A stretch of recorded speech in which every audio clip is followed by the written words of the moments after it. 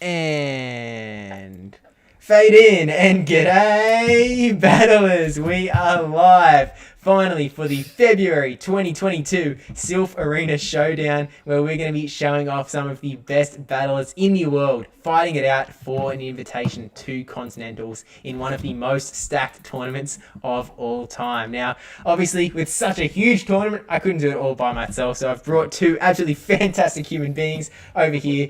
We've got DPhiE250 and Toshi as well. DPhi, starting off with you. How's it going?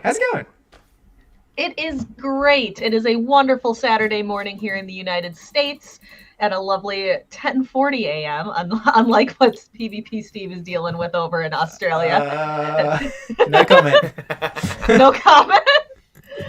But I'm here. I'm excited to see some fantastic battles. You'll get to see my wonderful dog Misty in the back, hanging out, chewing on her bone. Puppy stream. Get some hype in the chat for having animals in the stream. But yeah, DPhiE250, I'm on the GoCast podcast. If you haven't heard me there, be sure to check it out on PvP Corner. I'm on Twitch and Twitter quite a bit as well. I did not think ahead, like I never do, but so links aren't in the description now, but they will be in the description if you're watching this not live, so to be sure to check it out regardless. But Toshi, how's it going? Not bad, man. How are you guys doing today? Yeah, like DPhi said, it's a lovely Saturday morning here. I'm actually at 11:45, so way ahead of schedule. And I'm really looking forward to this. The meta's a lot of fun, and I cannot wait to get into this tournament. Yeah, so seeing as we've all exposed our times, it is currently 3:42 a.m. in Steveville. This is going to be a long tournament. Yeah, I understand conceptually that Australia is in a different time zone, but when I heard that for the first time, it was like 3 a.m., I was shocked and discombobulated. But obviously, Steve is a tank and is available at all hours, so it'll be a great time. I'm contractually obligated to appear anytime there's Silph. I don't get a say in it. It's just, yeah. I had to show up. So I was like, Steve, it's at 3 a.m. And I went, yes, sir. Instead of an alarm, your phone just has a hand come out that like wakes you up whenever they need you. Yeah, it's like the Silph signal. Yeah. I was picturing like the Silph orange colored hand slapping you awake. Hey, stream time. That's definitely how it happens. I'm fairly sure. Yeah, I can confirm. Yeah. But thanks to everyone who has been waiting in the chat. Obviously, we are going to be getting going pretty quickly. Now, this tournament, I wanted to bring us back to sort of the days of old, the traditional live tournament live streams where we hop from player to player in between the different rounds. So hopefully, through this stream, we're going to be featuring 7 different battlers, maybe up to 14, depending on how the opponents go. But in round 1, we are going to be featuring MJ Get It, who you may know from covering the North American factions content. Absolutely pumps out that factions content. If you haven't read the FSPN articles, they're posted every week by now all 4 regions on the silph.gg homepage. So definitely worth checking out if you have not already. But MG Get It is going to be taking on Riblet in the first round. If you're not aware of what the Silph Arena Showdown is, essentially the top 128 battlers are invited to compete in this tournament, and the winner does end up getting an automatic invitation to Continentals. So they do not need to win regionals, which is a nice little skip over. So basically, we're going to see some sweaty battles today in the Guardian Cup, and I'm pretty hyped to see it. So the first round is going to be taken away by DPhiE and Toshi. I'm going to fade into the background. I'm going to catch a few Z's, have a little power nap, then we'll get into it. So MJ's going to get into the battle soon. I'll jump over into the screen that has all the teams and stuff on it, so that DPhiE and Toshi can sort of get into that, and the phone screen will appear. It'll fade in once MJ sort of gets into the battle and locks his team. It looks like they're sending gifts and stuff at the moment, so I'm sure it'll all be underway soon enough. But yes, so I need to... where's the button? There's the button. Okay, sorry. I couldn't find the button. Found the button. I'm new to this, guys. I don't know what a stream is. But wait, yeah. We're streaming this? Oh, man. Oh, this is live? Oh, no. No one told me. I'm freezing up, guys. I thought we were just hanging out. But yeah, no worries. DPhiE and Toshi, take it away, and we've got the teams up on screen now. Looking forward to it. All right, so it looks like Ryblet up first against MJ. Ryblet's got the Steelix and Dragonite core that has been dominating, absolutely dominating the Guardian Cup meta. Followed up the Rainy Cast Form, Surfetch, Gourgeist, and Poliwrath. Poliwrath definitely a really fun choice. What do you see over on Ryblet's team, Toshi? It looks like a lot of the standard meta. Like you said, Dragonite is so overwhelming, and Steelix is one of the most reliable counters to that Dragonite. So you'll see those two on very many teams. I also think Rainy Cast Form is going to be the most popular water Pokemon, just due to its reliable damage output. And then you see Surfetch as his fighter here. I think that, along with Primeape, are two of the better fighters. And Poliwrath there, because you have that Ice Punch to deal with Dragonites and things of that nature. It looks like a very standard meta team, but I'm sure he'll find fun ways to trick up his opponent when we get into it. Yep, and then taking a look at MJ. MJ's got Steelix and Dragonite as well. But switching out, has a Luxray in there. Electric type being really, really powerful as well in this meta, being able to counter things like Dragonite and a lot of the water types. Gourgeist, a small size Gourgeist. Dragonite, interesting. Ninetales and Rainy Cast Form as well. So these two teams have a lot of commonalities. Both have the Steelix Dragonite core, both have the Rainy Cast Form, both have Gourgeist. So it looks like really the main difference is in that Ninetales, the Ninetales and the Luxray, and then the Surfetched and the Poliwrath over on Ryblet's side.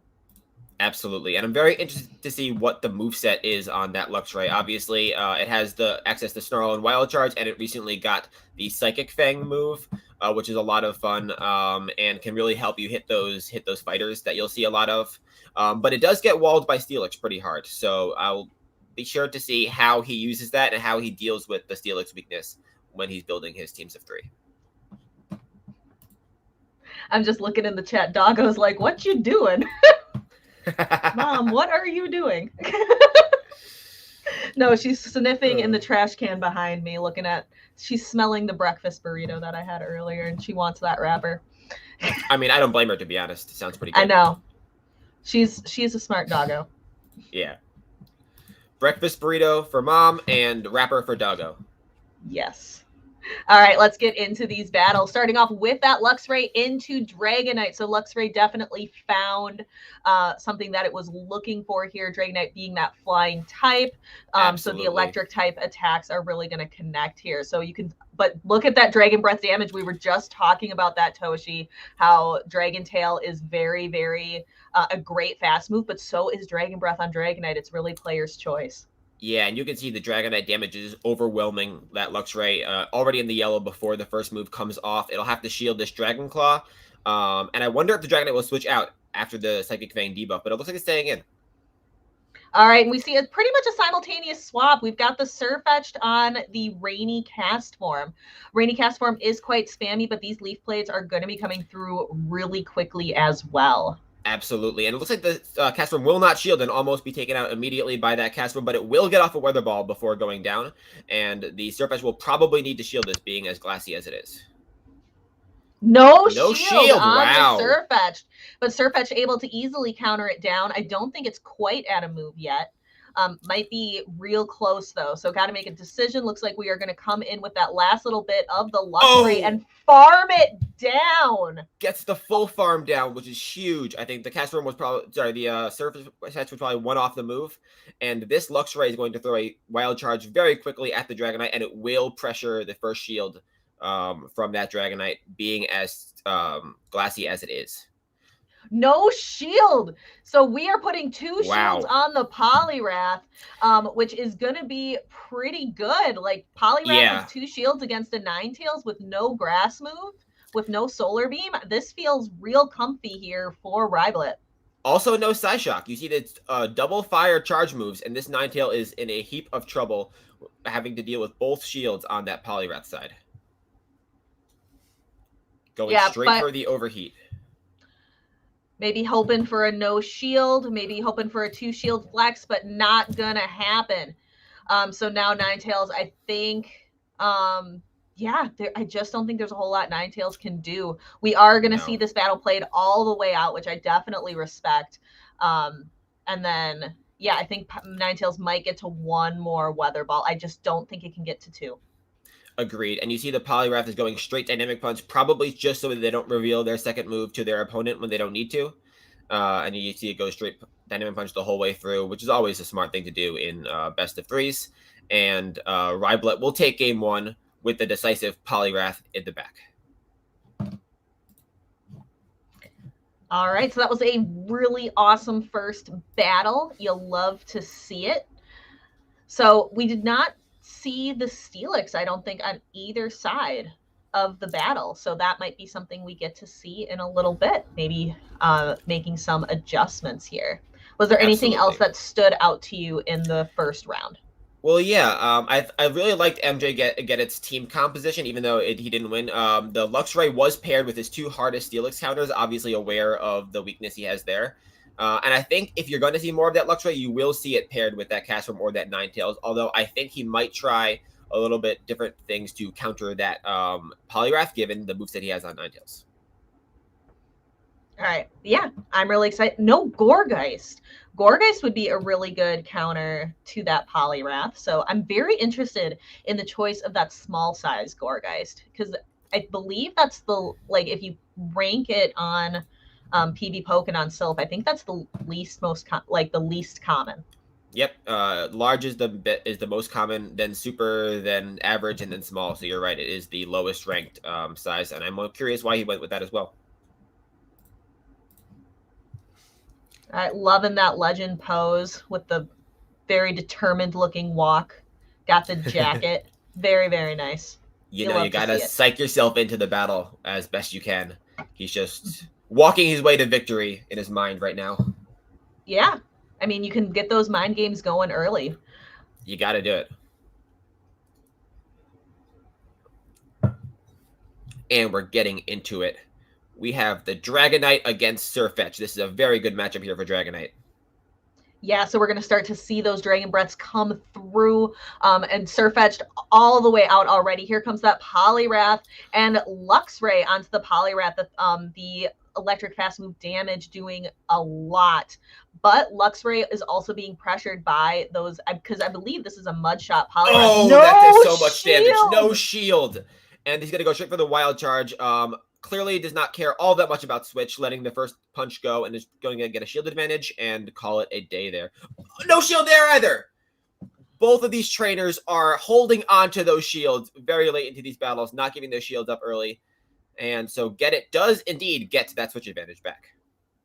All right, so now we have the Surfetched, and then we're going to see the Dragonite come back. Switch Timer has a bunch of time left on it, so this Dragonite is going to be able to do a bunch of fast move pressure damage onto the Surfetch.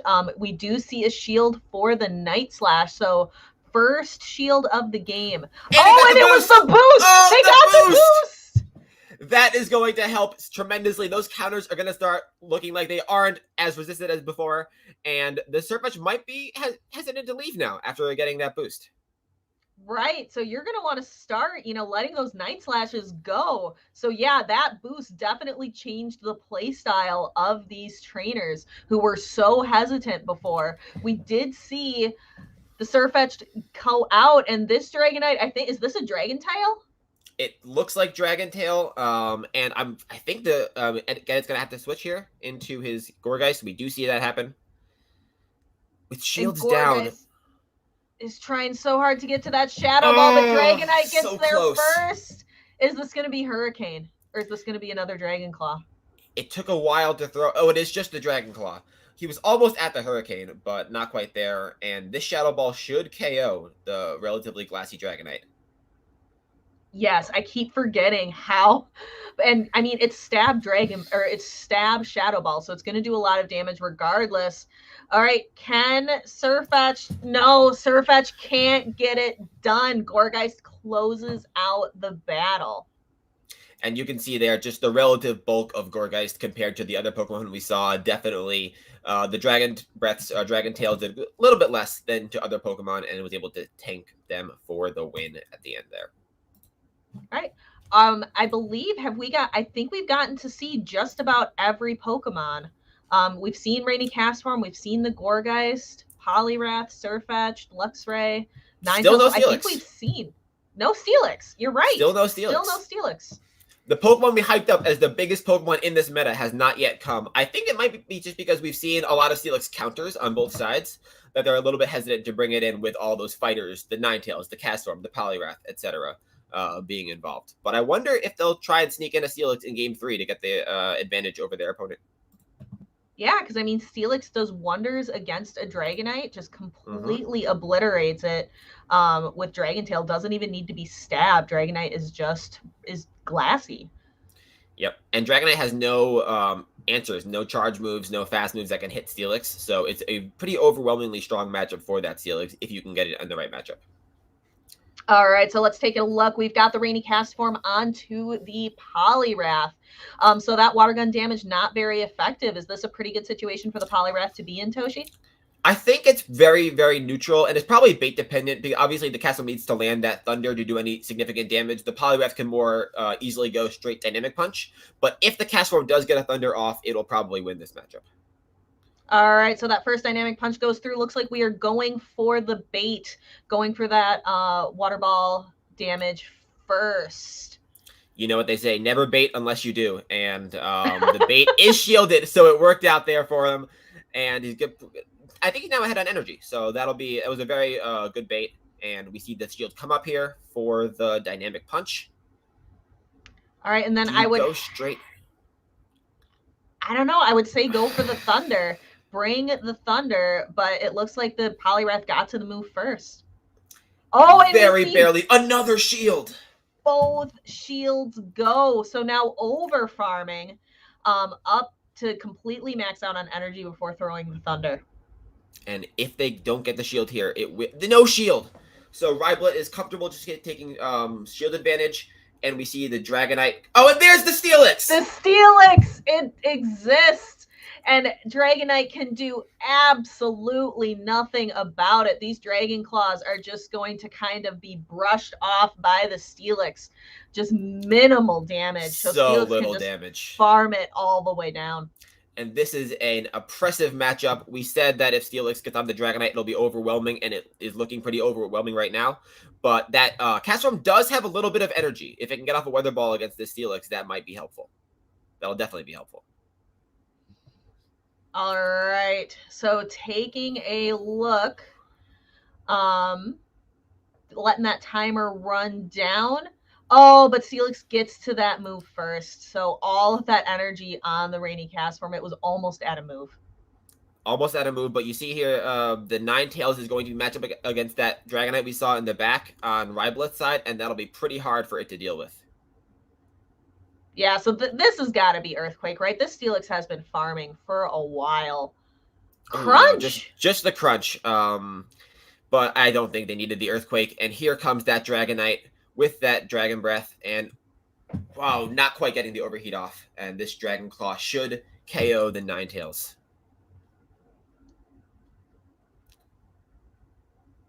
Yep, and there it goes. Oh, but Ninetales does get a move just getting off the move. Let's see if we get the shield here or not. Overheat is shielded, and Dragonite can comfortably farm down the rest of this Ninetales. Very well played there by Ryblet. As we said earlier, he managed to get the Steelix on the Dragonite, and that sealed the deal for him. Very well played by both battlers in that set. Yes, very, very well played. GG's to both players. Steve, I'm excited to hear what you're thinking. Well, based on kind of some of the things that we were talking about as you were listening in. Yeah, I mean, as you're sort of saying, this Guardian Cup meta is very much, it's sort of that Dragonite, the Steelix. You're seeing those play a lot. Steelix is that super duper counter to Dragonite, and I was surprised as well to not see any Steelix for the first two games, and then it came out in the perfect spot in the end, and it really just put MJ in a spot where he just couldn't do anything, because that Steelix just got so much farm. Just Dragon Tail, Dragon Tail, Dragon Tail. It could just nom Dragon Claws. These mean nothing to me.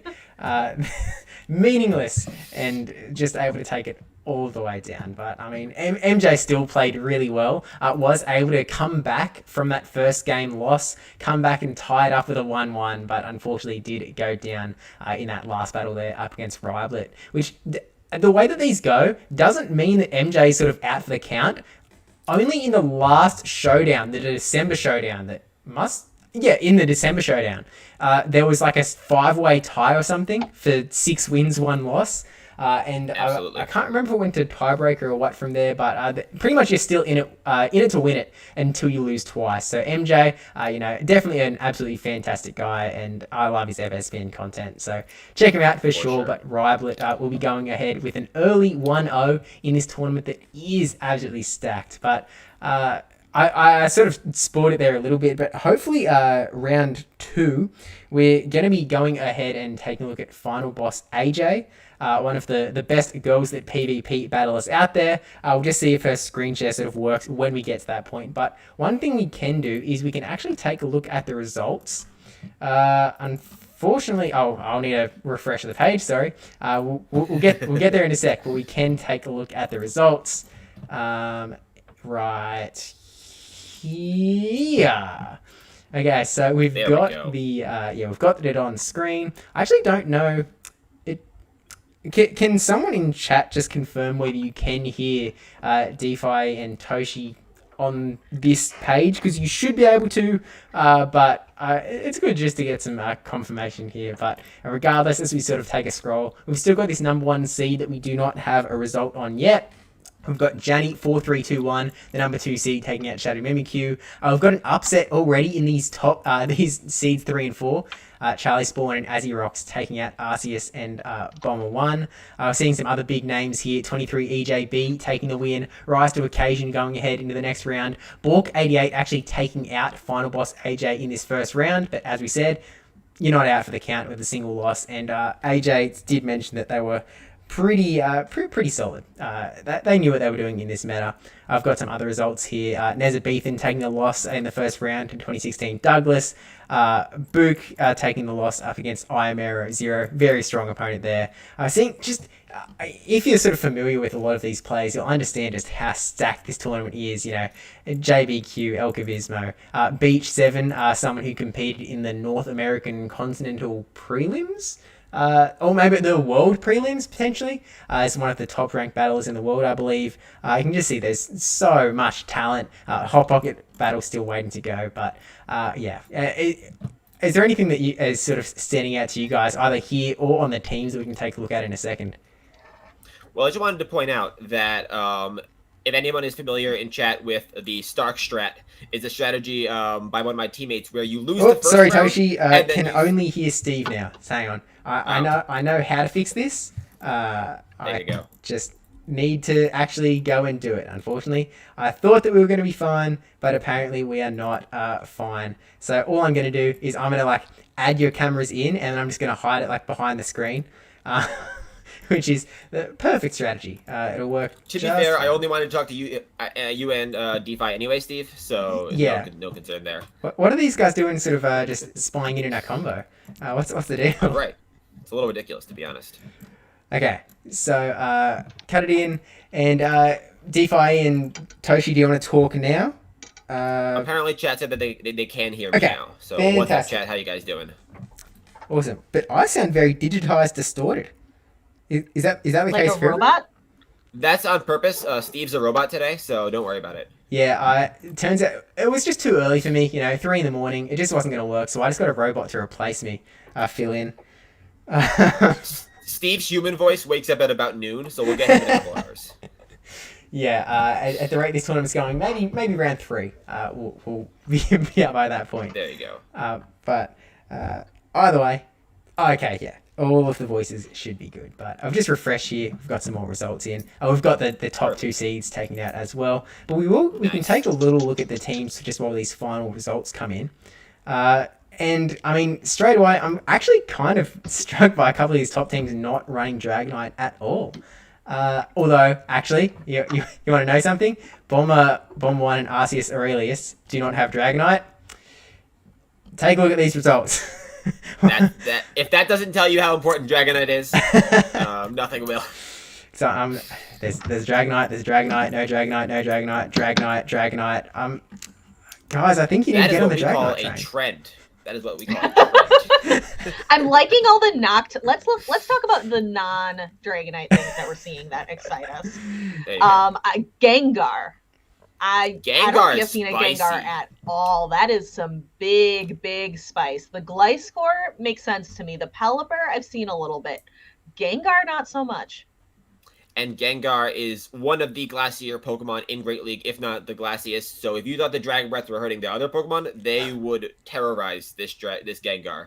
I, for one, would love to see it. And if you notice, Janny has a Haunter in his Silph picture, so clearly loves that family of Pokemon.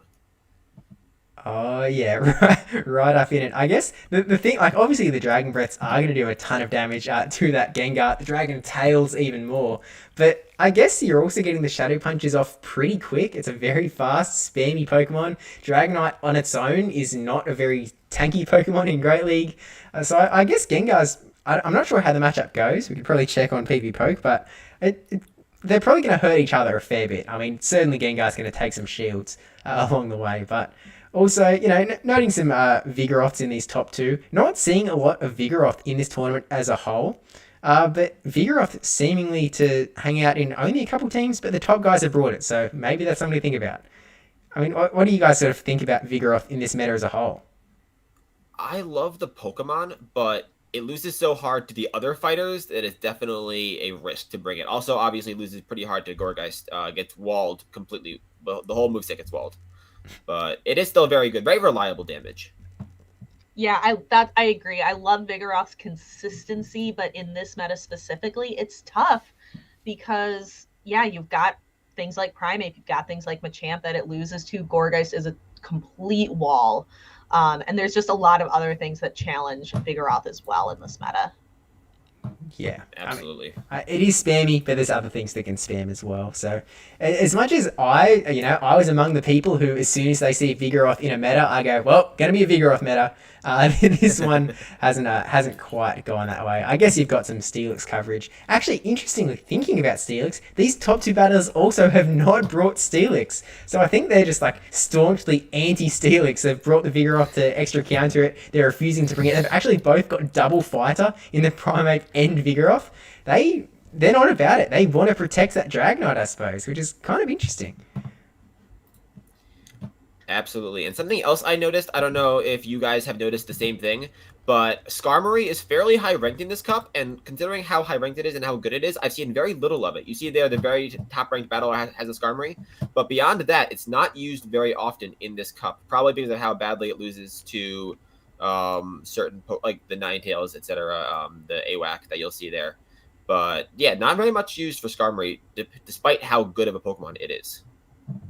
Yeah, and as I'm scrolling, I'm really getting struck by the amount of Steelix that is appearing now. It is just like Steelix. There are a couple of Mucks as well, which I kind of like seeing as well. And you can see the ranking on the left-hand side as the rank they were at the end of Glacial Cup back in December. But the other thing that's sort of catching my eye a little bit, this Avalugg. What's it doing? What moves does Avalugg even have? How did Arsenault do?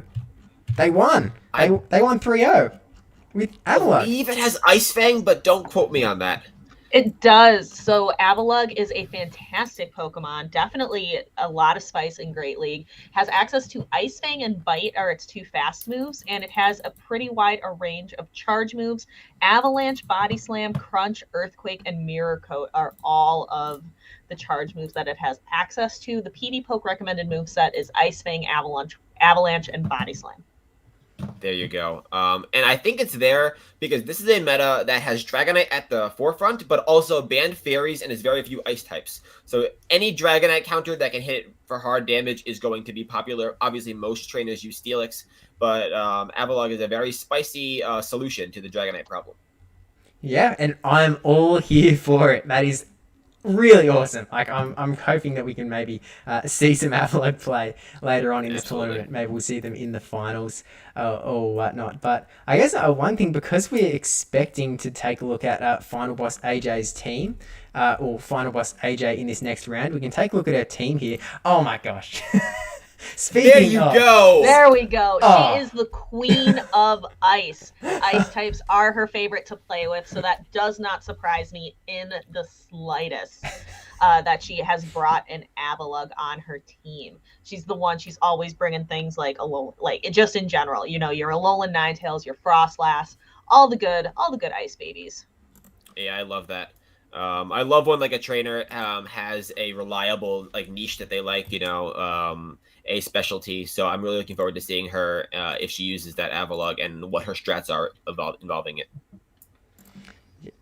All right, we also have an Alomomola, which we didn't get to see in the first match. That very, very bulky fish. I'm sure everybody knows exactly what Alomomola can do after the Love Cup in Go Battle League recently. They were absolutely everywhere. Yeah, Alomaloma is only on about 150% of Love Cup teams, so it is definitely quite prevalent, approximately, give or take. And honestly, DPhiE, it might be there just to help the Avalugg deal with some of those fire Pokemon. It's a good core. Ice and Water is always a pretty reliable core. Yeah, and I'm noticing like they've got the Dragonite Steelix, obviously. They've got the Machamp as their counter user, which I feel like it's very high ranked, but I'm not really seeing a lot of Machamps in this tournament. I mean, I guess there is sort of a little bit of range in fighters. I know that this meta in particular, there is sorts of lots of centralization around some particular Pokemon, Dragonite, Steelix, Ninetales, but the fighting slot does seem to have a little bit of variety. As I say that, I scroll through a lot of Poliwraths, but there are some other options here. There's a lot of Primates running around. There are those few Vigoroths, Poliwrath there as well, Machamp being used. What's your primo pick for a fighter in this meta to the both of you? I think the reason we're seeing a lot of those Primates is because, and the Poliwrath, is because they both have access to Ice Punch, which is just a very reliable way to hit Dragonite in this meta. Obviously, Machamp and the Leaf Blader in Surfetch we saw earlier don't quite have that nuke to handle Dragonite, but they're still obviously reliable damage in the other matchups. Yeah, I really, really like Primeape as well as a counter user. Again, Vigoroth, great, just out of the consistency. Pairs really well with a lot of Pokemon.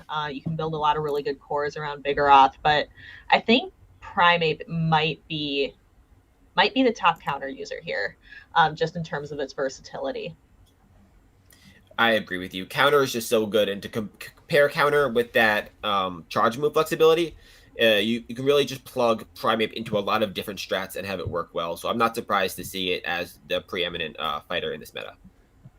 Yeah, I'm completely with you. It can definitely do a lot of work against pretty much. I mean, there's nothing that loves a matchup against Primeape, I suppose. There's not really any like confusion users running around. Actual Bronzong, but even then, you've got that Night Slash. Also Primeape, famously user of Water Weather Ball. You never know when that Weather Ball Primeape might still come out. We'll give this a refresh. I think we're closing in on the end of round one here.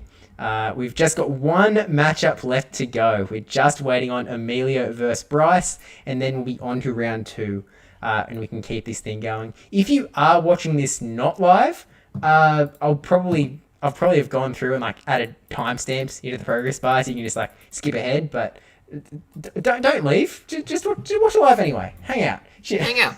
Yeah, it's a fun time. And yeah, we should be in it just shortly. And you can kind of see how the matchup, how the ranking also changes over time. I always thought this was sort of interesting how even though the weighting that you get, the rank gain or loss you get is based on their original rank, it still does the matchups based on current rank. So you're seeing that the people who have done Guardian Cup tournaments already, that have done well in the Guardian Cup, have like got this extra rank and pushed themselves up to these like number one seeds. And you have to, it sort of ends up that you get harder opponents as it sort of goes. So, maybe if you're going to participate in a showdown, just do nothing for the first 3 weeks of the meta. Just wait. I'm going to, sit down in the lower rank, try and sneak through.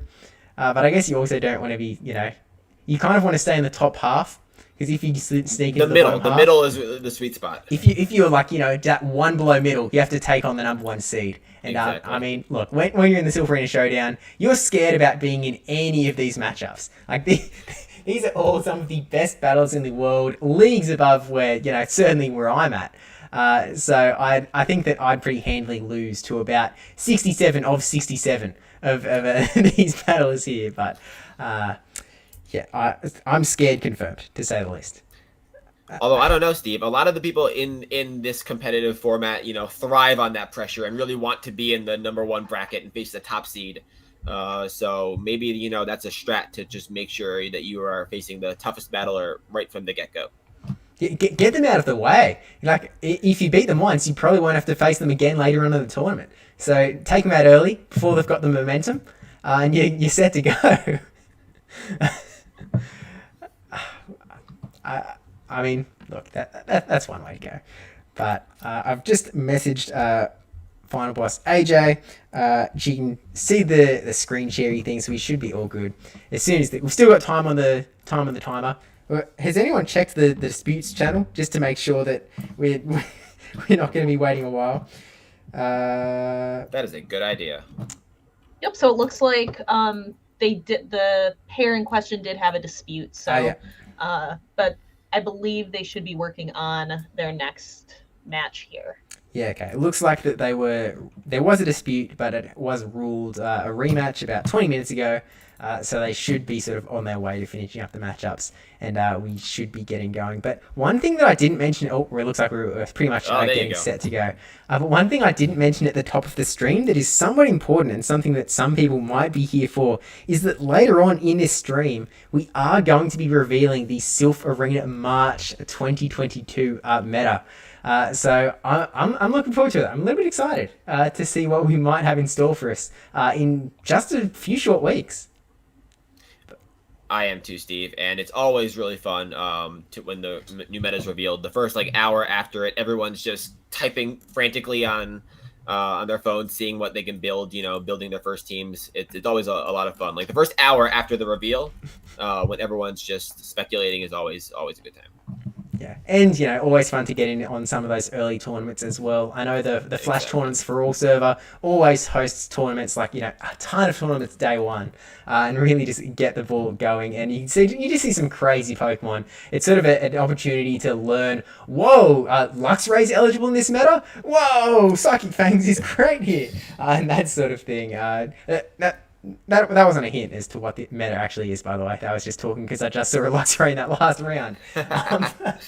But we will get to that a little later on in the stream. But we've still got a ton of fun battling to get through as soon as this round 2 is started.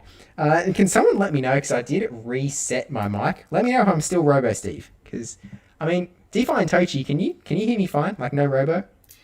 I can hear you great. Interesting. Yeah, you sound fine to me, but yeah, that Robo Steve. So let us know in chat, is Robo Steve still Robo Steve, or has his actual voice happened? To be honest, I'm a little bit upset that I'm not getting Robo Steve. I feel like that's the benefit of being here. So I'm a little bit upset that I hear you perfectly fine. Yeah. You know what, Toshi? You could probably just mute me on Discord. Just watch the stream. Perfect. That way you can get the full experience. But we'll bring us back on cam while I just set up the teams on the back end. We've got Final Boss AJ. We'll be taking on Arceus Aurelius. Definitely a scary competitor, one that is definitely doing a lot of work here. Was ranked number 80 in the previous month. And I'll get the team up really shortly, but it's an interesting one. It's going to be some fun. If you guys want to take a look at Arceus's team. No, it'll be really good. And I also just want to applaud. That was a really fast round 1. Like that round went incredibly quickly. So I am very, very pleased. I've sat during these types of tournaments and just have an incredibly long start. So I am very impressed with the speed at which round 1 happened. So thank you to our TOs, the tournament organizers, our moderators, admin. Thank you to everybody who's doing all that good work behind the scenes. Absolutely. Now that you mention it, did we get the entire round done before the time ran out on the round? I've never seen that happen before. I thought it was impossible. Is this a bug? What happened? It's a glitch in the Matrix. That shouldn't be a thing. Usually, the way it works is once the clock hits 0, then the round starts, and you wait another 45 minutes for it to end. You know, that's typical. That's more typical. But yeah, amazing job by our TOs. Silph has some phenomenal TOs, and to get round 1 done that quickly is always a good start to a tournament. All right, and it turns out we do still have Robo Steve. Dang it! So, well, tell you what. Do the two of you want to take on round 2 as well? And I'll like super reset my mic while these battles are going on. Let's do it. I'm gonna get the teams up on screen now with the two of you, and then I'll get AJ's phone set up on the back end, and I'll voiceover Robo Steve will come in to sort of let you know when things are getting on in a little sec. So see you in a bit. all right, I love to see it. There's no Dragonite on this first team, Toshi.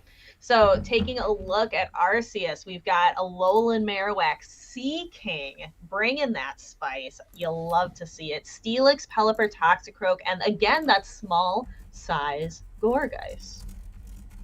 Absolutely, and I agree with you, DPhiE. Seaking is a very fun addition here. Very spicy, obviously with the triple legacy moveset.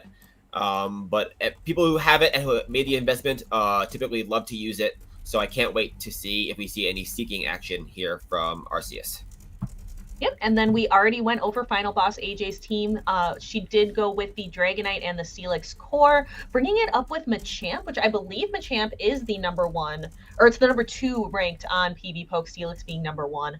So a very, very popular fighter. Followed, again, small size Gourgeist, and Alomomola and Avalugg, like we mentioned, the big spice coming in there at the end. DPhiE, the irony here, we just mentioned how Avalugg is there to be a hard Dragonite counter, and Arceus does not have a Dragonite. So a little bit less for that Avalugg to do, but hopefully we still see it. Yeah, I feel like it still is going to have a pretty ice, like think about what Ice Fang could do to a Gourgeist, would hit Absolutely. really, so it definitely still has some play.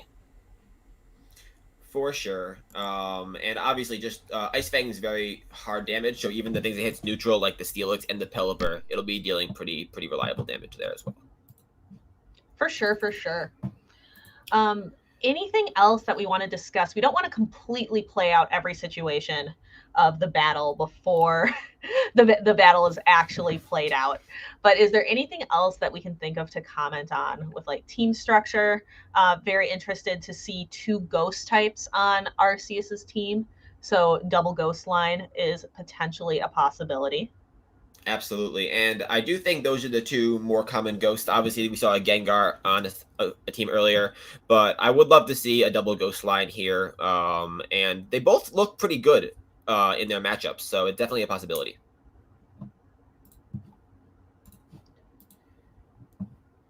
Trying to think, yeah, and then again, 2 different fighters, Vigoroth being super, super common, but then we've got Toxicroak and Machamp being our counter users.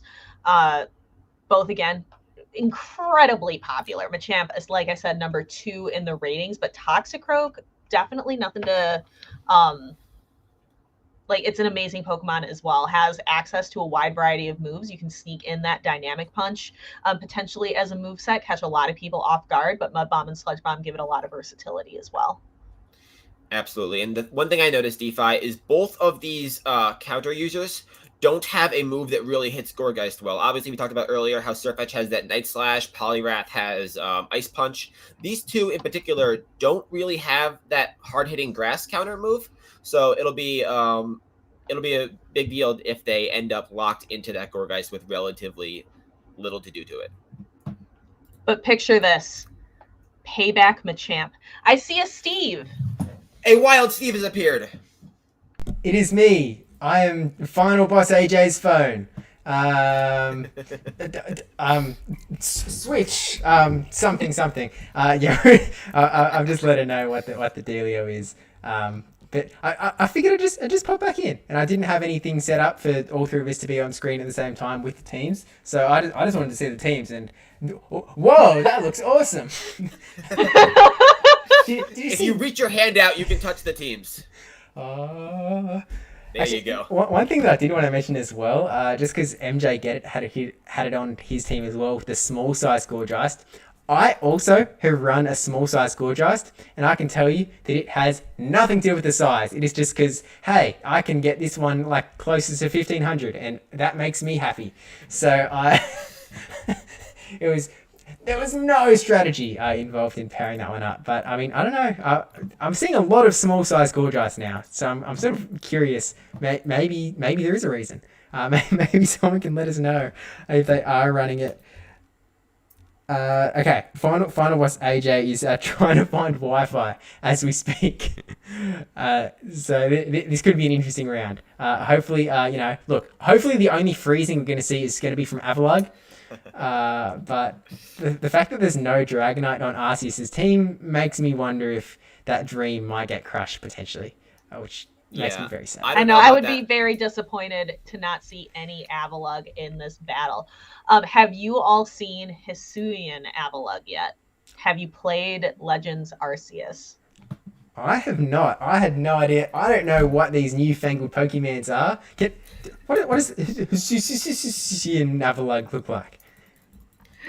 It's very cool. I feel like when the game's been out long enough, like, can we discuss some spoilers on these Pokemon? I feel. Yeah. What do you think, Toshi? Do you agree? Like, it's been out long enough. I think so too, and I'm gonna say yes just because I want you to tell me about these Pokemon because I have not played the game yet either. So we're gonna use this as a teaching moment for Toshi to learn about these new Pokemon and Steve as well, obviously.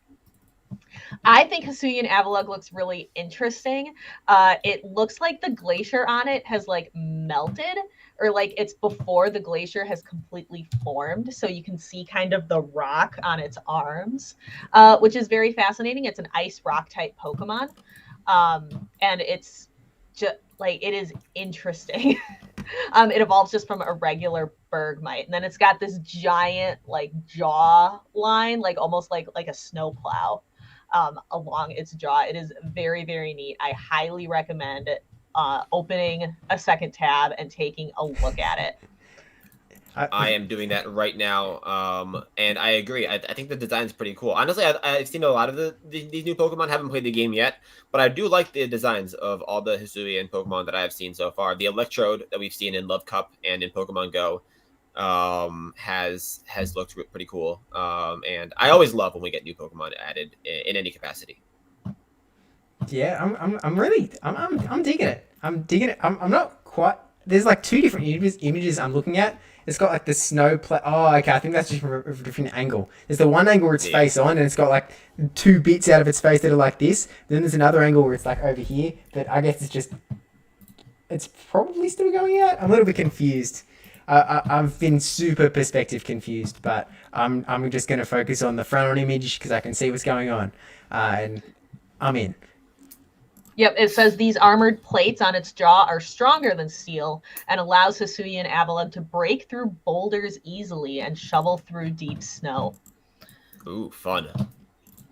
No, I like it. So I like getting the new flavors on Pokemon. Like, and it gives a little bit of love because I'm sure Avalugg was already somebody's favorite Pokemon, but I think this just gets it to a few more people. Absolutely. And I don't know about you two, but I've heard nothing but overwhelmingly positive reactions to this new game. Everyone seems to be enjoying it very well. I've heard almost nothing negative about it. So it's a really cool new addition to the Pokemon world, and I can't wait to play it myself. Yeah, very, very good. It's really nice to see Pokemon Game Freak kind of stepping outside of the box a little bit. That formula of you have the 8 gyms and you have to battle all the trainers, and it's just very repetitive. Where this opens things up a little bit more. Definitely, like, there are some critiques with kind of the graphics, how that could be improved, but overall, just extremely positive reviews.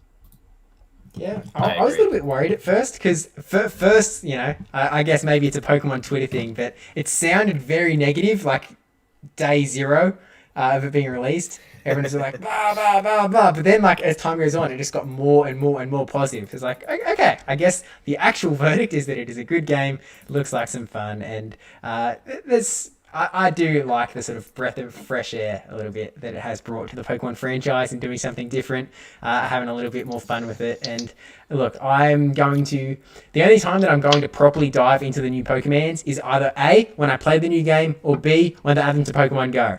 So, we got our new flavor of Voltorb and Electrode into the game, which I've only seen like one Voltorb since the event started, but I evolved an Electrode from that last lot, from that one Voltorb takeover thingamajiggy. But we'll see. Maybe we'll see some more sort of roll in as time goes on. We've got Final Boss AJ, who has joined the call. Hasn't screen shared yet, but we'll see how we go once AJ shares their screen. Hopefully they're able to Yep, there we go. There we go. Okay, so I'm going to disappear again, and I'll get the phone set up, and hopefully I will return without a robotic voice. We miss you already. Peace and love. Peace and love.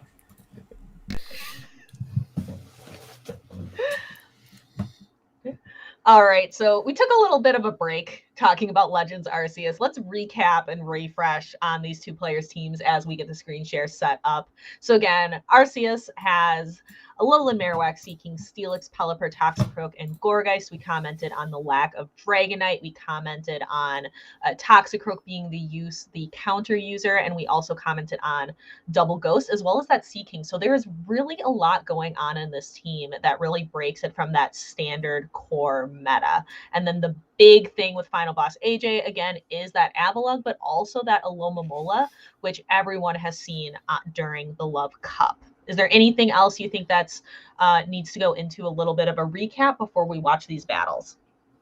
I don't think so. I think you recapped it very well there. One thing I will note before we start is I think that Pelipper on Arceus' side looks surprisingly very good. So I'd love to see that. But both Pokemon have very spicy teams, so I'm sure whatever they end up using, we will have fun watching. Oh, for sure. And we wanted to talk about Seeking a little bit more. I don't think we fully covered it. Seeking is an incredibly just resource-heavy Pokemon to make because all three of its PvP moves require elite TMs to use to get its really the best move set on it. Am I correct there, Toshi? I think none of them have been unlocked. They all need elite TMs. Yep, all three. It's the only triple Elite TM Pokemon that I'm aware of with Poison Jab is the fast move and then Drill Run and Icy Wind, assuming that obviously there are other moves that you could be running. But it's one of those funny things, DPhiE, where like I know, me personally, I'm sure you're the same way. Whenever I have a Pokemon and I find a better one, I'll just like improve upon it as the months go by. With Seeking, that's not the case. With Seeking, you are done. You triple TM it, you are not upgrading from that point on. Exactly. There are very few Pokemon where that resource, like you're just not even open to doing that. I think Sableye is another one where if you find like a really good Sableye, it doesn't feel super worth it to make a second, but oh man, burning those elite TMs to make the Seeking, that feels just as bad. Yeah. Now, question for you: how selective are you when it comes? I'll talk about it afterwards. Sounds good. Alomomola has found exactly what it wants to. It has found that Steelix. So I'm imagining we're going to see Steelix out of here right away. Throws one Dragon Tail before swapping into that Seeking. And then Dragonite coming in to take on that Poison Jab damage. Already up to a Dragon Claw. Did you catch, is this a Dragon Tail or a Dragon Breath Dragonite? It looks like Dragon Tail. And if you notice, DPhiE, both Pokemon in the back are very good against Steelix. So obviously Final Boss AJ strat was like a more ABA line, and she's very well set up for Steelix in the back. Yeah, so here comes that first Icy Wind. You have to shield it. I believe that can almost completely one-shot a Dragonite, and you are correct. This is a Dragon Shield Dragonite. That's Seeking, hanging on because of that Icy Wind debuff. Dragonite Dragon Tail was not able to take it out, and that knocks out the Dragonite. Toshi. Wow. Somehow Arceus managed to go up switch and up a shield. Seeking was a little bit too fast to get farmed down there, and a huge advantage going into the latter part of this game.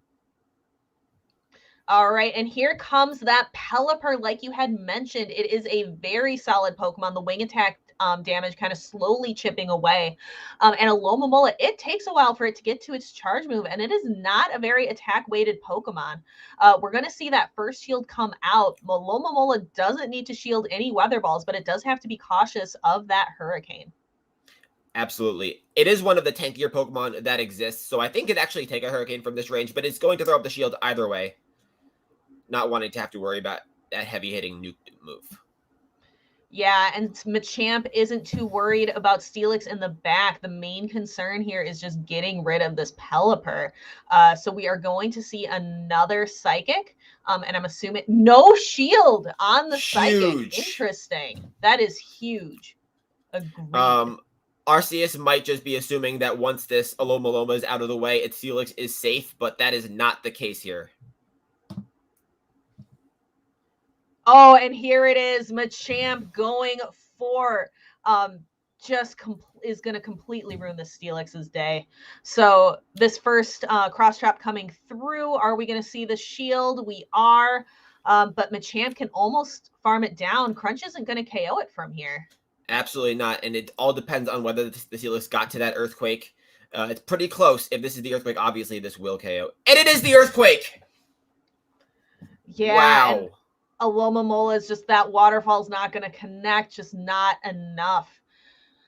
Definitely not enough. They're very well played in this first round by AJ, but Arceus takes the first match. Absolutely, DPhiE. I don't know about you, but I think the Seaking was the MVP there. Managing to get that first shield proved critical later in the match when they were down a shield, and the Earthquake was able to finish off a negative matchup for Steelix.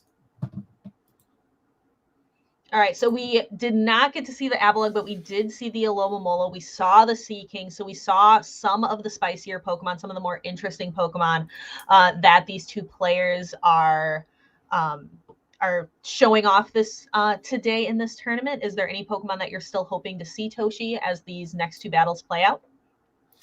Very good question. Honestly, I think we're going to see a little bit more Gourgeist going forward, especially with how good the Seaking was in Game 1. Gourgeist might be a good way to do some hard damage to that in going Game 2 or moving forward. All right, and again, coming in with that walking stance, kind of that feeling of walking into battle, letting those mind games go right off the bat. But I love the Sylveon fit. That's something I enjoy commenting on during these battles and during shoutcasting, are the different outfits that trainers bring to the battle. They're both rocking some spicy outfits with the sweatshirt up there on Arceus' side. I agree. I love looking at the different fits. What are you wearing right now in game? Well, in game, I did the Johto Tour contest, and I'm still wearing what I wore for that. I had a steel type team, so my outfit is based on like steel type, so it's a lot of gray, based on that Registeel outfit that we got a while back. There you go. And we do see the double water lead coming here. Obviously, Seaking is favored in this matchup. I wonder how long Final Boss AJ will stay in this lead. And do you see what's in the back, Toshi? Do you see what is in the back? There you go. We get the Avalugg. Let's go. So Seaking is going to be throwing first with that drill run. It's a powerful move, but doesn't even take Alomomola down to half health right away. But these Psychics, I don't think they do a ton. Alomomola is just, again, not attack weighted. I don't know how much damage this is going to do. Not attack weighted, also not stab, so you're right. Not very much damage. And we do see the Gourgeist come in, and the Avalugg finds its first victim. I am excited. There we go. It takes the Gourgeist almost down to half health before the Gourgeist is able to respawn. I'm thinking this can only be a Seed Bomb, and does. Yeah, and we just can see that this has so much more it can do. I think it has to, I was going to say it has to throw. The Gourgeist is going to be able to get to another move, but I think we're going to see past the shield, we're going to see a full farm down of the Gourgeist. Very good use of a shield there because they were at that Shadow Ball. Absolutely. Huge shield there. Probably could have taken the Seed Bomb, but was counting well and knew that that was probably the Shadow Ball. All right, and taking a look, we're going to see Body Slam is a very spammy move. So we are already, from that full far down of the Gourgeist, we do have 2 Body Slams ready. And AJ knowing that she can do a little bit more fast move damage before throwing another body slam. Absolutely. And I wonder how much this Pelipper is going to farm. Obviously, it doesn't want to take a third body slam, but it does need a little bit of extra energy to deal with those Pokemon in the back. All right, and is Avila going to get there? It does, and throws the third body slam before the Pelipper has even thrown a move yet. The Pelipper might be going for the full farm down here, DPhiE. It's already had the shield twice, and I think it might want to just farm all the way down. Wow, so it is all the way down into the red, no shields remaining. So kind of forcing Pelipper to use its energy here on the Alomomola and then trying to clear the way for Machamp. Absolutely, and Machamp up a shield is so powerful. AJ is in a very strong spot there, and I wonder if the Seeking will be able to get off that move. It does! I wonder all right, if and it this looks... Icy Wind is going to Icy come Wind. through. So Machamp is down a little bit. It has that attack debuff. Pelipper gets to a move, but I think Machamp shields it, and I think all it needs to do is throw the cross chop, right, Toshi? Absolutely.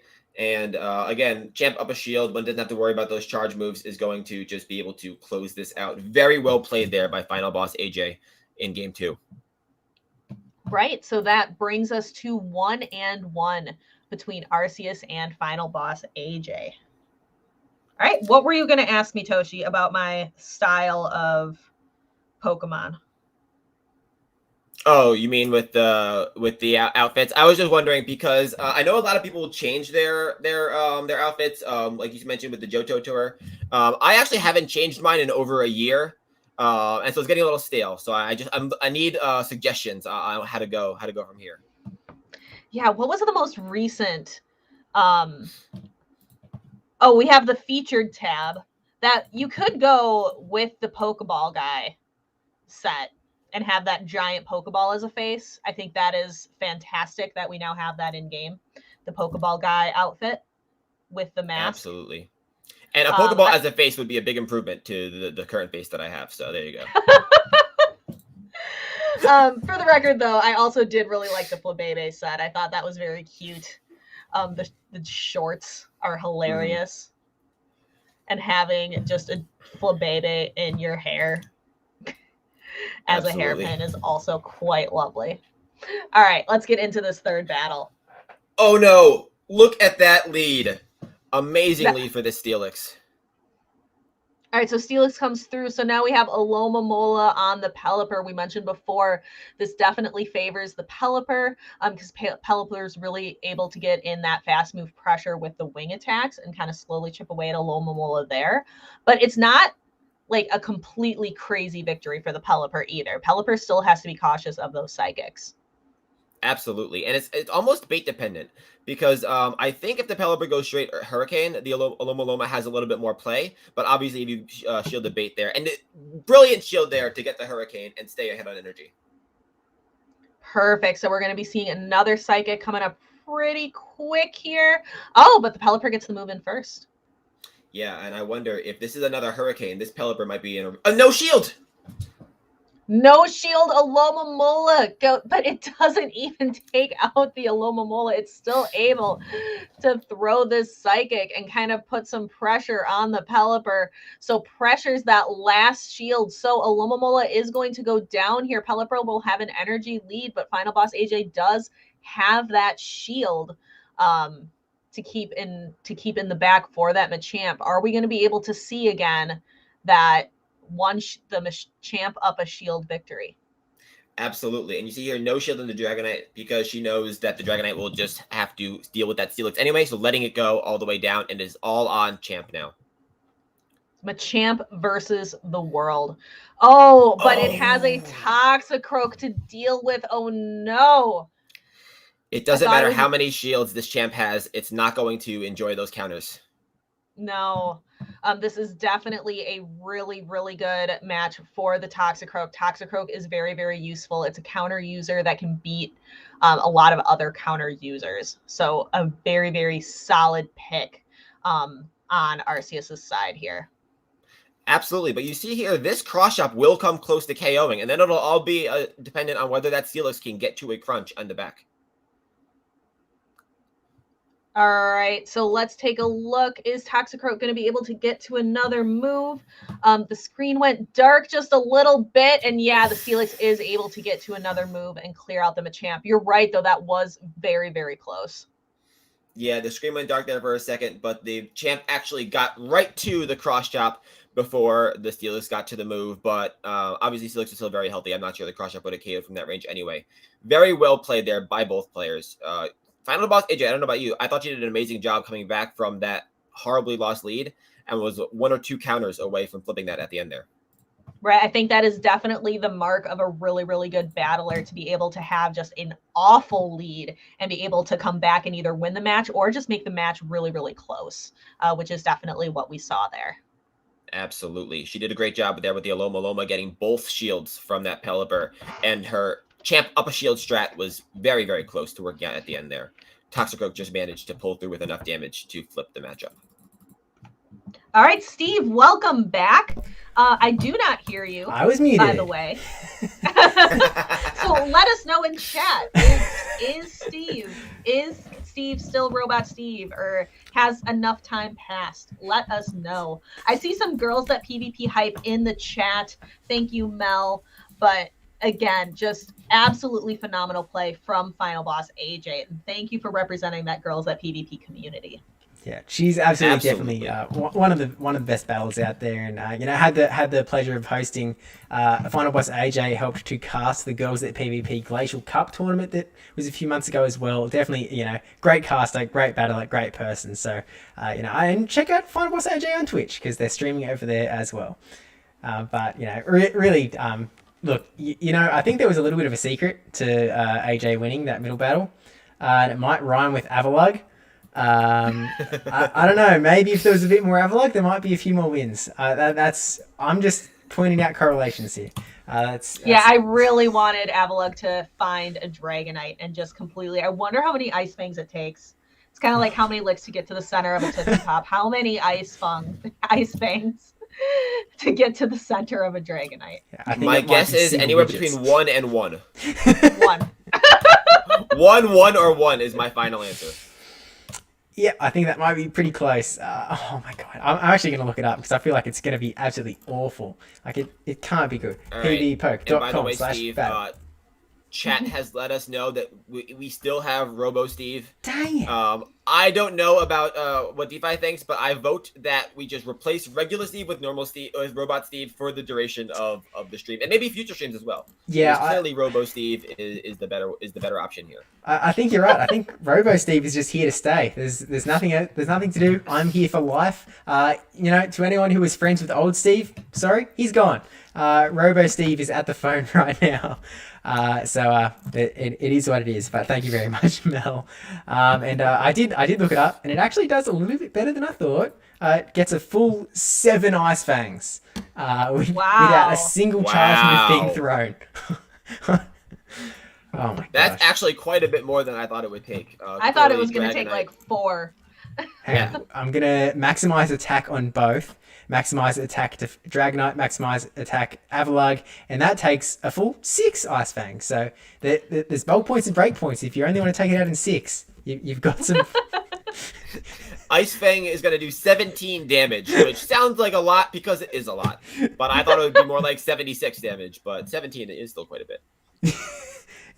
It does all right, but yeah. Again, thank you to Final Boss AJ for sharing her screen as well, and good luck to Arceus in the rest of the tournament. As we go into round 3, we can actually hop back over into the bracket. I'll take a look at that after a refresh right about nowish.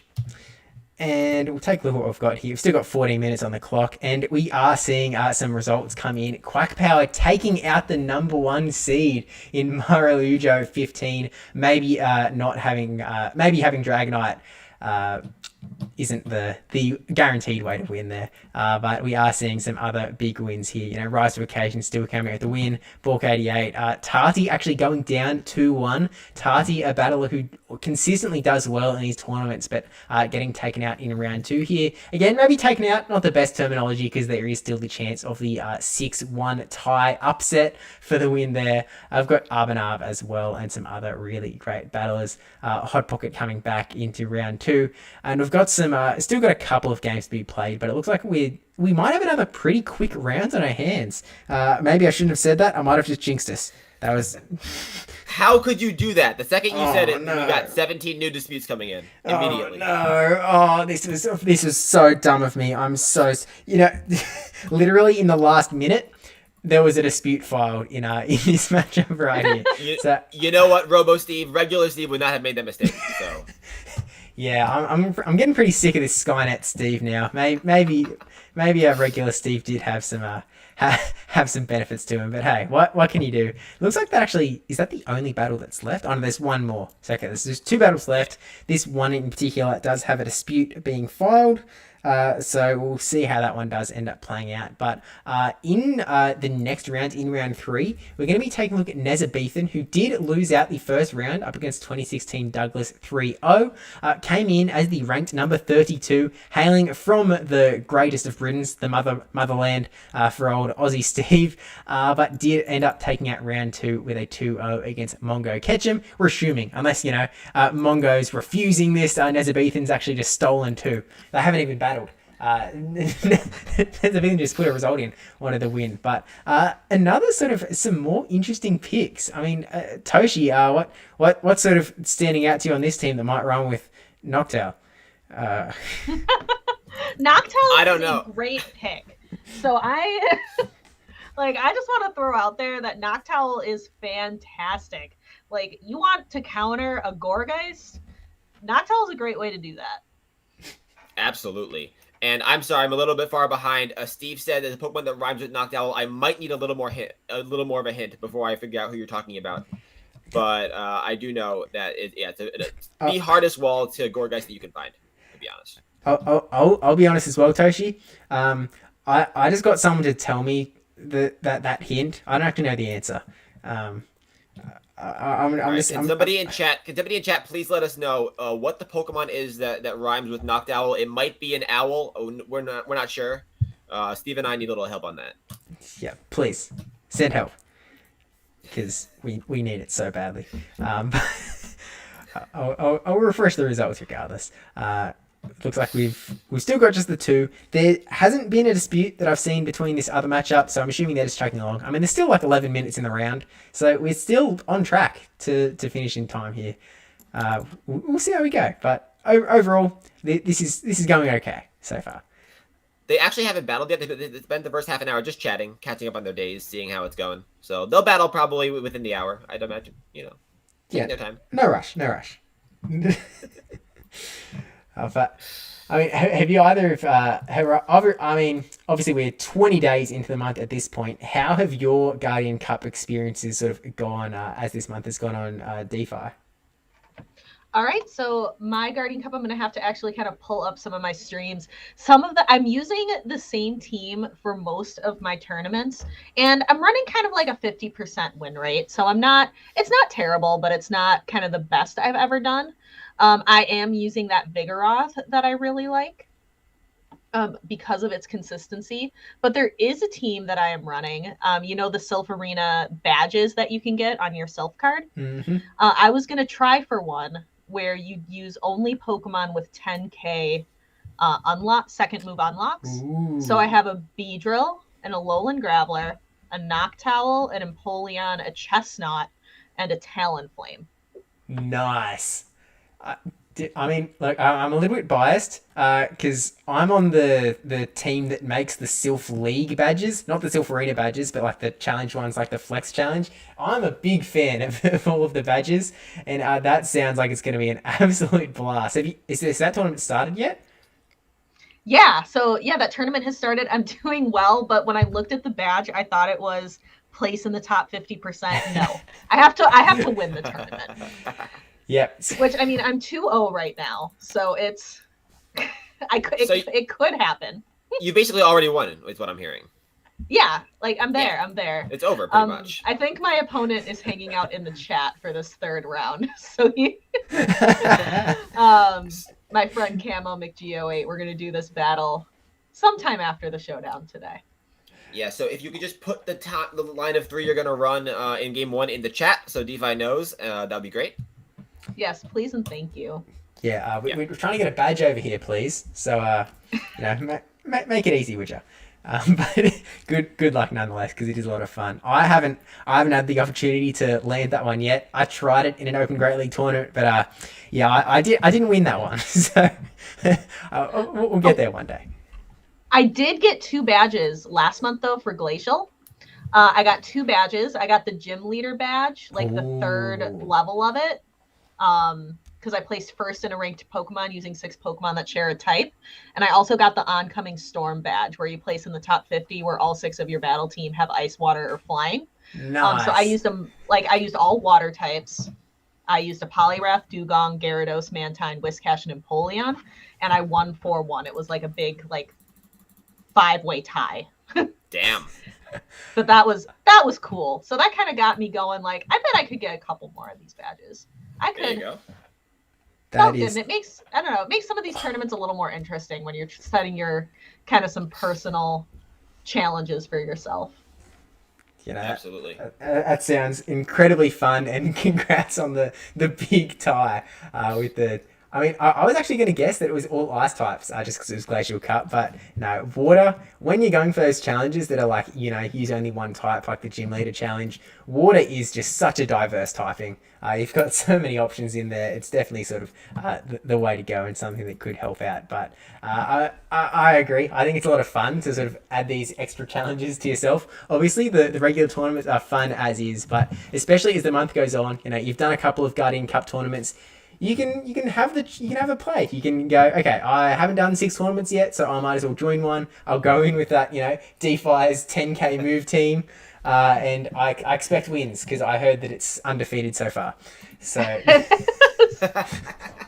no, my opponent is in the chat saying I could leave if you want to talk about it.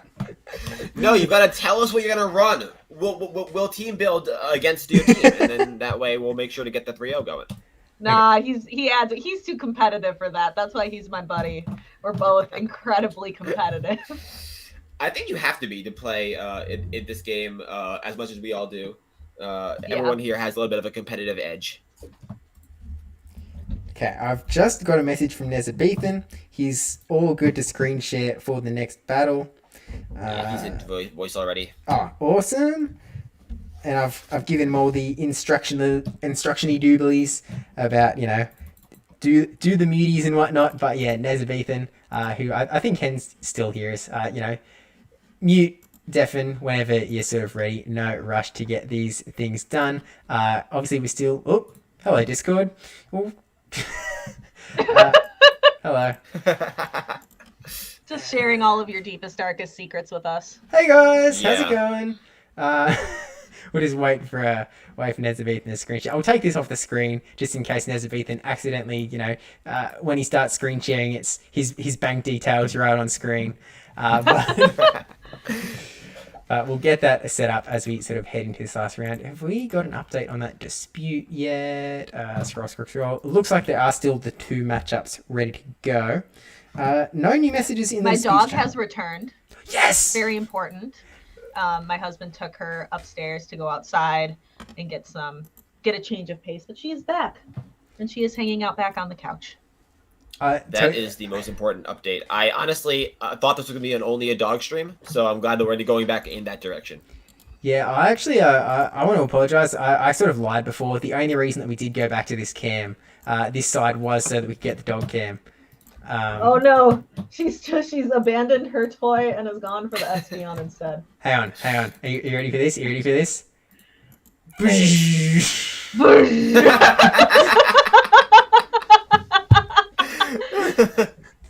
Okay, but seriously, also I gotta move. But so no, other way. Other way. Get out of the dog's cam. Just eyes.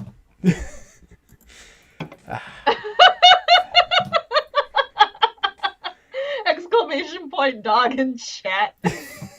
Now this is a Silph Arena Showdown, guys. Yeah, Toshi, where are your cats? Yeah, Mullet Mania, a local of mine who knows my cats very well, I am shocked as well, Nick. I think they're napping. The thing is, the strat that my cats use, they nap throughout the day just so they're fully awake at 4 a.m. to annoy me. That's the idea that they go with. Hang on, we can bump this up to super full screen. There we go. She's so blurry. I think everybody in chat would prefer only the dog on stream for the duration of the stream. Yeah, we'll talk about the other 5 rounds in the backgrounds, but we'll not be showing them on screen. It is only dog cam from here on out. So if anybody's curious, my dog's name is Misty, by the way, if you want to send her some love. Yes. Got the. I want to know what Misty's opinions are on this next battle. Can she shoutcast it? Just Misty and DPhiE doing the whole thing. Steve and I will just take a nap. Yeah. She would can confirm this cat strat in the chat. But I've had, like, Misty is not super pleased with it, but I have had her sit up on my chair before. She can do it, but she's not pleased about it. She is a good girl. My doggo is a good girl. Puppy showdown. Puppy showdown. I can just picture somebody tuning in right now for the first time. Wondering if they clicked the wrong stream. They're like, I thought I came for Pokemon, but I guess this works too. Yeah, I mean, look, who can leave this stream after they've just popped into dog cam? Impossible. No one could. No human. So what she's chewing on is something called an everlasting treat ball, where the treat gets like it's very difficult for her to just, because any other treat she's too smart, and she just figures it out right away. This one takes like sheer force of will, so it's good. It usually lasts a couple of hours. Wait! You're telling us we've got hours of content ahead of us? Yeah, it will take her hours to get through that ball. Can I get an everlasting cheap ball? They sound amazing. Yeah. Where do we get one? Where's your Amazon affiliate link? I am going to Amazon right now. We're getting some everlasting treat balls while we're waiting for the next round. I'll have 6 here by round 4. Excellent. And yes, Mel, she is snuggling. There is an Espeon and then that giant Eevee. And then there's an Eevee blanket. You can kind of see Glaceon's ears. There's plenty of Pokemon here. Guys, I really didn't think the stream was going to go this well, but this is just perfection. Like, how could it be better than this? I'm so happy right now. You know, look, I have some devastating news for the chat. I've Googled it. Evidently, there is no human version of the everlasting treat ball. No, I'm so sorry. The pain I'm going through right now. But the dog versions I'm seeing here on Amazon do look very fun. So maybe I'll just use the dog version. Yeah. You might want to find a different flavored treat. Although I hear they are bacon and chicken flavored. Why would I want a different flavor? Okay, Then? Those are the best flavors. Yeah. Looks I'm like already we're ready in. to go. Yeah. So, I've already decided. This is lunch. I've already committed to it. Thanks oh no, she's gonna move, Toshi. No! See if she moves. No! Hang on. Okay, we're gonna have to do some like live follow things here. Hang on. Okay. Oh no, I've locked it in. Go. Unlock. Oh, you can see your tail. There it is. I see a tail. The tail is on screen. Oh my gosh, how have I botched this so bad? Doggo, please. Hurt. There we go. Dog has reappeared. No. Over there. Come on. Let's go. What See, we now have she's now trying the strat. She's using a totally new strat where she picks up the ball and throws it on the ground, just with brute force, trying to get the treat out. And she's too smart for her own good, really. Guys, Okay. in round 3, we have decided instead of the Nezabethan matchup we were going to have, it is now going to be dog versus treat. She's still back there. She's just kind of behind my chair. You can kind of see her right there. There we go. But it's actually quite the ingenious little thing. And then we all left. Hey, guys, did you know there was a fade to black button that's just sitting here in the middle of the screen? I think the best way for us to make sure the stream is excellent is for Steve to just press every button live to see what they all do. I mean, go to town, buddy. Just like press all the buttons one at a time. One of them's got to be the permanent dog cam button, right? So it's one of these things. It's there. Keep trying. Keep trying. You know what? We might. Is it this button? No, it wasn't that button. How about this button?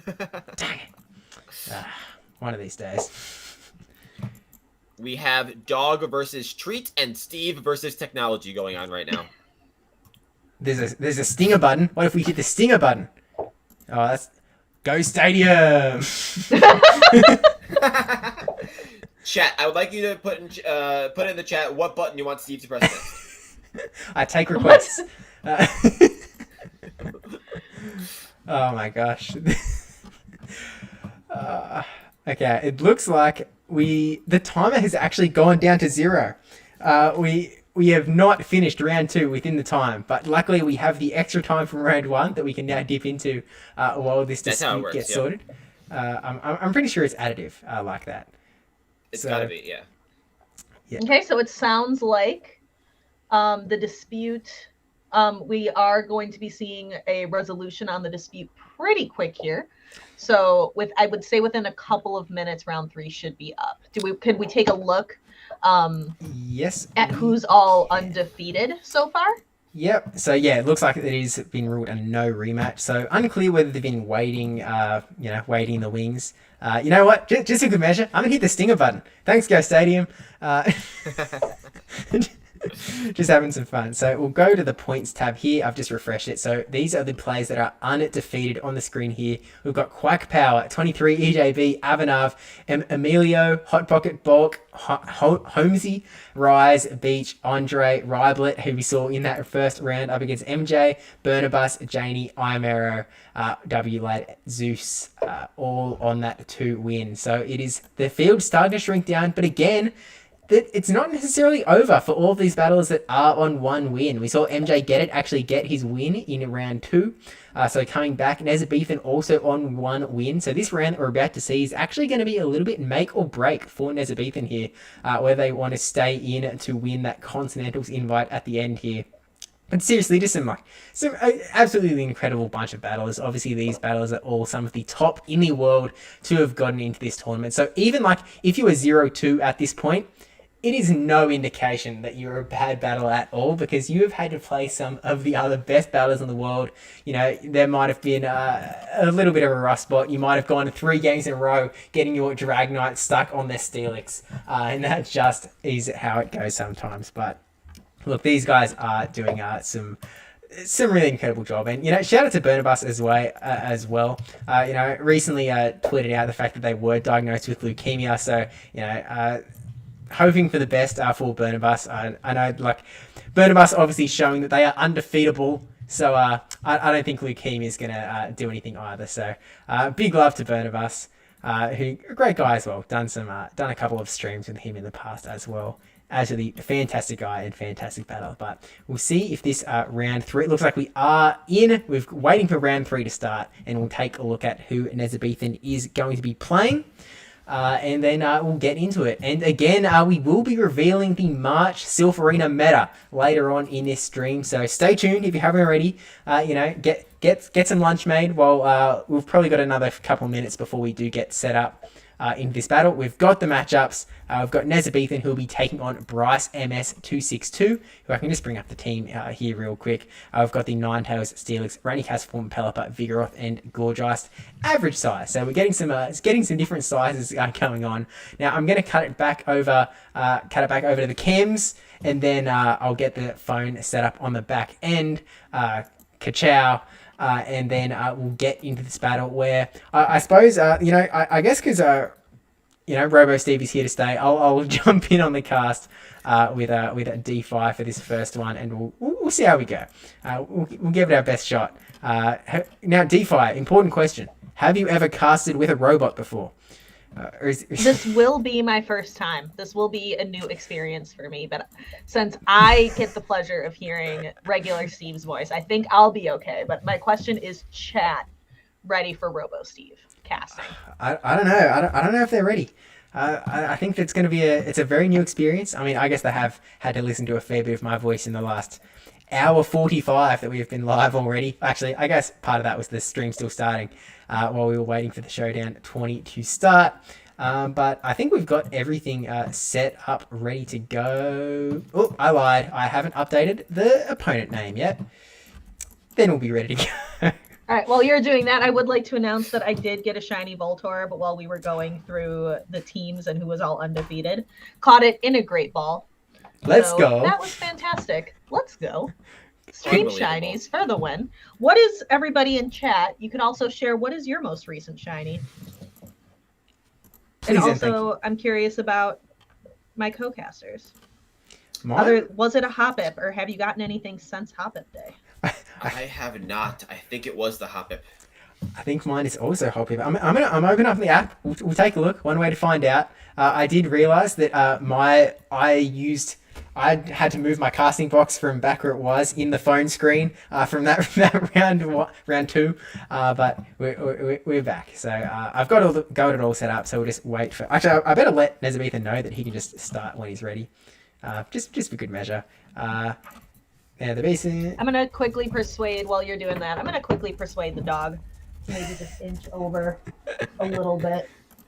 Come on, dog cam. One you moment. know you wanna. All right. Look, Toshi. DPhiE is doing some of the most important work that has ever been done on stream before.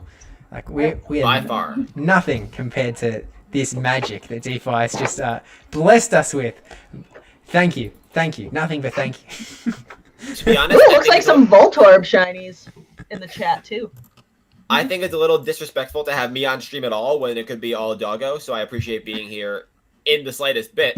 But I agree with you, Steve. I think DPhiE is doing amazing work with the dog content that we have here for us today. I open the app and we've got a Charizard here hanging out. That's cool. I love the vanilla spawns that we get that are just kind of fun, evolved Pokemon.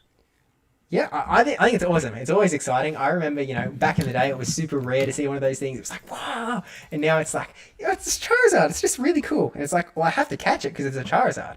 Like, I can't just not do that. Plus extra dust. But it looks like Nezabethan is sending the battle invite. So we'll hop over to the caster thing. Probably should have done this a little bit earlier so we could take a look at the teams. But Toshi, we'll see you in a bit.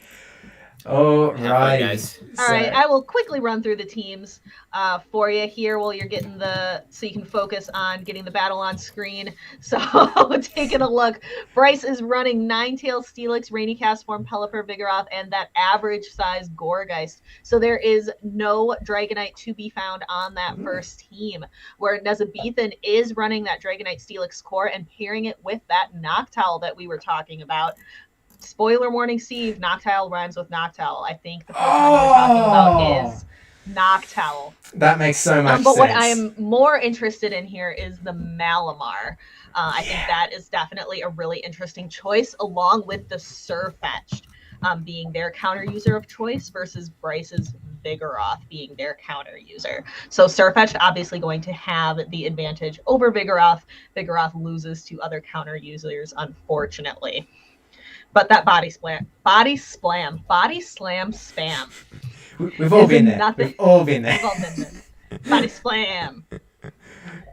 But that sounds like a move right there. Body slam. Oh, looks like we are about to get into it. But one thing that Malamar sort of makes it a little bit interesting is that it does have that superpower, so it sort of acts a little bit like a fighter as well. But we're jumping straight into it with a fantastic lead. The cast form into the Steelix. Bryce really hoping for the Dragonite lead, but not getting it on that one. So swapped out to the Vigoroth. And at this point, I mean, sort of you're in a spot.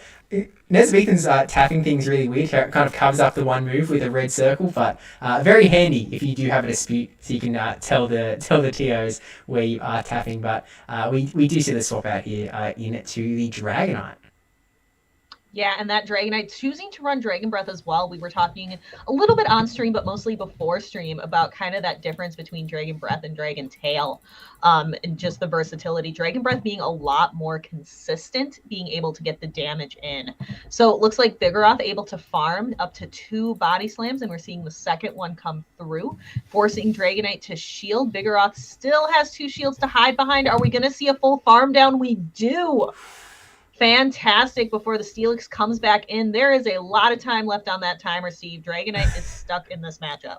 Yeah, this Dragonite is, well, it's not going to be stuck in this matchup for long, I'll put it that way. It does land a huge Draco Meteor that actually does an absolute ton of damage. Like, if you want to land that big nuky move on a Steelix, not a bad one to go for, I think. But still, you're going to have to come in with something else to take it out. Brings the Capsule back in, and Pelipper actually coming out in the back. Now, this is sort of a dangerous spot for Pelipper to be in because you do have that Thunder, but Bryce has both shields still in play, so probably wasn't too worried about it. But Nezabethan are going to bring the Noctowl out here because, I mean, you know that the Steelix is in the back. You're happy for Castle to be in that Steelix. You're happy for a sort of late game Thunder to maybe land, so I think that this is the right play. DPhiE.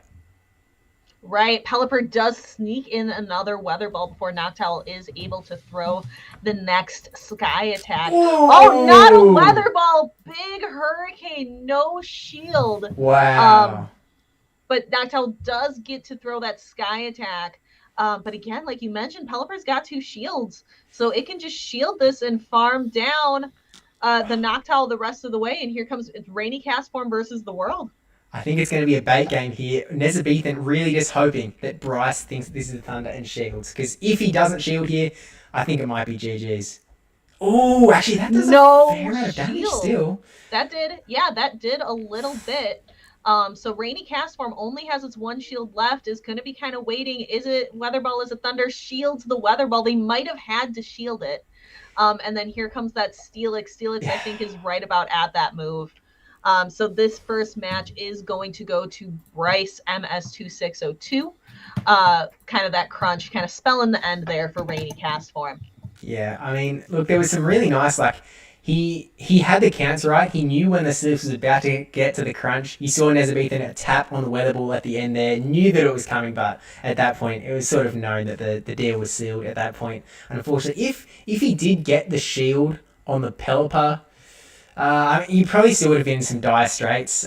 It's like you would have needed to land a Weather Ball onto the Steelix and then also land I guess only land a Weather Ball and then some onto the onto the Pelipper, sorry. So I think that Nezabethan was probably out of luck both ways.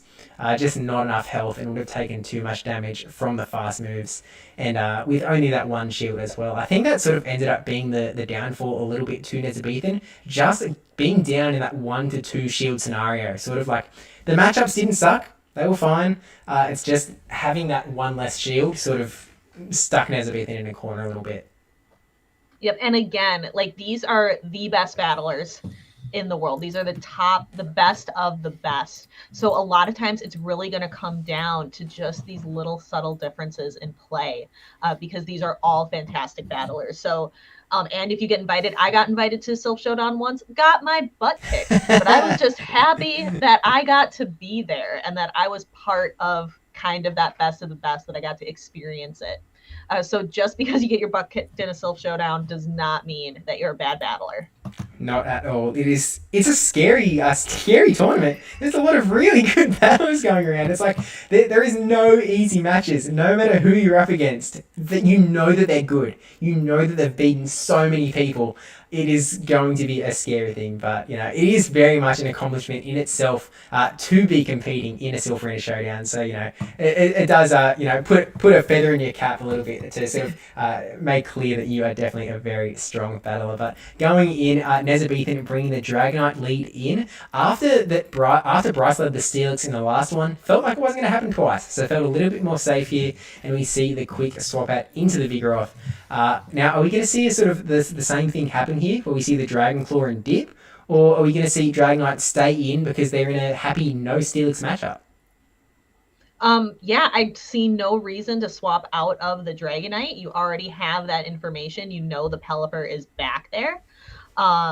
And I believe, do we have some answers? We have some things that would do okay against the Pelipper. So maybe just kind of stick it out. Looks like we're going to no shield, kind of let the Dragonite go down and provide an opportunity to get some energy for the next Pokemon coming in. Okay, I wonder if this is going to be bringing Rainy Castform to try and put a little bit more threat on that Pelipper that might come out with a Thunder. We'll just have to wait and see what is in the back. If it's something like a Gorgeist, that would be difficult, and you'd have to just run away into the Malamar, really.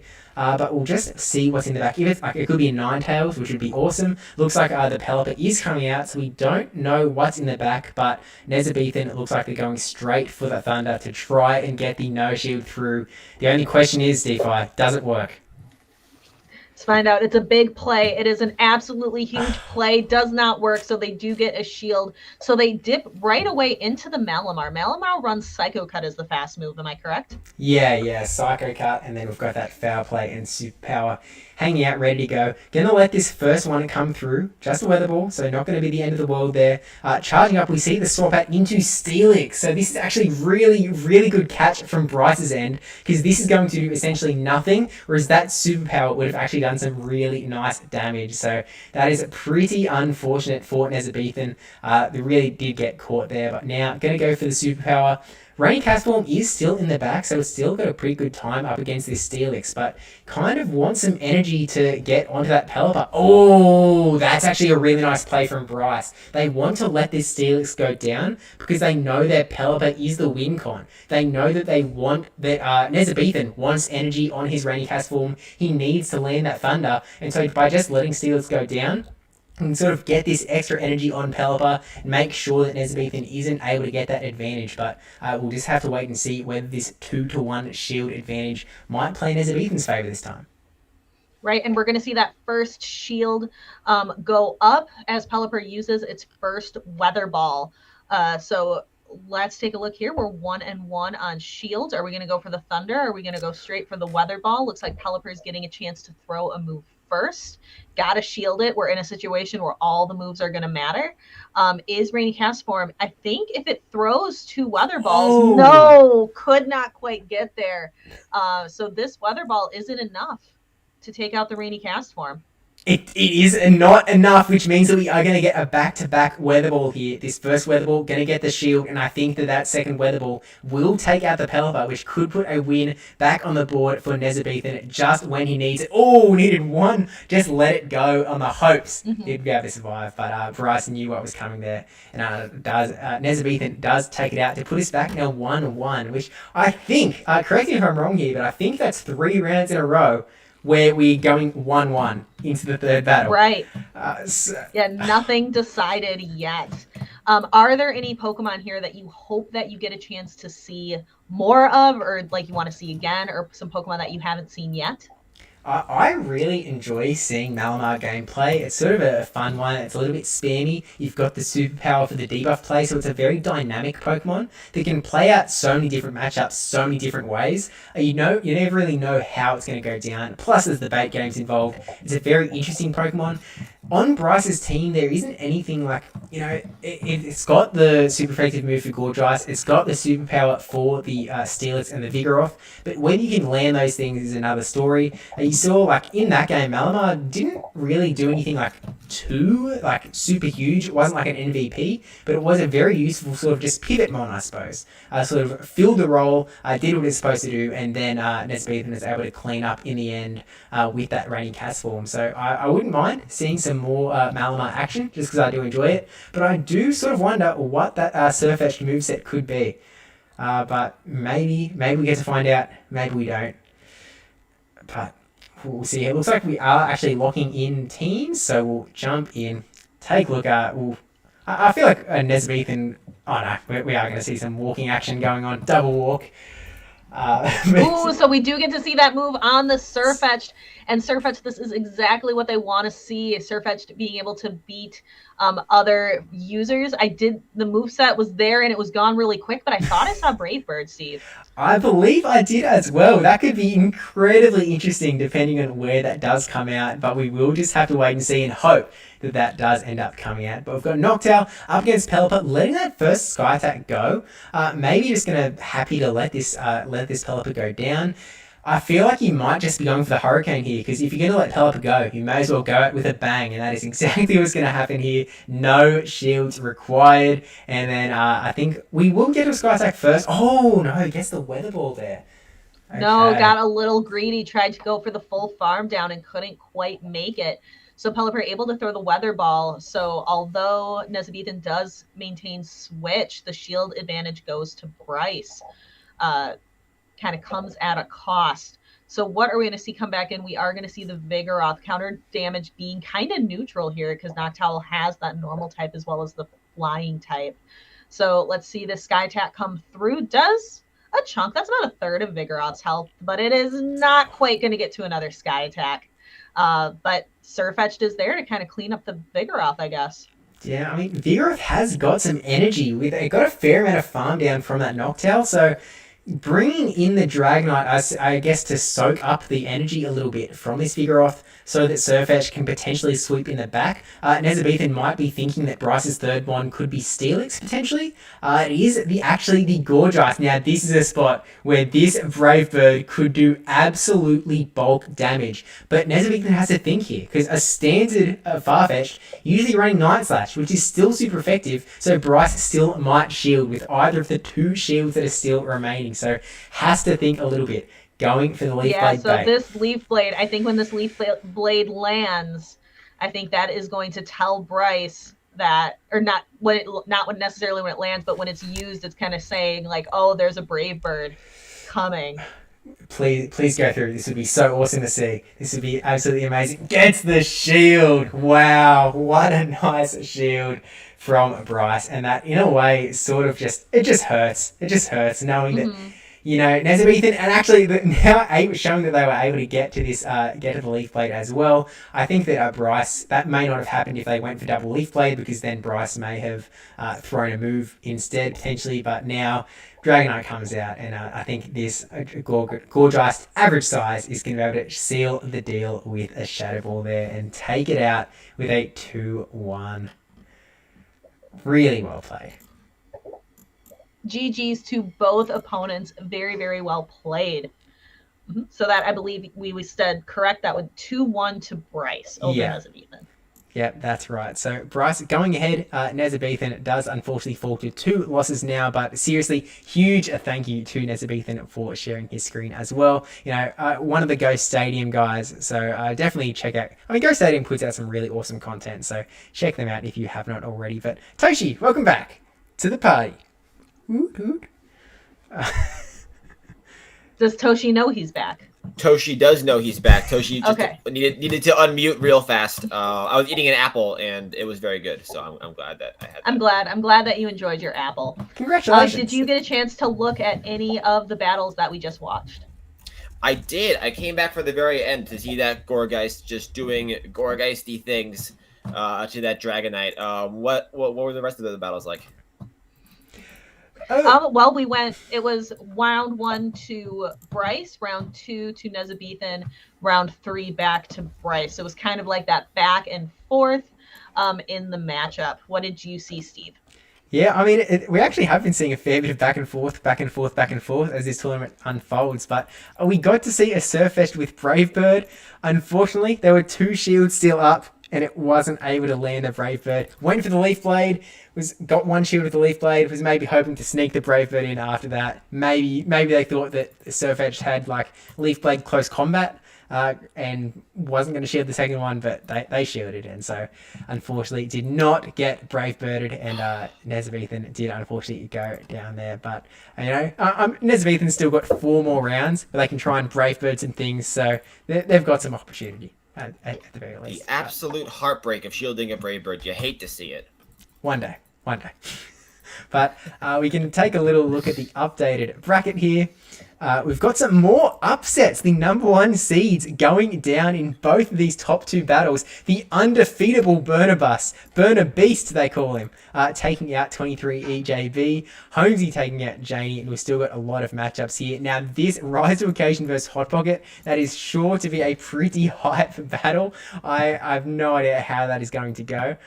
We are going to be hopping into Rise to Occasion's perspective for the next round, so we'll see how he does end up going. going up against Hot Pocket here.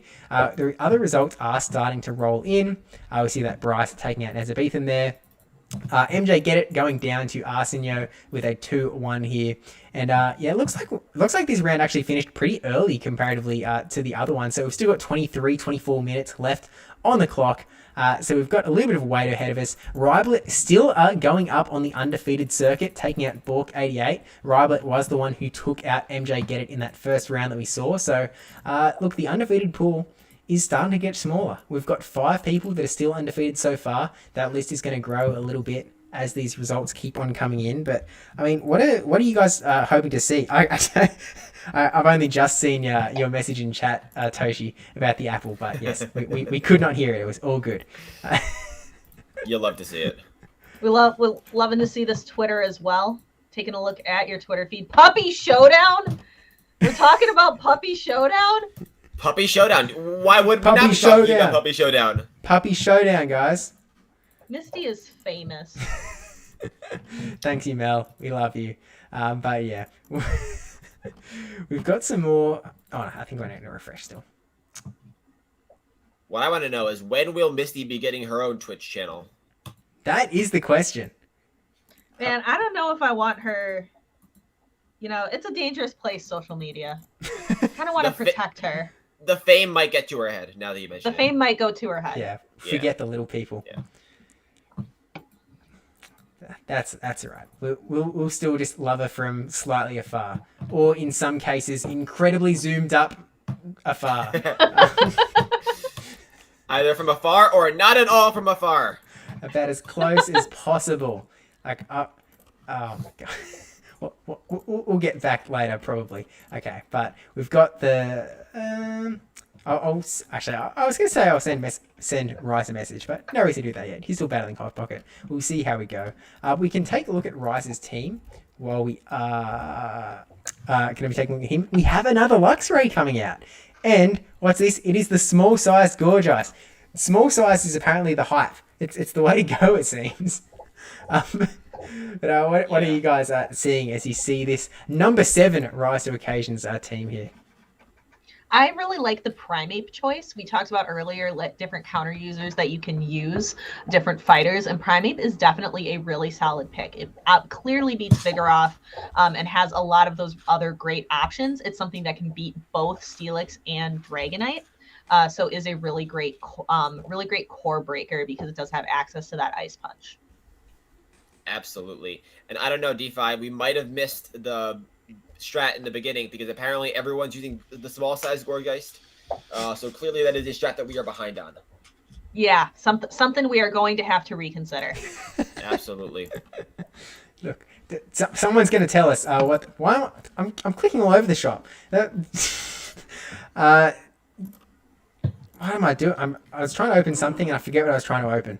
But we're here now. But yeah, small size Gourgeist apparently could be the way to go for some reason. Someone that is good at the game, please tell me why everyone is using small Gourgeist. Well, I'll just start messaging people like at Rise to Occasion. Why are you using small Gourgeist? Please explain. Thank you.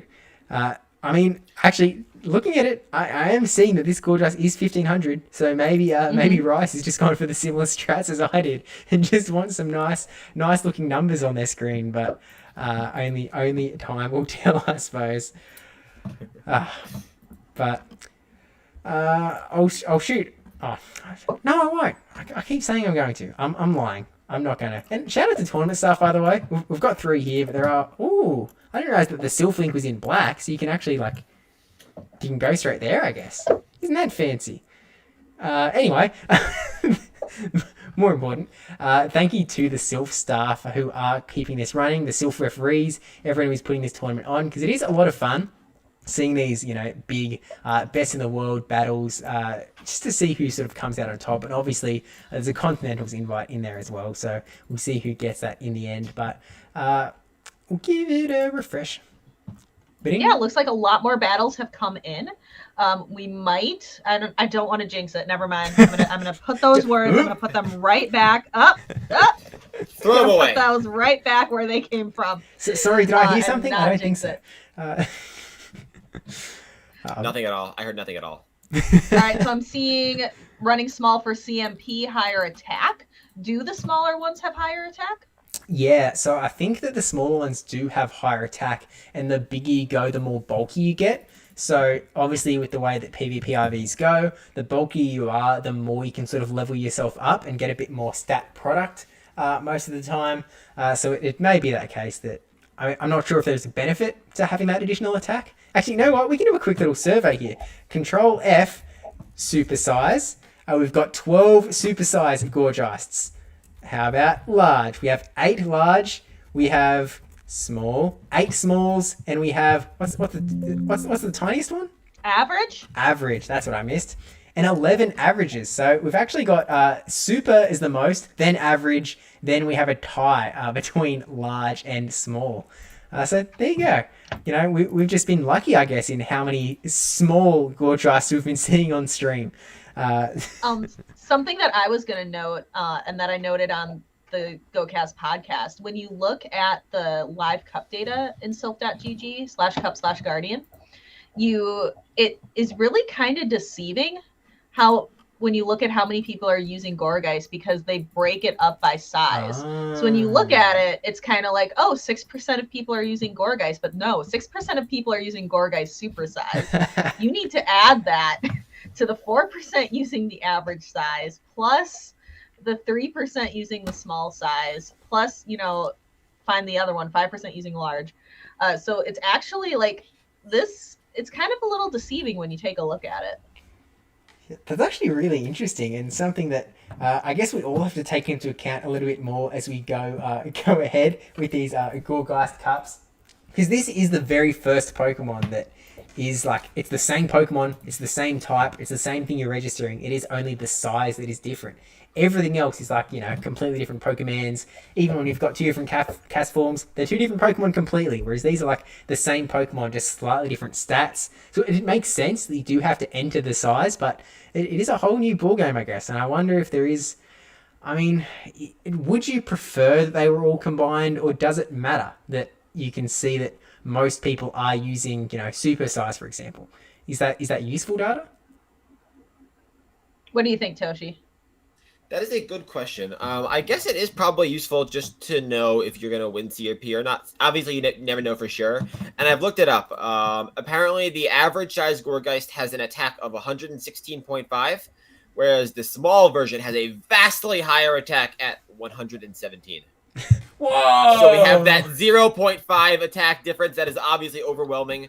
It is funny though, because that's such a small difference that IVs could probably flip it back. Like if there's a high attack average Gourgeist, it might actually be heavier than higher than the good IV'd small Gourgeist. So definitely not overwhelmingly different, but some small differences to keep in mind. Probably take a look. I don't know how well this is going to show on stream. It looks all right. Okay, so we'll go Gorgeous. Oh, what? Oh, I don't. Oh, and as you're fixing your typos, I'm going to make a shout out to pvpoke.com Yes. and really consider supporting them on Patreon, because they've really changed the game when it comes to competitive Pokemon Go PvP. They've really made it like this tool is if you are not using PvPoke, that's kind of the first thing you should fix if you want to become a more competitive battler. So thank you so much to Matt, who runs PvPoke. Absolutely fantastic human being, and absolutely fantastic website. Absolutely. 100% agree. Matt is one of the best parts of this community, and I always love to support him as much as possible. I would not say one of the best. I would say he is literally the greatest human being that has ever entered the Pokemon Go community. We are all so lucky to have him. I send him messages all the time that just say thank you, because he is an absolute legend. And support PvPoke if you can. They've got the I don't know if I scroll up. There's a contribute here thing as well. And look, he's such a nice human being as well. He put ads on PvPoke after so long, and you can literally just turn them off. Like, he has inbuilt into the site that you can just turn off ads, no ad block, no nothing. But don't turn them off, because hey, that's just free support for this seriously amazing site that is like. And the time has changed so much as well. Back in the day, he only had to update like the one Silph Arena thing a month, but look how many cups like are going at one time, and he's always updating these things. There are always new cups to add. He's supporting all sorts of other tournaments as well. Like, he put rankings up here for some of Dragon Silph's tournaments. He put some of the Antimatter custom tournaments in here as well. He's really just like such a supportive person of this community. He does so much work for us, and we need to treasure him and do right by him all you can. Just for additional shout outs, he does some D&D streams on Twitch as well. So check him out, because you should. Also, he's got a personal Twitter where he posts some art that is also very cool. He's just such a talented human, and deserves... I could talk about PvPoke for hours. I don't know about you guys, but he's an absolute hero, and we do not deserve him. But, I mean, the reason I opened up in the first place was, yes, IVs can flip it. You can get more attack if you've got attack-weighted Gorgeist. So, that's interesting. Doesn't matter too much, I suppose. But either way. It does, however, give us a lot to talk about, clearly. So I appreciate everybody in the tournament who varied the Gorgeist for no reason other than the fact that now we can talk about it and run some sims. And it's a lot of fun. And gush over Kakuna Matata. Which we never do enough. Like, you can never say too many good things about Matt and the work he does. Yeah, seriously, amazing human. So support him if you can, because he deserves it. But it looks like we've only got a couple of matchups still to go. I've only got three matchups. Should probably check the disputes chat to see if anything is popping up in there. A couple people asking to be removed, but looks like no disputes so far. So we're just chugging along. Rise and HotPocket are fighting out. Beach and Andre are fighting out. And then Red Pants and Taco still just fighting out. Still 12 minutes on the clock. So we're like way ahead of schedule in this round in particular. Yeah. And I will say, I believe that Hot Pocket and Rise decided that because this is a hype matchup, 3 battles wouldn't be enough. So they're doing 18 of the battles. And the winner of the best of 18 will then move on, which is why they are still in their battles. Yeah. Makes complete sense. I believe they actually started this round last night, so they've just been battling it out all night until one of them can't go any farther, and then we'll know who wins. Soon enough. Like, we can wait. We knew this was going to happen. This was prearranged. We knew. Yeah. Soon enough, though. I think that they must be hitting like the 12-hour mark soon. We'll see. Right now, they're done now. Good try. One day. You see the 2s and the 1s and the 3s next to the battles in the other round to indicate how many battles each one. We'll see like Rise to Occasion 76, Hot Pocket 83, and that's how we'll know how many battles they did. I wish do you want to take a count. quick look? So can we take just a real quick look at who's all still undefeated? Yes, we after can. this point? Absolutely. So because we'll have a couple to add, I think, yet. But yeah. At this point, we've got Emilio taking out the equal top with Imera 0. Arbanav, Bustle, Holmesy, and Ryblet are still hanging out. Burnabus, the undefeatable, and then we've got the matchup between Rise and Hot Pocket, so there'll be one there. And I think that Beach and Andre are also both on 2. Where's Beach at? Beach is on 2, Andre's on 2, so there'll be one more person undefeated from that matchup as well. So we're going to be down to 1, 2, 3, 4, 5, 6, 7, 8, 9 people are going to be left undefeated going into round 4. So the competition is thinning, but I mean we can do some. I mean I can do some quick maths here. If we have 9 people going into round 4, then there's a chance that we have 5 people going into round 5, which means there's a chance that we have 3 people going into round 6, which could leave one person undefeated in round 7. So there is a chance for the tie. The tie dream is alive. No one who has lost one. All of these people that are on 2 wins still have the chance of landing the Continentals invite from this tournament, and only time will tell. With some more results, because Rise to Occasion and Hot Pocket have just finished battling. No, they haven't. They're the last ones left. Nope, they're not the last ones left. And I know for a fact, Steve, that once you hit like round 4, that's when the battlers that have one loss start doing that math as well to see what the odds are that there'll be a tie going into round 7. So everyone's at home right now, refreshing frantically, almost as frantically as we are, trying to see who wins these battles and how many undefeateds go into round 4. I do really appreciate the rule change, though, from the Silph Arena saying if you drop early from 2 showdowns, you will be passed over when invites go out in favor of those competitors who are more inclined to complete the tournament. So there is incentive, because it used to be battlers would lose in the first 2 rounds and drop out. And that would really make for a really less exciting competition. So it really incentivizes you to stay and compete through the entire showdown. Yeah. Agreed. Absolutely, and it's just a lot of fun. Like, obviously, like this is a ranked tournament, so it does have an impact on your rank. So, you know, going 0-7 does negatively impact your rank, but it isn't just about ranking, you know. And if you really want to, if you're concerned, you can fit in your 6 ranked tournaments before the showdown, so that there's no chance that this has any impact on your rank at all. But it is a lot of fun, and you know, DPhiE, as someone who has competed in it before, it's just a good thing to get involved in, I feel. So it's a fun time. Are you looking for me in this tournament? I think what I was are you just doing? I don't know what I was doing, to be honest. My mind was sort of just racing. I was just sometimes, like when I was jumping through tabs before, sometimes I'm just like, oh, I'm not currently actively doing anything, and my body feels like it needs to be doing something. So I don't know if I think I was just like, well, hey, I'm talking about DPhiE, and so then I just started typing terribly. Just It is unlikely. Just a reminder that it's, I think for you, what is it, 4:45 in the morning? 5:45. Time is flying. 5:45 Flying. in the morning. I'm just trying to keep my brain active. Shout out to PvP Steve.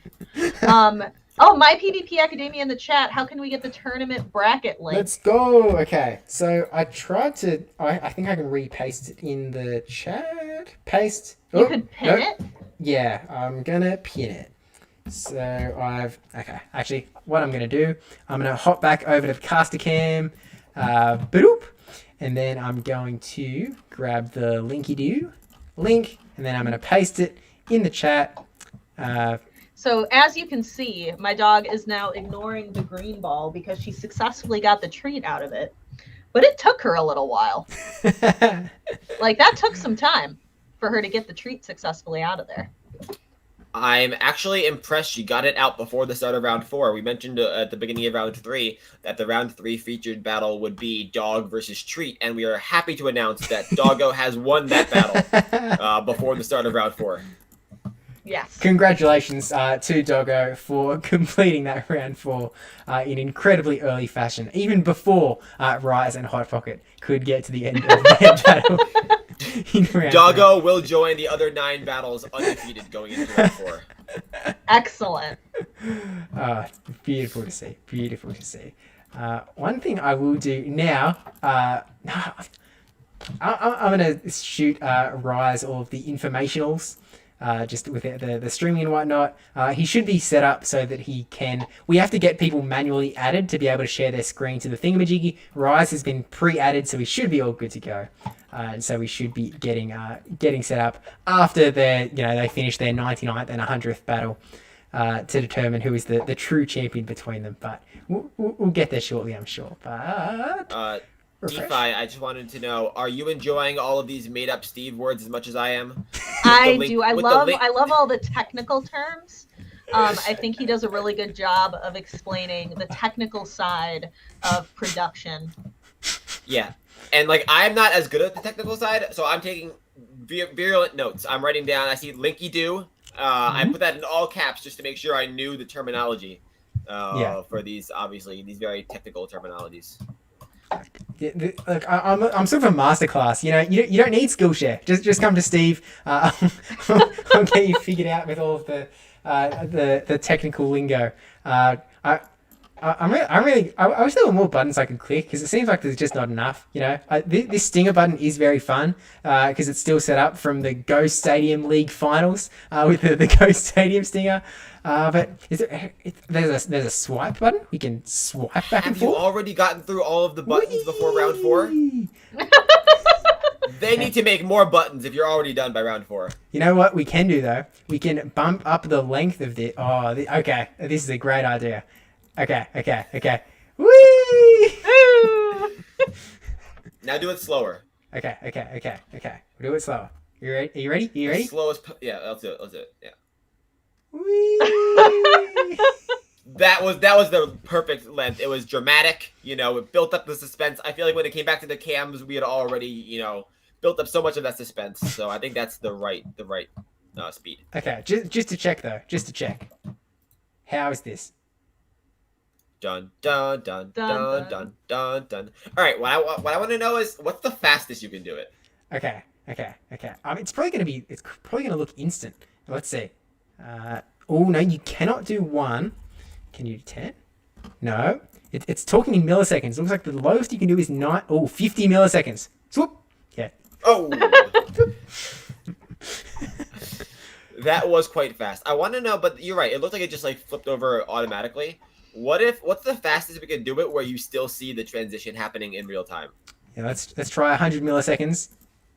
See, you can. I saw a swipe there. Yeah. That was pretty good. I like that a lot, actually.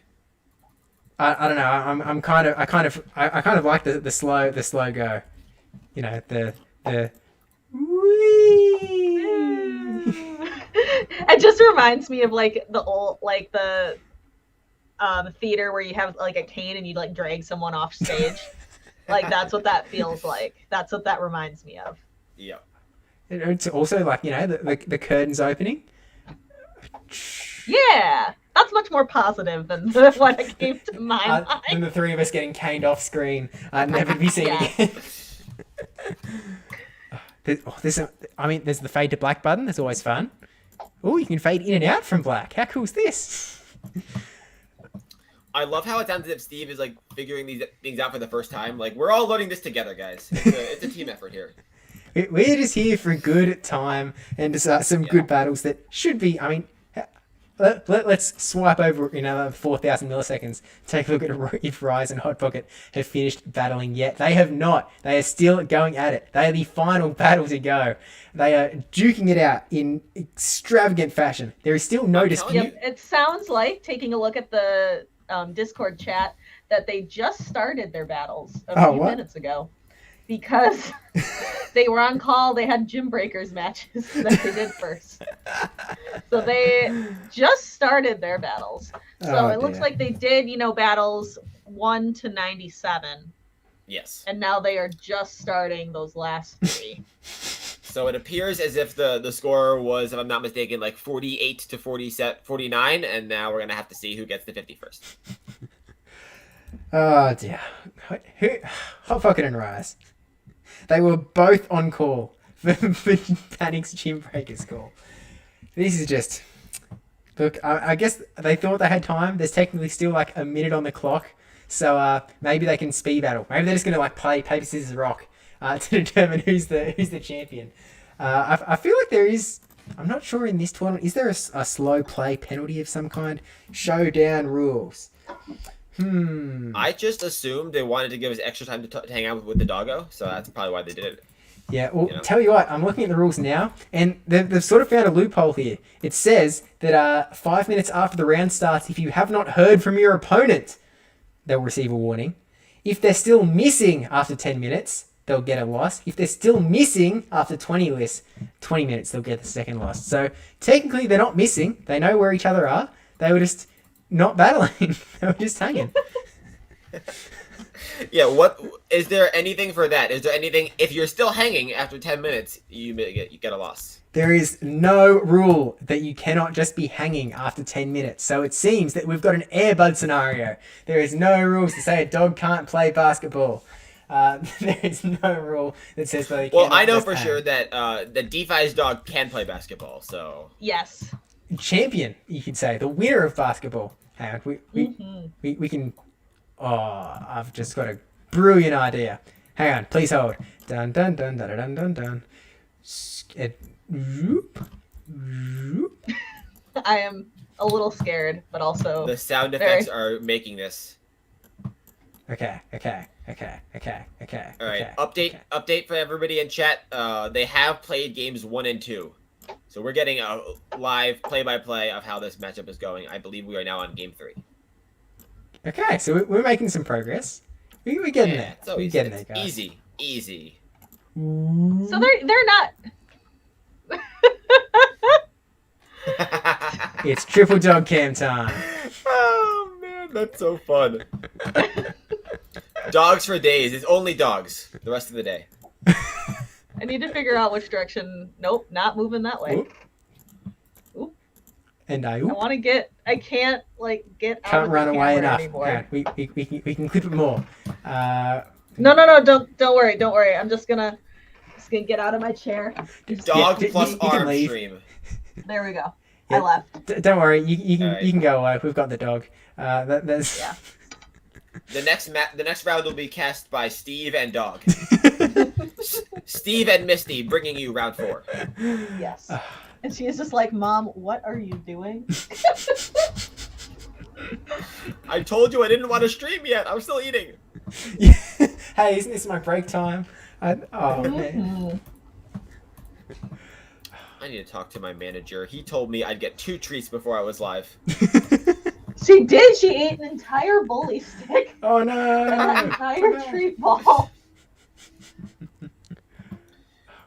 Man, now we're really For getting anyone in chat wondering, my treat ball has not yet arrived from Amazon. You know how they do they do like standard shipping, 2-day shipping, 1-day shipping. I selected the button for 1 hour so I can eat it on stream shipping. So that's what we're doing. Yeah, that's a good idea. Good thinking, Toshi. Yeah. You should have told me because I just got mine extended. Okay, hang on. Following dog. Huh.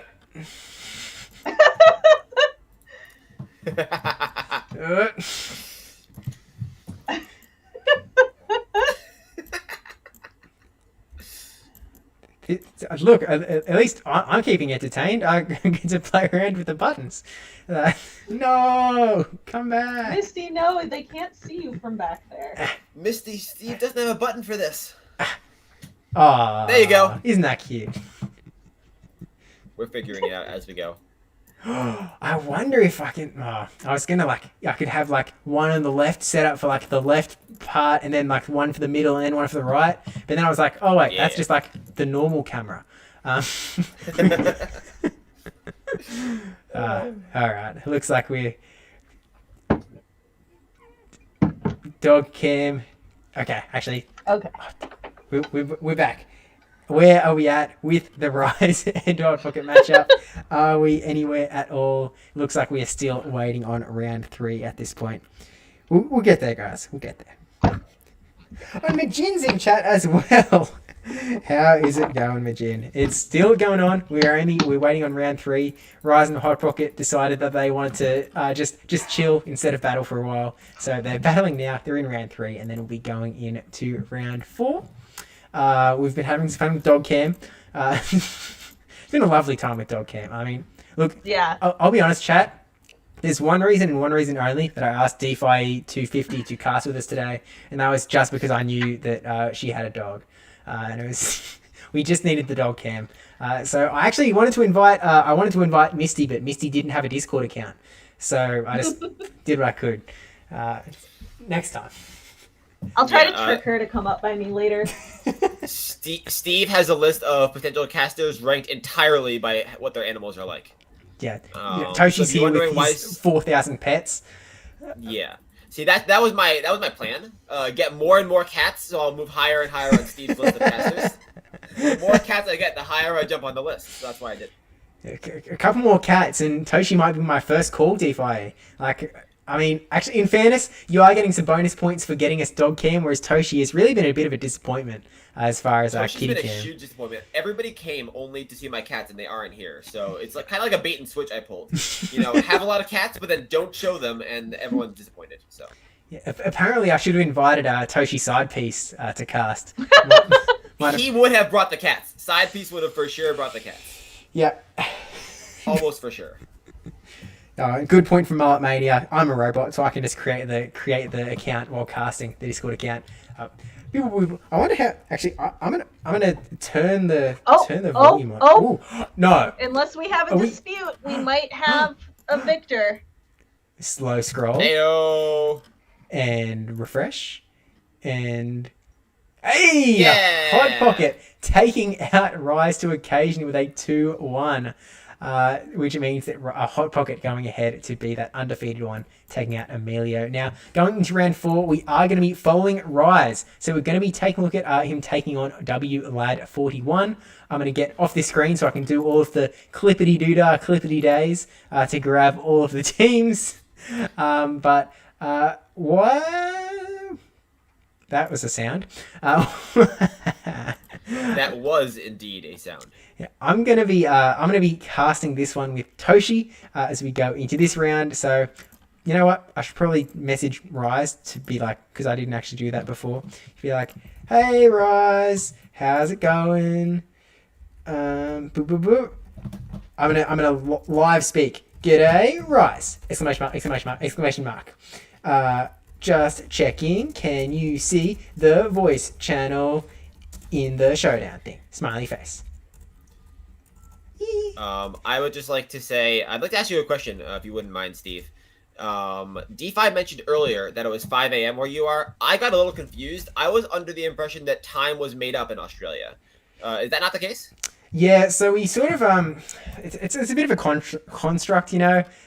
Time doesn't actually reach here. It takes too long, so we just sort of take a guess. It's probably like you do that thing where you wake up and if you feel it in your knee, then it's like 6 a.m. But if you don't, maybe it's like 8 or 9.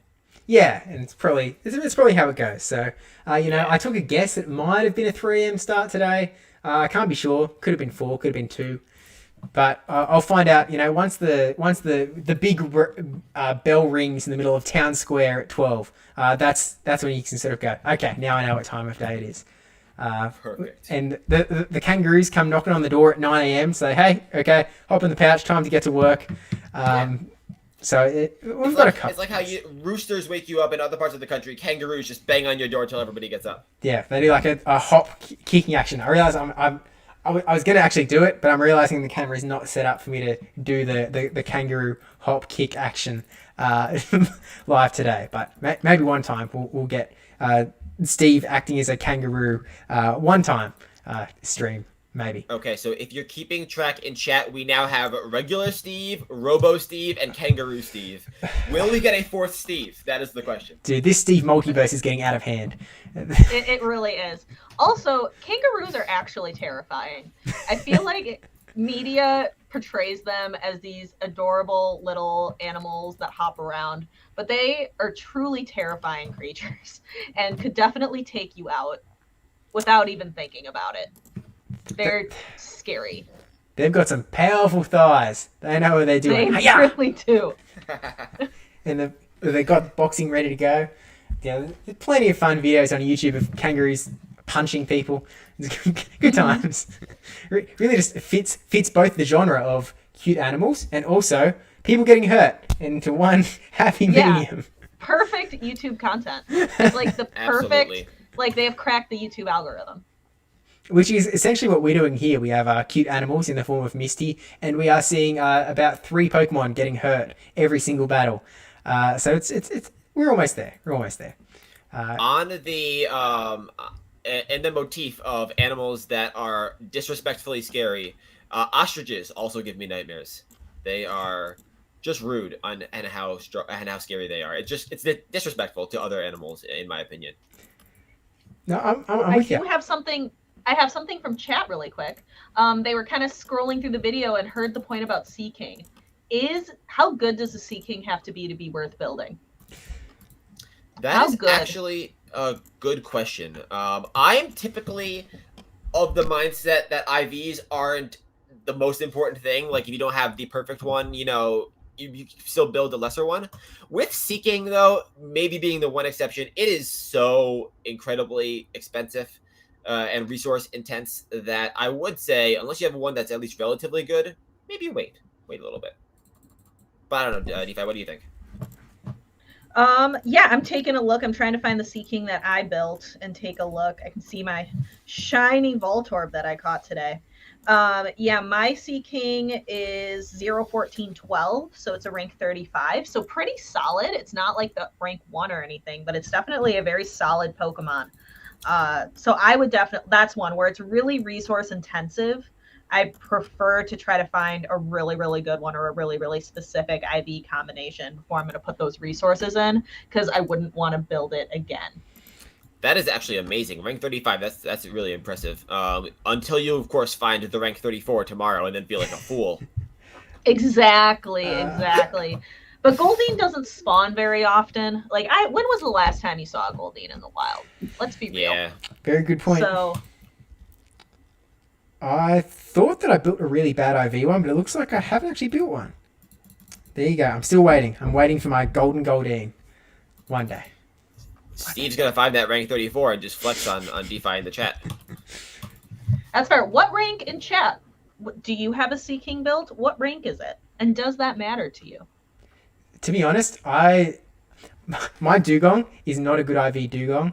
It is just one that powered up to 1500, and as I have mentioned twice already today, I just like 1500. Looks nice. I like it. I like having my 6 guys all with 1500 CP. One day I dream that someone's going to be like, hey, are these your actual CPs, or do you just get lazy and enter them in? And I go, but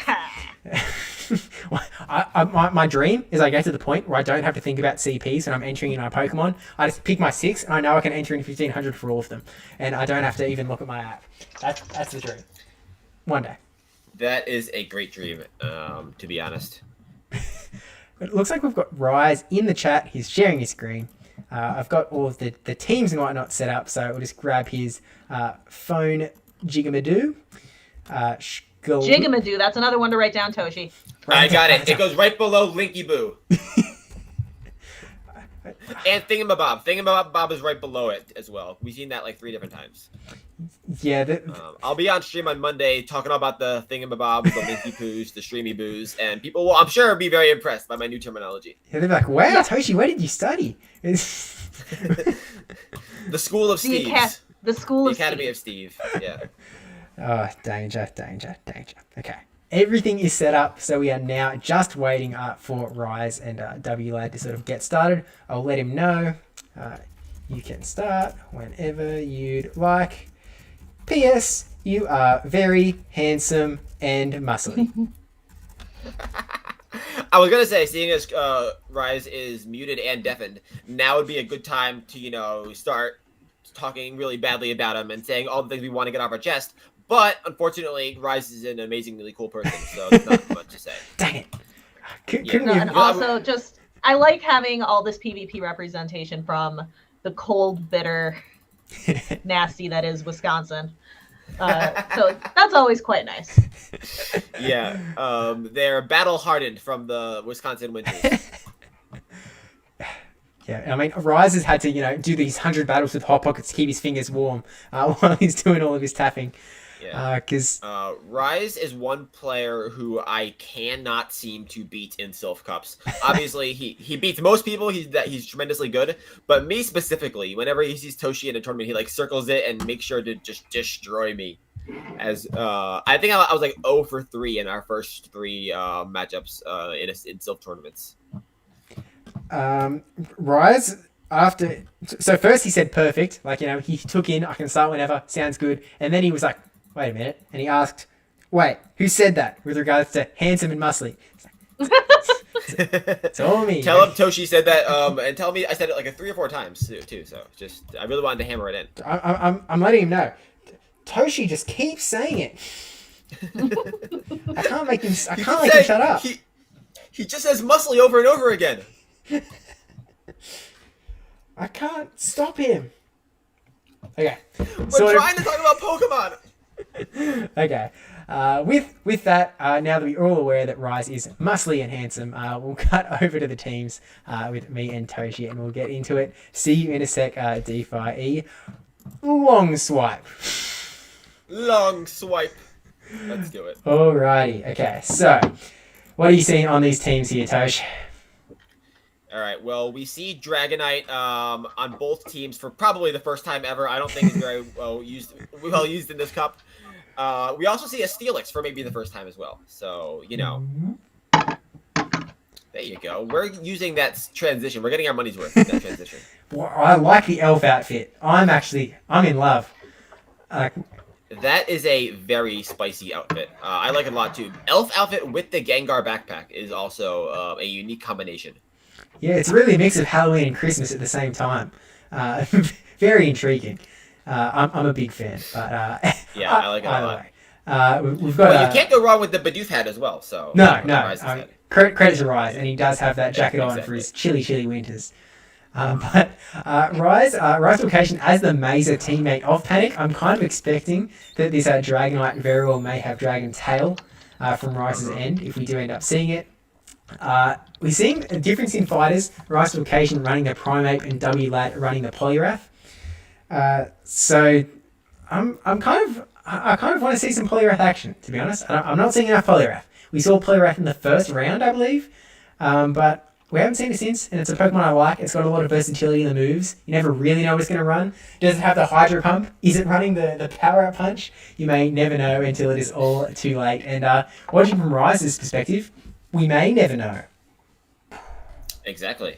And you're absolutely right. I remember back in the OG days of Silph, you'd run like Bubble with Power Up Punch as your moveset, and obviously we've gone far from that. I believe it's typical to run Ice Punch with Dynamic in this meta, but obviously we can see some Scald action at a new addition to his move pool, so very much flexibility there with Poliwrath. One of the benefits to having that Pokemon is the moveset flexibility. Yeah. And it sort of works in both ways, because like not only can you have like a flexible moveset for any tournament, but it's scary when you're facing it. You're like, I don't know what it has. I need to think about these different sort of, permutations about what could come in. I might have really good coverage for Poliwrath with a Dragonite if it doesn't have Ice Punch, but as soon as it has Ice Punch, it becomes a terrible matchup. Absolutely. It makes things very different, but I mean, we're jumping in here. We've got the Steelix in the lead, and there is the Poliwrath. And I have a feeling that no matter what the moveset, W-Lad is probably pretty happy about getting that in the lead. And it is time, Toshi, to determine who is the better fighter. Oh, counter sneaks through there on Primate side. That is actually a pretty big deal. But you'll notice here, Steve, both of the movesets on that Primate are resisted by the Poliwrath. No close combat there. Just a nice slash Ice Punch, so Poliwrath should be pretty safe here to not use a shield. Yeah, this is a little bit unfortunate for Rise here. I think he was maybe hoping that Poliwrath would run away and just go off, never to be seen again. And it does go now, so it's actually not the worst result. In comes in the Ninetales, and still these moves. I mean, Night Slash isn't resisted, but isn't doing a ton. Counter resisted by fire? It is not. No, it's not. And you can just see how much energy this Primate has. It is spamming out these Night Slashes. Obviously a 35 energy move, and counter gets there quickly. So this Primate's already on his third Night Slash, and it'll eventually start getting shields like it does there. Yeah, and there's always the chance for the boost as well, but it looks like we aren't getting it at this point.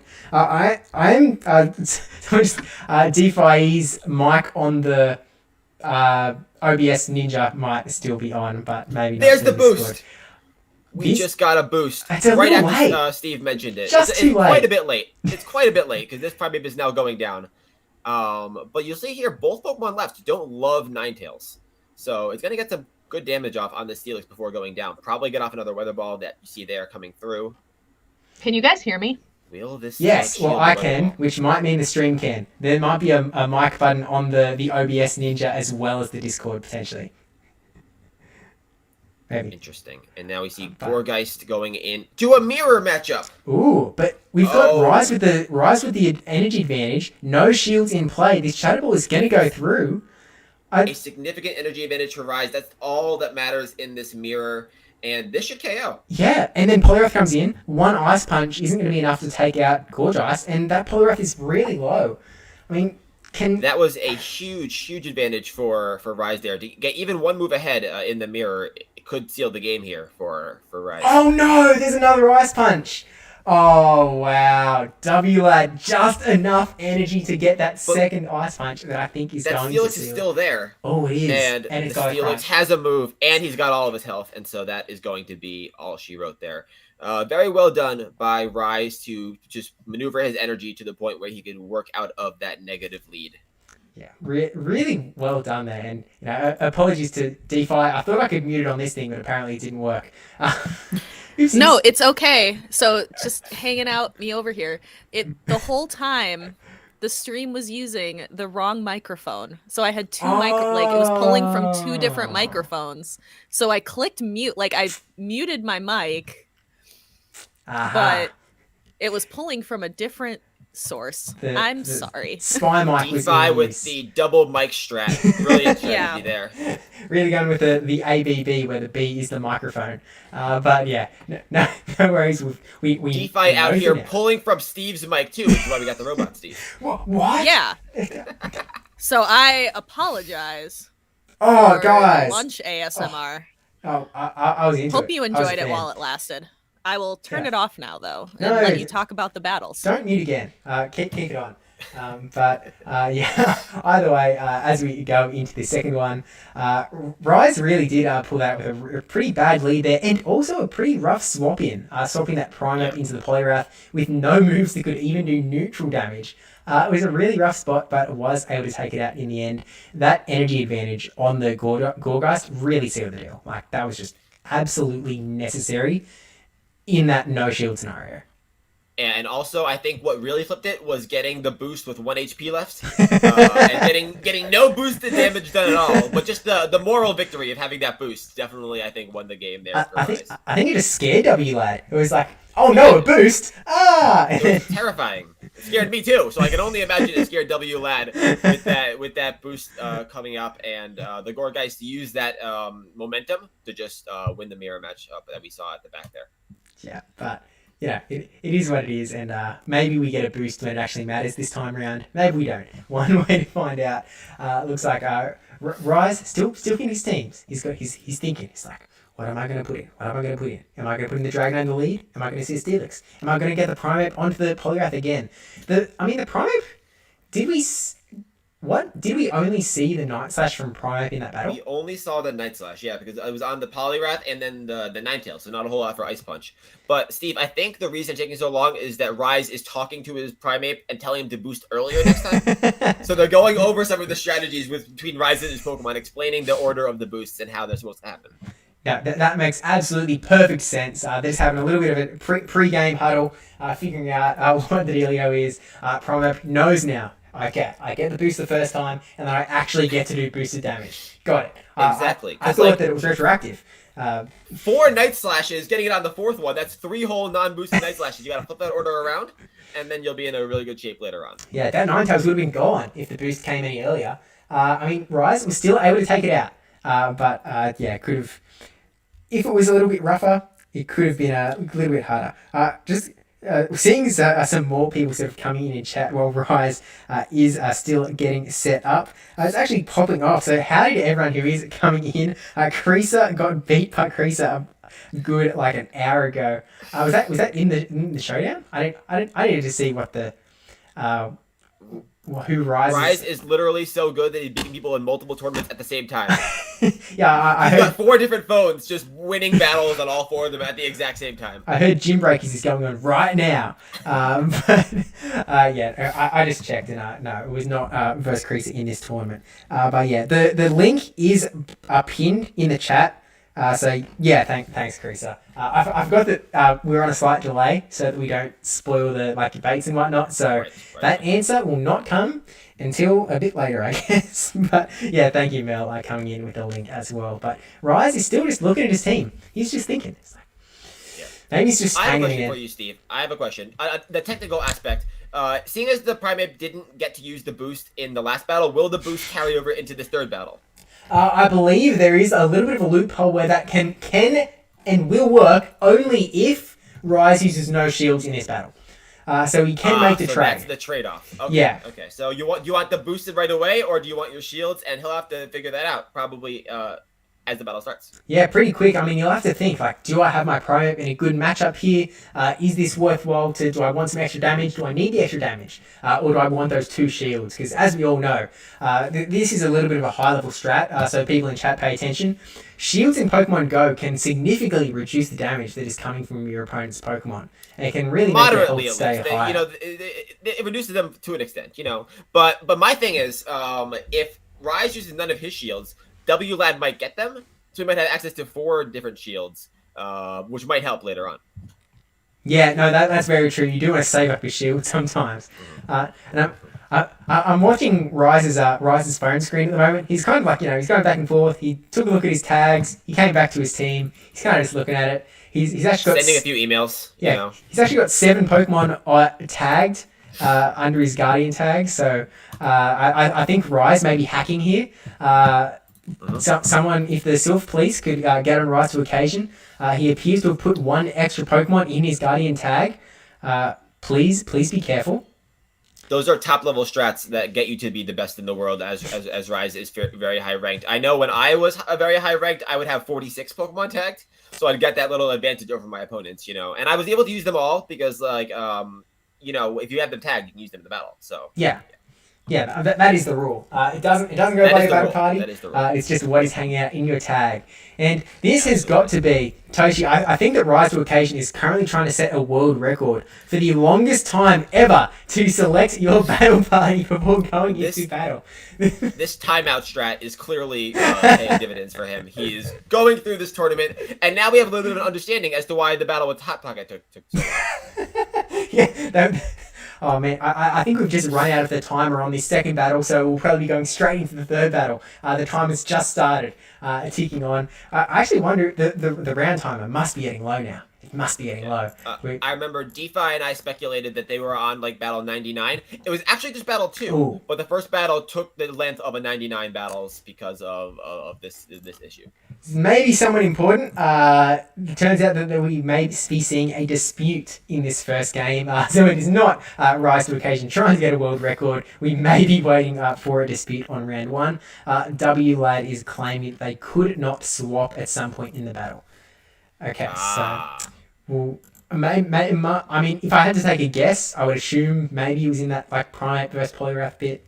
Yeah, I think so. Because we were both speculating why the Poliwrath was staying in there for so long. It's possible that on WLAD's side, he wasn't able to leave as soon as he wanted to.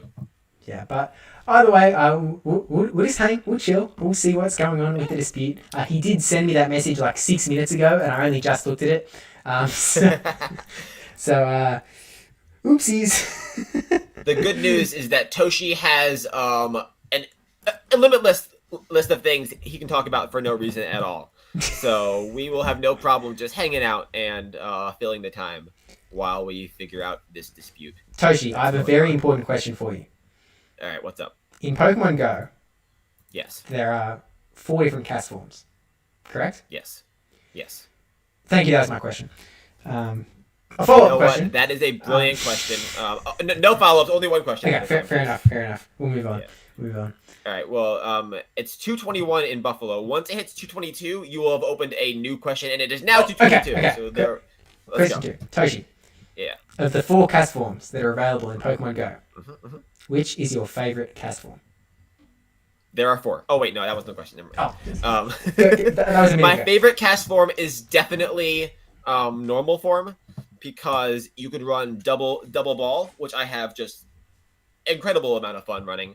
I run my normal cast form. A lot of people run Weather Ball with then Hurricane or Energy Ball. Nah, you got to run double Weather Ball. The normal Weather Ball and the Rock Weather Ball, and just Weather Ball everything, and it's clearly the best strat you can have. Yeah, I mean, just saying, if I look up cast form Pokemon Go, grab the image here. I'm going to go through the full process. I'm going to save this image as cast form. I'm going to go into OBS. I'm going to add new image, add cast form, browse, downloads folder. As you can see here, on this cast form,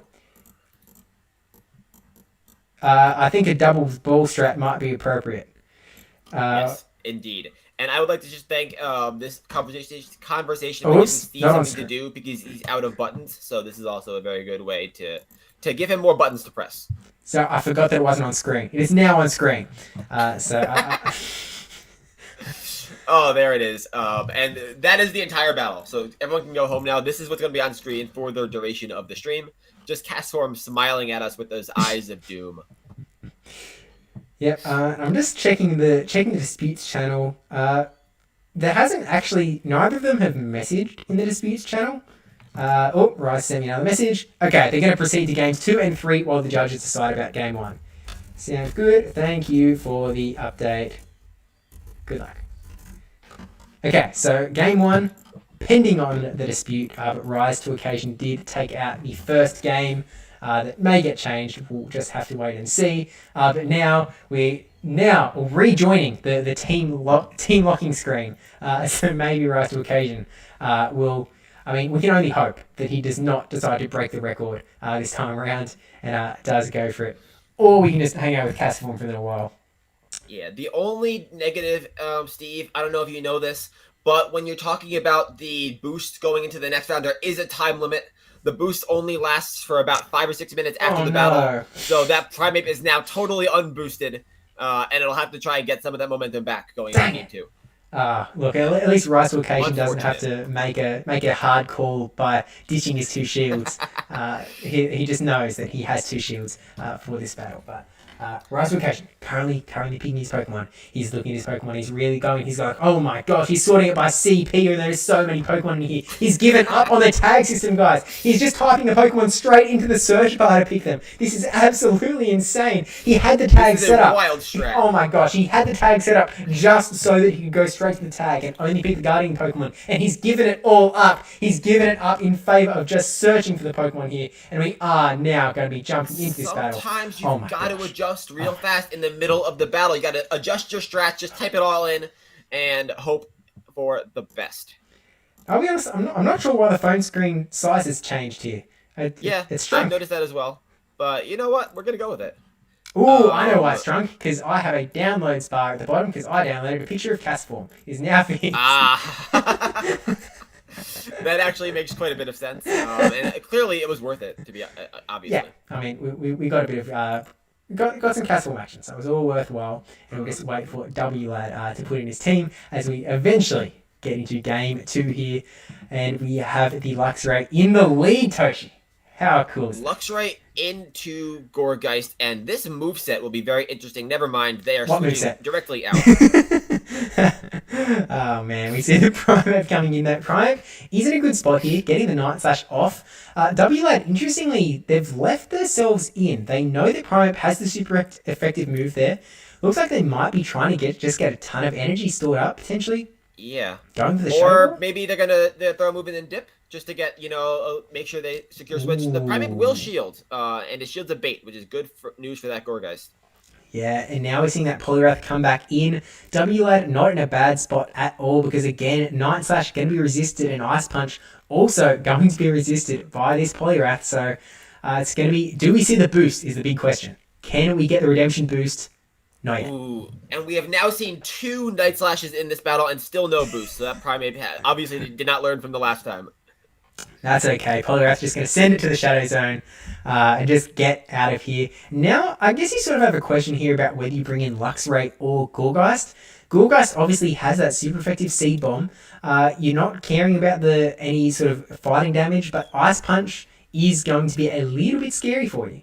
It does about half as we saw before. Yeah, and I think, Steve, I'm wondering how much he's going to overfarm here before throwing. It doesn't overfarm by too much because he doesn't want to take another Ice Punch. This Seed Bomb will do a lot of damage. Rise already down a shield. Clearly wants to get this Poliwrath out of here before needing to worry about another shield. Interestingly, letting it go has the Ninetales in the back. That is pretty devastating there. But it does mean that Rise able to swap into the Luxray, but only has 1 shield to play with, and Luxray is not a very tanky Pokemon, but it's not like you want to put Gourgeist out here, so... Shields up a Weather Ball. Oh my And gosh. they do switch into that Gourgeist. The Luxray here is running Snarl, which is going to get that energy very quickly, and now has 2 Psychic Fangs to throw at this Gourgeist. They will KO from the range that the Gourgeist is at. So now there's still 2 shields up on WLAD's side. Rise of Occasion has a lot of work to do here. Going to throw the first one, trying to get a shield out of WLAD here. Knowing that Luxray, there is the chance that Wild Charge does come out, gets the defense. Oh! Ooh, that could be big. Wild Charge. If WLAD thinks this is a Psychic Fang, this could be the game-changing move here. Will we see the second shield? Oh. And we do. The second shield does come up. This Ninetales is stacking up on energy, though. I think that might be the back-to-back Weather Ball, potentially. One Weather Ball would take out Luxray, and I think there might not be enough health in the back to survive a second. I agree. Ooh. And it is... Oh, is it going to get there? Oh my gosh, we're seeing Shadow Ball. Oh! Whoa. That might have been... That's gonna KO. I was sure the Ninetales had a double move. Whoa! And it does KO. Oh my gosh. Rise to Brilliant move there Occasion. by Rise. Taking it out against all odds. I really thought that Weather Ball was there. Yeah, we had already just assumed the Weather Balls were going to come through, but Rise said not so fast. Wow, it just And... it charges up so fast. And it's like also in like Rise wasn't up to a move yet on his Luxray, so if WLAD was counting, they had room to actually farm up a little bit more on the Ninetales. So if they didn't have the Weather Ball yet, I think they could have got there with an extra fast move on the Luxray. Agreed. Steve, I just checked. That CMP comes down to IVs. It's very, very close. A maximized Gourgeist has an attack stat of 115.3, whereas a maximized Ninetales has an attack stat of 113.5. So depending on what their IVs were, that could have been a very, very close CMP tie that went Rise's way. Wow. That is... Look, this is the Silph Arena Showdown. This is 128 of the best battlers in the world being invited here. And Rise to Occasion and WLAD are both pretty high up there. I think that they both are on 3-1. Oh, wait, this is round 4. 2-1 at this point in the tournament, which again, they are fighting for that coveted Continentals invite, and you have to lose twice to essentially be out of the running in case there is a tied victory here. But we'll see how we go here with the Dragonite lead. And you see Dragonite coming into the Ninetales here. Very positive matchup for Dragonite. WLAD's going to go to his safe swap Poliwrath, and we've seen this matchup before. Yep, this one might be a little bit familiar to everyone, but we're going to see an Ice Punch. It's going to do a little less than half damage. I predict that Rise may again go up to about 1.5 Seed Bombs. Throw this first Seed Bomb now. How am I seeing this? Clearly, Steve is ahead of us in Australia and has already seen this match, which is why he's so good at predicting the outcomes. 3 hacks, Steve. That is amazing for that Gourgeist. Ooh, yeah, that could be huge. It's going to survive this Ice Punch, and it's already going to be at the Seed Bomb. Going for the extra Hex anyway. We're getting dangerous here. Going for the double. Ooh, this is a nice spot to be in for Rise. The thing is, do you think the Poliwrath wants to double shield and just farm down? Leave this with 1,000,000 energy, but down 2 shields. He does! Wow. He goes for the double shield, still needs to take another Seed Bomb. This won't KO, but it'll put that Poliwrath dangerously low. I actually really like this because what it does is it sort of lets Poliwrath... Oh no, he's throwing the move! Oh no, he threw! Try to win CMP. Oh, this Gourgeist is winning CMP against everything. And Rise is now up 2 shields, which is amazing for that Dragonite. Yeah, 2 shield Dragonite is such a scary proposition. And when there are literally no shields on the other side, this is looking so scary for WLAD. Unless they have a Steelix. Well, they do have a Steelix, but that could... will they beat this Primate is the question. See, I think the problem is Primate is in not a bad spot here either. Primate can pretty much... Rise can happily or you could kind of go either way. You could either just burn your shields on this Primate, keep it alive, take this Ninetales out, which is probably the smarter play, or you could just, let Primate go, get a ton of energy on Dragonite and try and dominate a Steelix matchup with a Dragonite. But I think Primate probably the safer play here. I think Primate 2 shields just runs through the whole team here. Rise is playing very well with this Primate. We've seen about 75 charge moves coming off of it over the 3 games, and only 1 boost. Only on So boost. it decided to play this on hard mode and not boost, just try and Night Slash its way through everything. Another counter going through there. Devastating damage to the steel coming from obviously these super effective counters. And Rise looked to be in a good spot. Yeah, I was actually wondering if Rise was going to throw a Night Slash just for the chance of getting like a boost there. But now, really nice timing with throwing the counter at the same time as the Dragon Tail, getting the Night Slash off, and he's timed it really nicely there. And this is going to seal the deal, which is going to give Rise the win in Game 2. The Game 1 is still in a dispute, so we'll have to, unless this game completely... the lag condition... Okay. This is Game 3 though, wasn't it? Oh, was it? Wait. I believe it was Game 3 because the Game 2 was the Gorgeist. You're right. The CMP against the Ninetales, and this was Game 3. So depending on the result of that first one, it could either be a 3-0 win for Rise or a 2-1. Either way, Right. very, very well played. Rise to occasion with that dominant primate play in all 3 games to take the win. Yeah, rise to occasion. Really, I mean, just, an amazing battler. Has competed in the top level for all 3 seasons of Silph, I believe.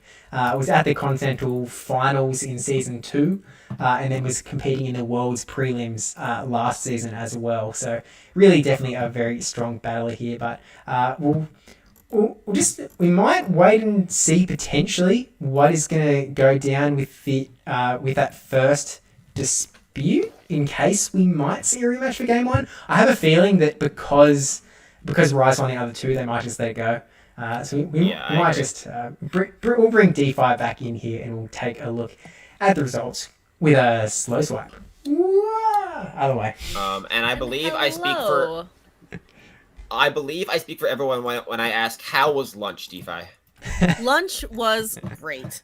So excited to be able to get a chance to eat. And I bet for the people listening on the stream, my audio quality has probably improved like 500% because it was pulling from the mic on my webcam. Nice.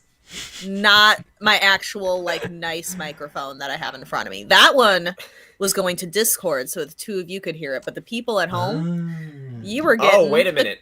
Audio quality. I might have the same problem actually. I do not know how to look at that, but that sounds like something I would do wrong every time. Uh-oh. That sounds like a classic Toshi mistake, using the wrong microphone because my right one is connected via Discord, but I do not know which one is connected via OBS. And I had it right the first time, but I had to back out. Like we were having issues with my video, so when I backed in and out of that, it reset my mic, like where my microphone was coming from. Completely understandable. I tell you what. I am going to use the Steve strat of pressing buttons. Yes! That sounds like a great strat. 10 out of 10 works every time. I believe it's using the right one based on what I'm seeing here. Chat, can you hear me well, or is it more of a robot Toshi? Have I taken that strat from Steve as well? Come on, man. And has my audio quality improved? Yeah, everyone, how bad was it before? Can we get an audio check-in? I'm very curious. Yes.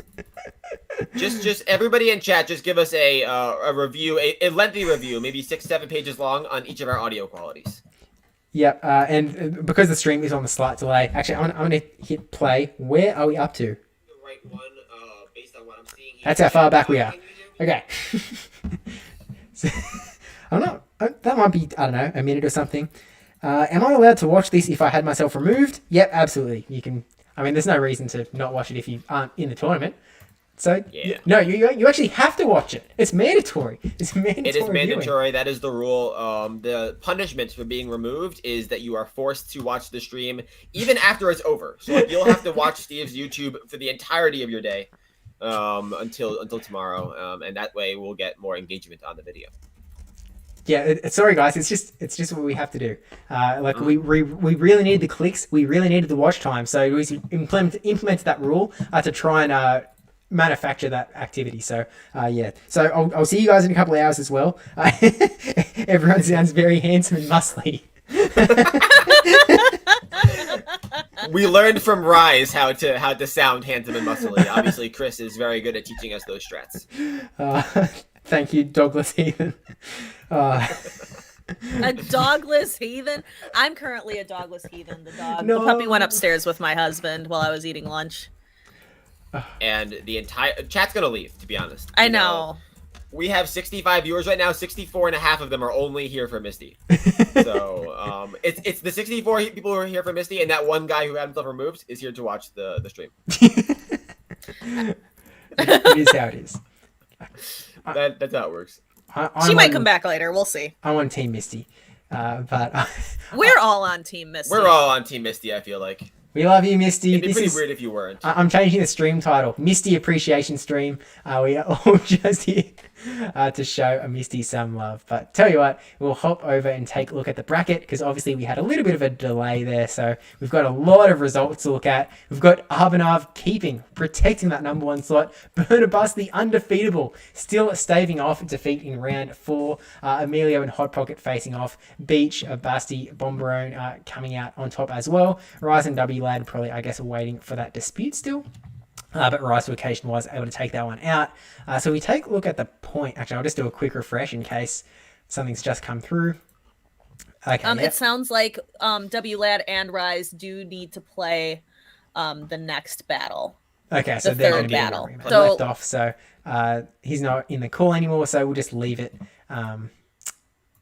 We know that Rise won, and I guess we'll look ahead towards round 5. But a little piece of trivia for anyone who might not know: Burnabus and Beach, as Steve mentioned, they're both in the top 4 right now. They're both undefeated. They are also on the same factions team.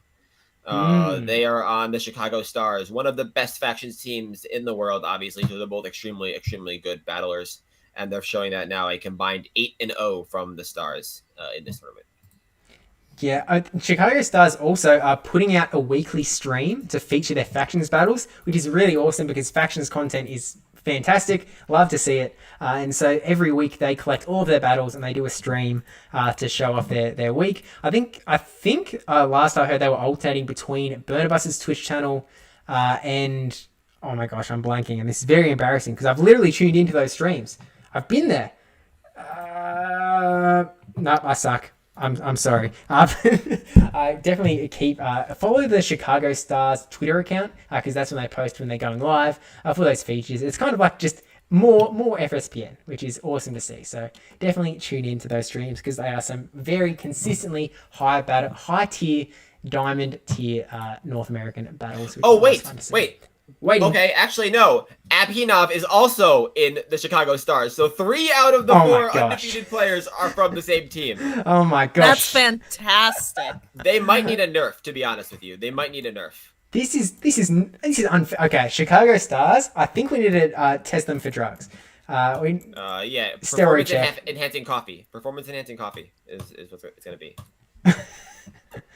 Oh man, and Chicago Stars. Everyone be scared. Everyone be scared. Tell you what, all other North American factions are lucky that they do not have to play in factions in Guardian Cup, because otherwise they would be in some serious trouble. I actually had the pleasure of playing Abhinav myself in the factions bout because my team played Chicago Stars last week, and I was matched up against him, and it was a very, very good battle. The entire team, obviously, based on this and the fact that they are in Diamond tier, is very good. One of the best teams in the world for sure. Yeah, and consistently so. Did they? I might be remembering wrong. I feel like they won this first cycle. Yep, they won the first cycle. They were the only undefeated team ever as well. Yeah, you're right. They 7-0'd the first cycle. They won. I believe it was the cycle 1 or the preseason. I don't know, but yes, they went 7-0 in the first cycle.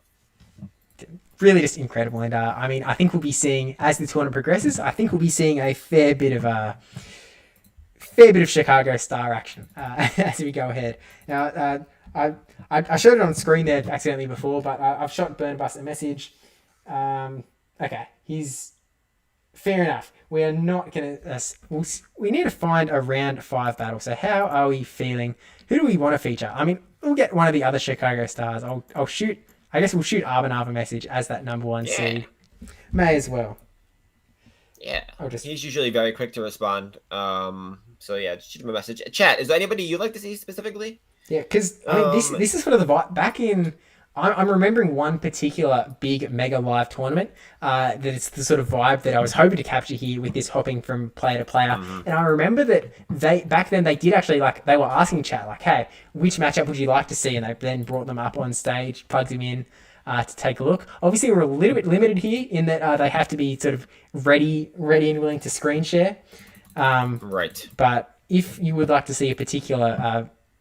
I guess we don't know the matchups yet, but we do sort of need to grab someone before they start battling and don't hear us anymore. So if there's a particular battler you want to see, then let us know and we'll see what we can do in these next couple of rounds.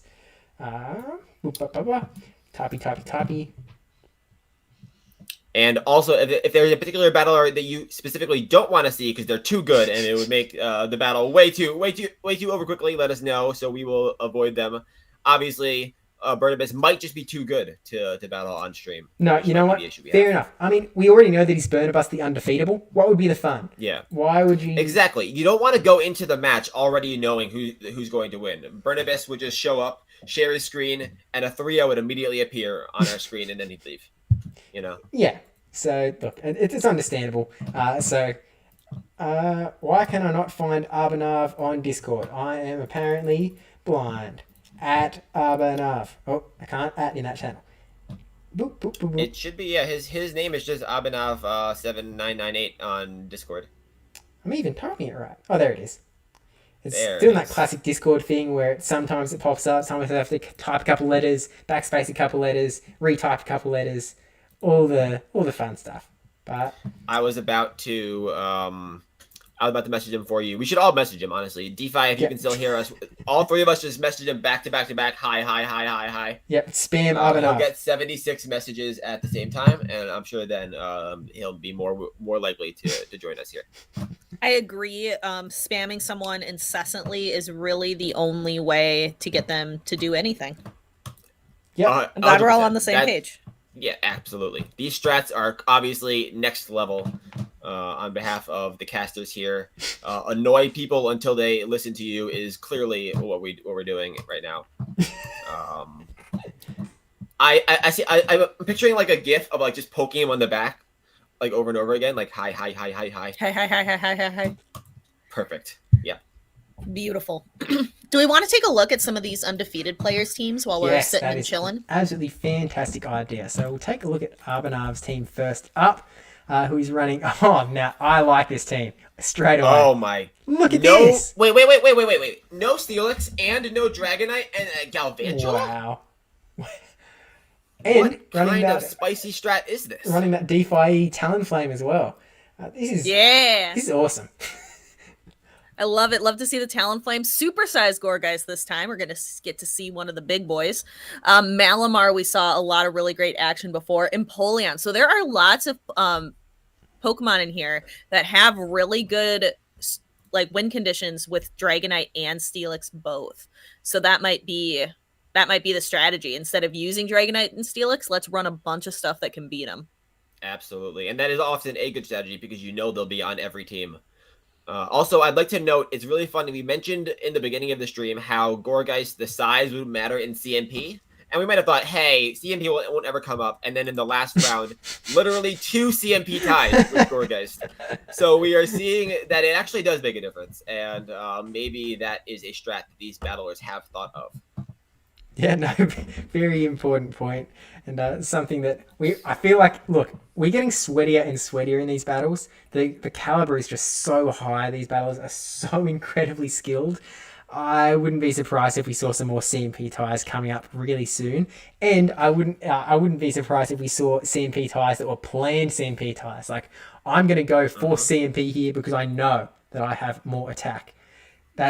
Absolutely. I'm ready because we're going to the final stretch, the final 3 rounds of this 7-round Silph Arena Showdown.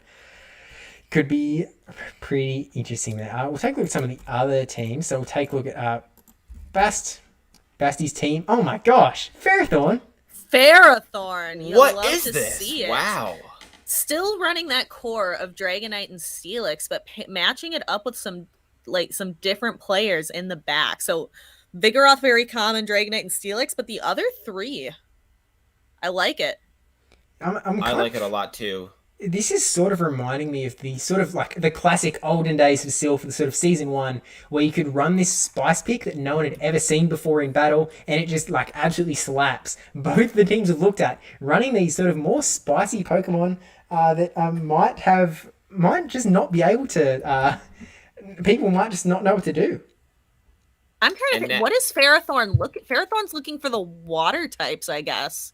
Steelix, it would be. I think it would do okay against Steelix. I'm trying to think, what is Ferrothorn out to get? I guess it's got. I think you're right. I think it's mostly just for like the water cast form. It'll beat the Steelix, and it's not terrible against Dragonite. It's very moveset dependent. If you're running like Flash Cannon, you can beat Dragonite as well. Obviously, if you're running Thunder or Mirror Shot, the matchup's a little worse. Yeah. That is interesting. I mean, like I guess you're doing okay against. You can throw stuff at Steelix. You can throw stuff at Dragonite. You've got the Steel type, so you are resisting the Dragon damage. Maybe. I mean, maybe we get to see it in these next couple rounds. I don't know. Creaser in the chat. The Pharaoh Pellicore is strong, and I can see it. I can see that being a very strong core to use in this tournament. Pharaoh Pelipper. So, Pelipper's obviously got that in a really nice fighting coverage. It's got that water weather ball, so you can attack the Steelixes. I guess Ferrothorn is doing okay against Dragonite. I actually do love the idea of Pelipper here. I don't have it on any of my current teams, but like Steve just mentioned, the fact that you have the wing attack to deal with the fighters, but also still the water moves to deal with Steelix and Ninetales, it looks like a pretty strong choice in this meta. Interesting. I'm now scared to look at another undefeated team. So I'm ready to see some crazy. They're using a Magikarp and defeating. Pidgeotto. Roserade. No, Roserade. Roserade's the spice here. Interesting. Wow. Roserade's it's very underrated, I feel, as a Pokemon, just because it is so squishy. But yeah, having two really awesome fast moves in both Poison Jab and Bullet Seed, and then having that really like Fire Weather Ball is fantastic coverage. And then it really does. You could run, like, if you could nuke something with Solar Beam or Dazzling Gleam if you wanted to. Yeah. So it does have some very interesting moves at its disposal. And the powerful Stab Leaf Storm can end an entire bloodline of opponents. You never want to get hit with a Leaf Storm from a Roserade. Just devastatingly strong. It's a Category 5 storm hitting whenever Leaf Storm lands from a Roserade. Definitely a very scary one, and one that Beach can probably pressure some pretty good shieldage with the Weather Balls from Roserade, the Night Slashes and Leaf Blades from Surfetch, maybe because he Brave Bird, Malamar getting moves off pretty quick, the Weather Balls coming off pretty quick from the cast form. I think I kind of like the strategy, and obviously, I mean, look, it's working pretty well so far. I don't think we need to question it too much. I don't think. Obviously, these trainers are all doing a very good job. And while Dragonite doesn't really pressure shields as well, it just ruins your day with Dragon Breath nonetheless. Yeah. But hey, still interesting. That does Burnabus. Running, okay. No spice from Burnabus. No spice needed. Because look at this. Boom, boom, boom, boom, boom. Burnabus just crushing with your Dragonite Steelix core. You've got that Ninetales. You've got that Rainy Cast form. You've got the supersized Gorgeist as well. Actually, maybe the early hype around the smaller ones was false. Because it seems pretty super up in this upper echelon of success. The bigger the size, the more you win games. Dang it. The bigger the size, the bigger the win is what we're going with Gorgeist here. Heck. Someone want to trade? Okay. So I've shot off a couple of messages to these top battlers to try and get someone streaming for round 5. Getting a lot of thoughts of phones not being the bestest, but We'll see how we go. That has happened to me too. Obviously, if you're like not at home or not on Wi-Fi, the added stress of having your phone streamed is not necessary. So I understand people not wanting to put their phones through that, but hopefully we get a strong battler here in a little bit. Yeah. When Team Rocket Academy did their Shadow Cup, I think it was the Shadow Cup 2.0.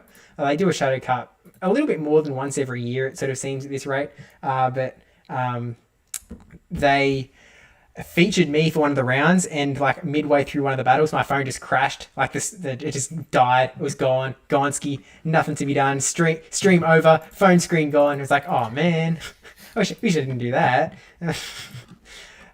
So I have upgraded my phone since, so it can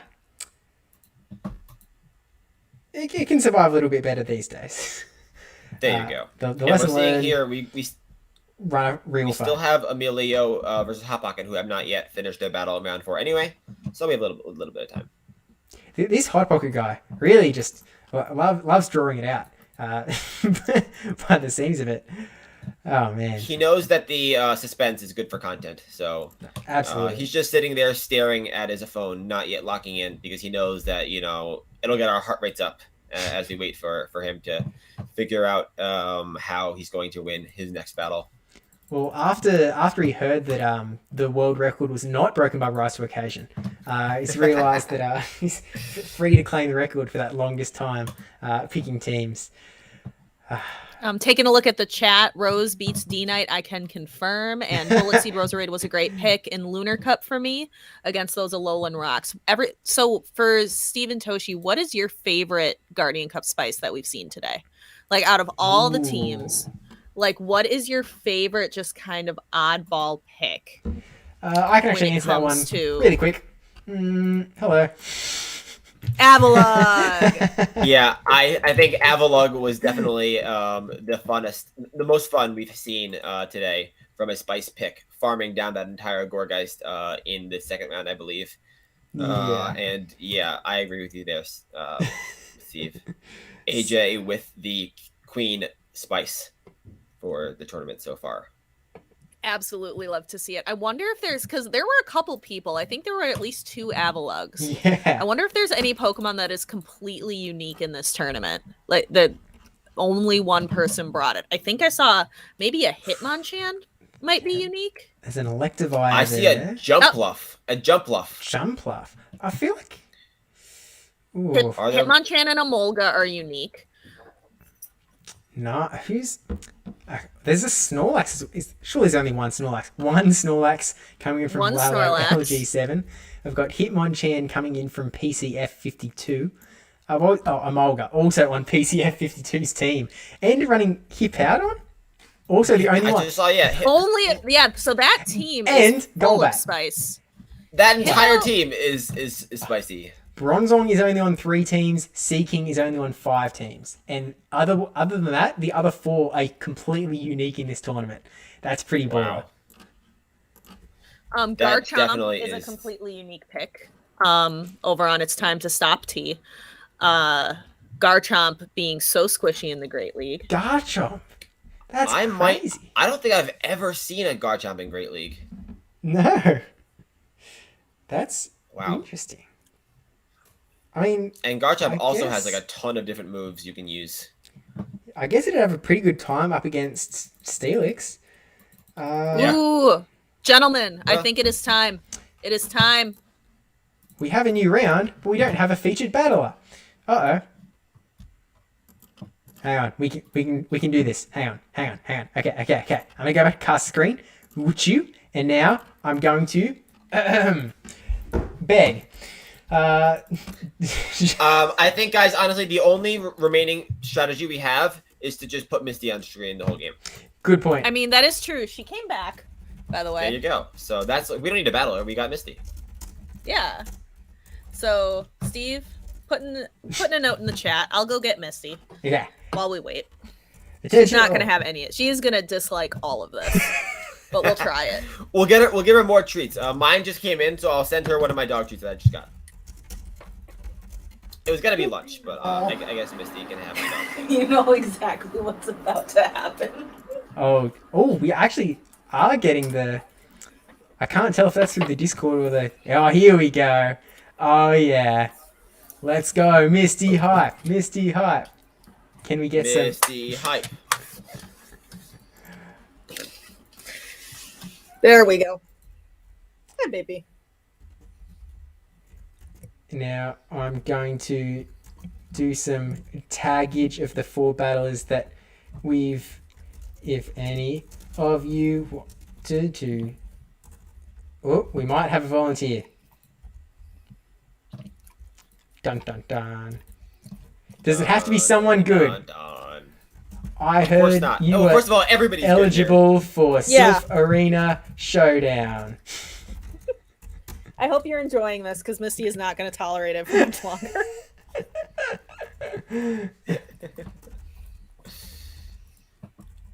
Misty, what is your favorite part about this meta so far? Misty, what is your favorite part about the meta? Mhm, I mhm. know there's no Greedent in this meta. There's no squirrels. I'm sorry. That does make things tough. Yeah, she's just like, let me go. Okay, I will let you go. I will stop the torture. Bye. Thank you for coming to say hello. Thank you. Graced by Misty's presence again. Okay, okay, we have a volunteer. We have a volunteer. You love to see it. Okay, now we need to get them. They need to be given the permissions to. Okay. So I need to send that to Abyss Actor. Can you please give the permissions to Smiley Face? My dog is looking at me like, you made me do that, and that's all the treats I got. I What is was this promised garbage? twice as many treats by my manager when I agreed to go on stream. I'm never doing that Unacceptable. again. Never again. We have a really good system because she knows I like it when I stream for her to be on the couch. So now when I pull the treats out, she just runs over to the couch. There you go. Like, oh, this is what mom wants. And then if I get off the couch, mom will give me another treat to go back on the couch. And then I'll just And get they off the say- couch again. And they say bribery doesn't work.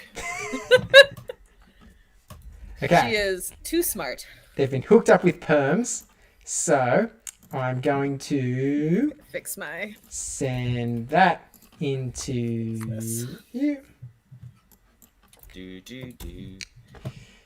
Dogless Heathen in chat says, Misty used Lick. It was super effective. It was super effective. That's the strat that she typically use. That's the standard moveset on Misty.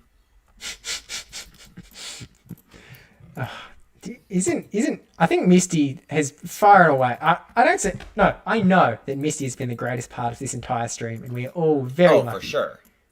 Yeah, by far the best part. I'm glad that she's decided to grace us with her presence. She is quite lovely. We are all very lucky to have her on stream. And we now have a battler on stream as well. We All right, we can take a look at... We didn't look Okay. at Book's team before. no. I'm We did just not. gonna get all of the teams on screen. I'm going as fast as I can. Okay, so we are gonna see. I realized I didn't actually refresh. Refresh round 5. Hello. Okay, Bukk. Oh, are you looking at this team, DPhiE? Book's team? Yeah. Yeah. It's got your favorite bird there. The Talonflame. The Talonflame hype. The Let's see 10k it. flame. Bukk, I battled Bukk. I forget which cup it was in, but I did some practice battles, and his Talonflame just like ruined my life. Uh-huh. He's running that triple flyer strat with Talonflame, Dragonite, and Pelipper. So fighters might be resistant to come into this this team. But Talonflame is just so overwhelming if you give it shields, because those flame charges obviously will add up and start to make those incinerates hurt quite a bit more. Yeah, and Bukk is actually one of my patrons, and they are known as a Talonflame aficionado. They really know what they're doing with the Talonflame. They're pretty good at it. Oh, and I think all good. I accidentally hid DPhiE, but it didn't actually come up. I'm going to cut over to the teams, so that's all going to be on screen with the two of you casting, and I'll get the phone set up on the back end, and I'll see you all soonies, and I'll let you know when the battles are actually starting. Choo choo. Slow swipe. Let's go. Slow swipe. All right, and here's that Skarmory, Toshi, that you were mentioning. Only on, I think, 5 teams today, but is an incredible pick. You just don't want to get it matched up against Steelix. But really, everything else, Skarmory does a really, really good job. I agree. It's definitely going to be very good against the Dragonite, like you mentioned, and the Toxicroak. The Luxray might give it pause as well. Just because, you know, of that, obviously, that wild charge damage and the Talonflame. But I'd love to see Skarmory come out here just maybe to deal with that Toxicroak on Bukk's side. Exactly. So also taking a look, Tony's got a Mantine. We haven't seen a ton of those today. Definitely a popular pick when it comes to a water type, but not as popular within this set of battlers today. Also got a Machamp, Steelix, Rainy Castform, Surfetch, and the Skarmory. No Dragonite to be found on Tony's team. So something interesting to note there. But yeah, Bukk and his Talonflame, definitely an expert Talonflame user. So I think we might see it get some play. Absolutely, I agree. And I agree with you about Mantine. It's a very good Pokemon. It's incredibly bulky, even in Great League, and has a wide array of movesets. It has Bubble, Wing Attack, even has Bullet Seed, which definitely surprised me in a tournament once. Did not expect it. Forgot I had that, to be honest. But it is there. What was the tournament Brawler Cup where Pokemon were put into weight classes? Yeah, was that it? I think that sounds right. It weighs right. 485 pounds. Excuse me? I know. That I was ridiculous. So surprised. It's almost 7 feet long. I am Googling this. That is crazy. It is bigger than you think it is. Yeah, you're right. It's 7 feet long with that's ridiculous. Meanwhile, Charizard is like 3 feet tall. I know. I think it's like 5 feet, but still, Charizard is much smaller than you would think. If you're keeping track at home, Charizard is less than half the weight of Mantine. Small little flying Pokemon? No, sir. Twice the size of Charizard. And probably even bigger than large Gourgeist.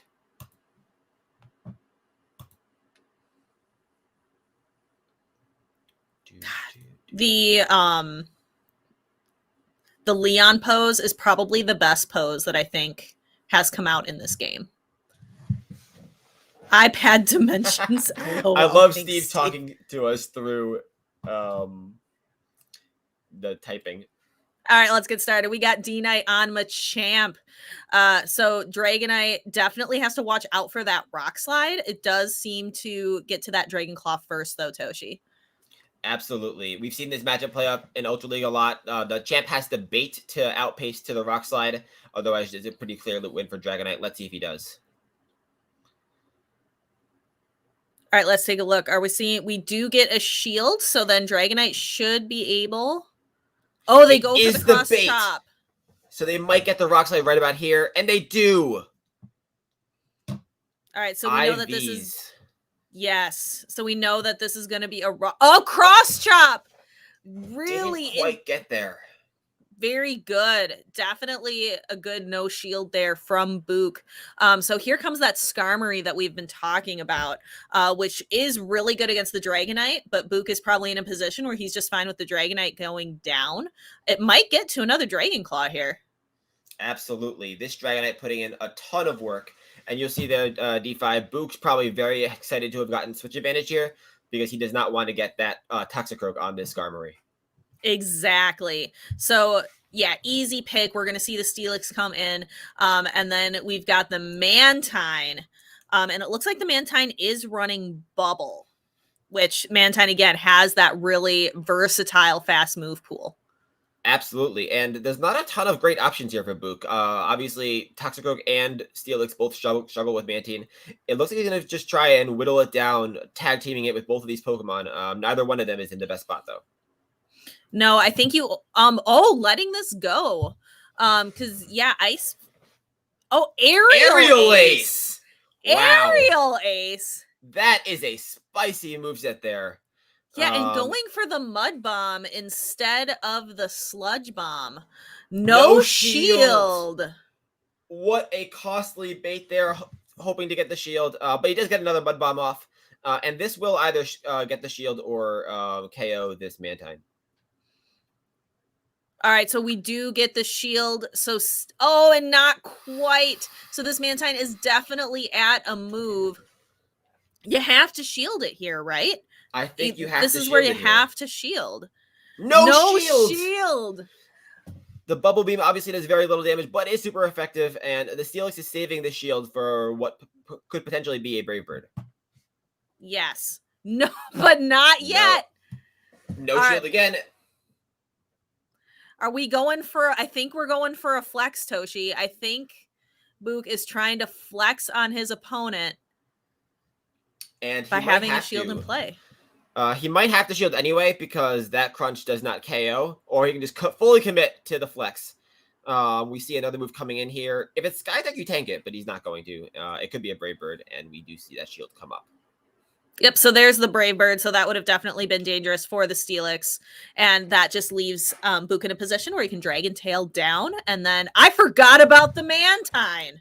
The Mantine's still there. It has a move. It's saying, not over yet. Will this be enough? Probably not. But the Steelix still survives with like 5 HP left and will get this final crunch off. I didn't realize the Mantine survived. Did you? Did you No. see it up there? I totally forgot. We were talking so much about Brave Birds and shield flexing. The Mantine was still waiting in the back for us. All right, something I gotta look. Kreezor is suggesting that we need to look at how much a Surfetch weighs. Let's do it. Is it going to be really high or really low? That's my question. It's got to be deceptively high. It's got to be. I'm seeing Surfetch come in at 2 feet tall, but 260 pounds. What? That's Is its body made of iron? How do you fit in 260 pounds in a 2 feet bird? It's solid muscle, I guess. Oh, you know what it is? Surfetch is like a knight. Maybe they're counting the shield. Maybe the shield counts toward this weight. Like if you look at it, like it has that leek sword, and then it has like a shield made out of like tree or something. Maybe it's just very heavy, or the sword might count. The sword might count towards the weight. Absolutely insane. That is a thick. Yeah, even so though, that is still a thick bird. That is a very thick bird. It's clearly done well in bulking season to put on that extra weight to help it deal with some of these matchups. Obviously, you want the heavier bird. The heavier Surfetch will do better against the Dragonite, I assume. All right, looks like we can see Skarmory on Dragonite again. Or no, not again. But we did see a little bit of this matchup earlier. This is not where Dragonite wants to be. It is not DPhiE, but I don't think the Dragonite can switch out either because the Toxicroak in the back doesn't want to deal with Skarmory either. Bukk might have to just stay in here and hope for the best. Right, and just try to get to line up the Steelix onto the Skarmory and hope that the Toxicroak can take out the other two Pokemon. I think that's all you can do. So Skarmory coming through with that Sky Attack almost completely knocks out the Dragonite, does get to one more Dragon Claw. So that will help out a little bit so that maybe the Steelix can do a little bit of work on the remaining quarter of the Skarmory's health.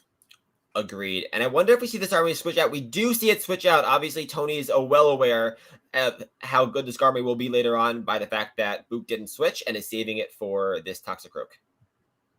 Right. The mind games are at play. This time going straight for that Sludge Bomb, but Mantine is thick. Even though this Sludge Bomb is a really heavy-hitting move, wouldn't do that much damage. We did see a shield, though. And it looks like no shield here on the Toxicroak. Just and a Bubble Beam. Bubble Beam and Aerial Ace being the same amount of energy, so that was a costly bait there, trying to get the shield and the debuff at the same time. All right, let's Do we see. see it again. Yes, so we do see a shield and another Bubble Beam, just kind of debuffing the Toxicroak, not really giving it a chance, though, to switch out. So going for the Sludge Bomb again, but this time it's double debuff now. We're 2 stages down. Ooh. You mentioned before, DPhiE, how Mantine's tanky. It's even tankier after 2 debuffs. That Sludge Bomb barely hurt, and Mantine is still more than capable of finishing off this Toxicroak. A third Bubble Beam comes through, and back comes into Steelix. All right, so Steelix has a lot to do here. So there's the Mantine.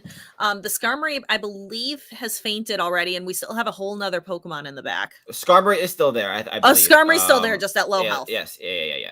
Skarmory's there. Obviously, it can't do a whole lot, but DPhiE, the Steelix is the last Pokemon, so they cannot clear this debuff, and we'll have to beat the Skarmory and whatever is in the back with a debuffed. Oh, and another Steelix. So this is going to come down to baiting, Bukk going straight for that Earthquake. But it is debuffed at this point. It might not KO, but we get the shield anyway. I believe, honestly, the other Steelix might just go straight Crunch, understanding that it's already in the yellow and maybe doesn't need the Earthquake. Yep, so using as many Dragon Tails as possible. Went for the shield at the very last second. Uh-huh. Oh! We almost saw a catch there. I saw the Earthquake almost get clicked, but barely avoided it. And we see this Skarmory is going to Sky Attack now. Or Brave Bird. Wow. And that finishes off the Steelix with so much energy, but as DPhiE mentioned, it was just too much to handle, having to beat all 3 Pokemon by itself. Very well played there by Tony. Yeah, so I believe, is that... Remind me, is that Tony 2 at this point? Or is it 1-1? No. It's I 1-1. Bukk won game 1, yes. We had that Mantine come back from the dead and Bubble Beamed, but it did not end up beating the Steelix in game 1. Right, that was right. So we're Bukk 1, Tony 1. Absolutely. Got it. And very well played games on both ends. The Steelix managed to win for Bukk in game 1 and was not quite enough to beat all 3 Pokemon in game 2. And correct me if I'm wrong, DPhiE, but all 4 of the rounds that we've seen before have gone 1-1 going into game 3. I think actually, Rise might have won 3-0. But everyone other than Rise has been a 1-1. Very close matches we're getting here on stream. They've all been 1-1 other than the Rise to Vacation matchup we had earlier. And I think a lot of the battles in general are doing a lot of that 1-2, 1-2, 1-2. Because again, these are some of the best battlers out there. So they have the ability to kind of come back after losing maybe the first match, having that ability to come back from that. So I don't think we're seeing a ton of sweeps at the showdown here today. I think most of them are kind of that 1-2 matchup instead. Absolutely. And you're absolutely right. With these, obviously, all the battlers in this tournament are elite. And you have to play a lot of mind games, like mentally, when you're going to a game 1 and then a game 2 and getting game 3. Let's see if they make any mind games here. Ooh, so Pelipper on Skarmory. If I remember correctly, this is a fairly neutral matchup because the Weather Balls are very, very spammy. Pelipper far outpaces Skarmory. But however, the wing attacks are resisted on the Skarmory, and those sky attacks pack a lot of damage. So it can kind of go either way depending on how the battlers want to use their shields. Absolutely. And I think the Pelipper will need to sneak in like 2 to 3 wing attacks to win the 1 shield. You need to get to like the 4th Weather Ball. It is possible, but as you mentioned, it's definitely better for the Skarmory. All right, so we've seen 2 Weather Balls fly already. Skarmory has a bunch of energy. Are we going to go straight for a Brave Bird? Are we going for a Sky Attack? Oh, it almost takes it out, but not quite. And Pelipper, not quite able. Sniped down by the Machamp. But now Machamp is stuck in this matchup against the Toxicroak. Absolutely not where Champ wants to be. This Toxicroak is in a great spot, and you see the DPhiE. The Luxray is in the back to deal with that Skarmory. No Steelix this time on Bukk's side, but still a good matchup that he has in the back there. Right, so farms all the way up to 2 Mud Bombs. So has a Mud Bomb ready for the next Pokemon coming in. Probably the Skarmory coming back. Most likely. I wonder if the Skarmory throws to try and get it out of here or tries to farm all the way down and just handle the Mud Bomb. We'll find out. Oh, handles the Mud Bomb, so no farm. So let's see, are we going to see a shield? Because I believe we still have shields left in play. I think every shield is still left in play. We do see a shield and an immediate switch into that Luxray. 2 shields left. I don't know. Do you want to shield that resistant Sky type or just save all your shields for whatever the back Pokemon is? He does shield. All right, and we're going to start seeing the Luxray start kind of ramping up, building up on energy. This could this be a Brave Bird? Because even though it's resisted, it would still hurt quite a bit. Do you do the full farm down? No, you don't. The Mantine comes back in. Tony loves this Mantine, but nowhere to go for these wild charges. Absolutely nowhere to go from Tony's side. All right, so here we see that first wild charge come through. That is going to debuff the Luxray, but throwing right again. There is a shield. And I'm kind of watching it too. Just I want to see. Yeah, ooh, and the attack gets debuffed as well. Bubble goes through. I think even with the attack debuff, this wild charge, double super effective, will devastate this Mantine. And there it goes. And do we get a full farm down here from the Luxray onto the Skarmory? It does look like we do. That was very close, though. But that comes down to Bukk knowing exactly how much health was left on that Luxray, even with a double wild charge debuffing the defense to basically nothing. Knowing that the Luxray would survive to be able to farm down the Skarmory. Absolutely. And you know what, DPhiE? That was tremendous game planning on Bukk's side. He noticed the double flyer coming in on Tony's end in both of the first 2 games and thought he could sneak in a Luxray as an element of surprise, and it worked brilliantly. Tony probably expecting that Steelix like he had in the previous games, and the Luxray ends up paying dividends. So I don't know what Bukk was talking about, thinking that he wasn't going to be able to put on a very good performance. That was absolutely amazing. Very good content. Thank you for the battles, both Tony and Bukk. Yeah, what was that? Not talking about good battlers. Everyone in this tournament is amazing. Tremendous battles from Bukk, and some of the better Luxray play we've seen all day in Game 3 there. Steve, I think you are muted. Dang it. I was like, is my stream not working, or is Steve quieter than usual? Okay, fine. That's 2 strikes. We just need to avoid a third. We've got like 2 more rounds, and as long as we don't avoid 3 strikes and I don't get sent to the Shadow Realm. But either way, yeah, seriously, thanks to Bukk for sharing your screen, because that was much appreciated, because we didn't have anything set up for round 5. I'm a little bit more hopeful that we might have something for round 6, just waiting for a response. But seriously, really well played from both battlers, and it sort of just is a reminder that everyone who has been invited to the Silph Arena Showdown deserves to be in the Silph Arena Showdown. They've had to face, like, this is the 4th showdown, or 3rd showdown, because it's based on the 3rd month of battles, based on Glacial Cup rankings. And you know, you've had to battle through 3 months of hard competition, and only like the top of the top are getting invited to this tournament. You have to know what you're doing to get to this point. And knowing Bukk on a more personal level, he's always doing he's on the Flash tournaments for all server. He's doing a million tournaments all the time, just constantly. He is practicing. He's learning how to use these slightly spicier teams, and it is generally working out pretty well for him. I mean, he's now 3-2 in the Silph Arena Showdown, which is a really good result. Like, even a 3-4 is a brilliant result when you're talking about the Silph Arena Showdown. It's probably still boosts your ranking quite significantly, even in this regime. But yeah, seriously, well done, and with a pretty fun team as well. And I didn't get to put it on screen, so I'm just gonna quickly put it on screen now. Completely irrelevant, but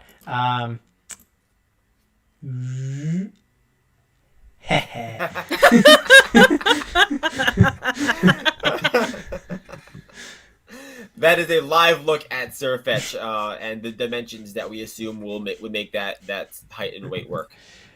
That is all. Yes. Thank you, Creaser, for letting us know. Brilliant addition there, Steve. I'm a little bit mad that you didn't put that up during the battle. We could have had that above the battlers. Surfetch.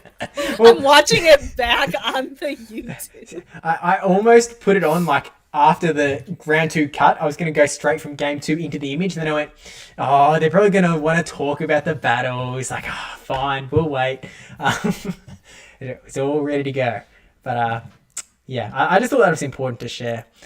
So Incredibly important. The most incredibly important. I think we should spend the rest of the stream just talking about the different heights and weights of different Pokemon. Yeah, I'd be all for it. I'm still shocked that Mantine is so heavy. It is. It was honestly because I realized that during the Brawler Cup when Pokemon were divided into weight class. I'm like, how is Mantine in the same weight class as Steelix? And I looked it up and was just floored by that realization. That is crazy. And also a very important question for you guys. Do you pronounce it Mantine or Mantine? Okay. Both. I have said both so many times. I originally said Wait, what did I originally say? Mantine sounds... Oh, maybe that's... Mantine? Oh, no. You've got me existential, Toshi. That's always my plan. I believe, if I get nerdy for a second, I believe with the E at the end, it turns the vowel right before it into the hard I sound. So I think Mantine is right. But I just said Mantine. It probably sounds better saying Mantine, but I believe phonetically Mantine is the way you go. Yeah. So I gotta point out in the chat the comment from Mullet Mania. You three need to cast more often together. And I was like, aw. And then I saw Steve, DPhiE, and Pupper are A++ quality.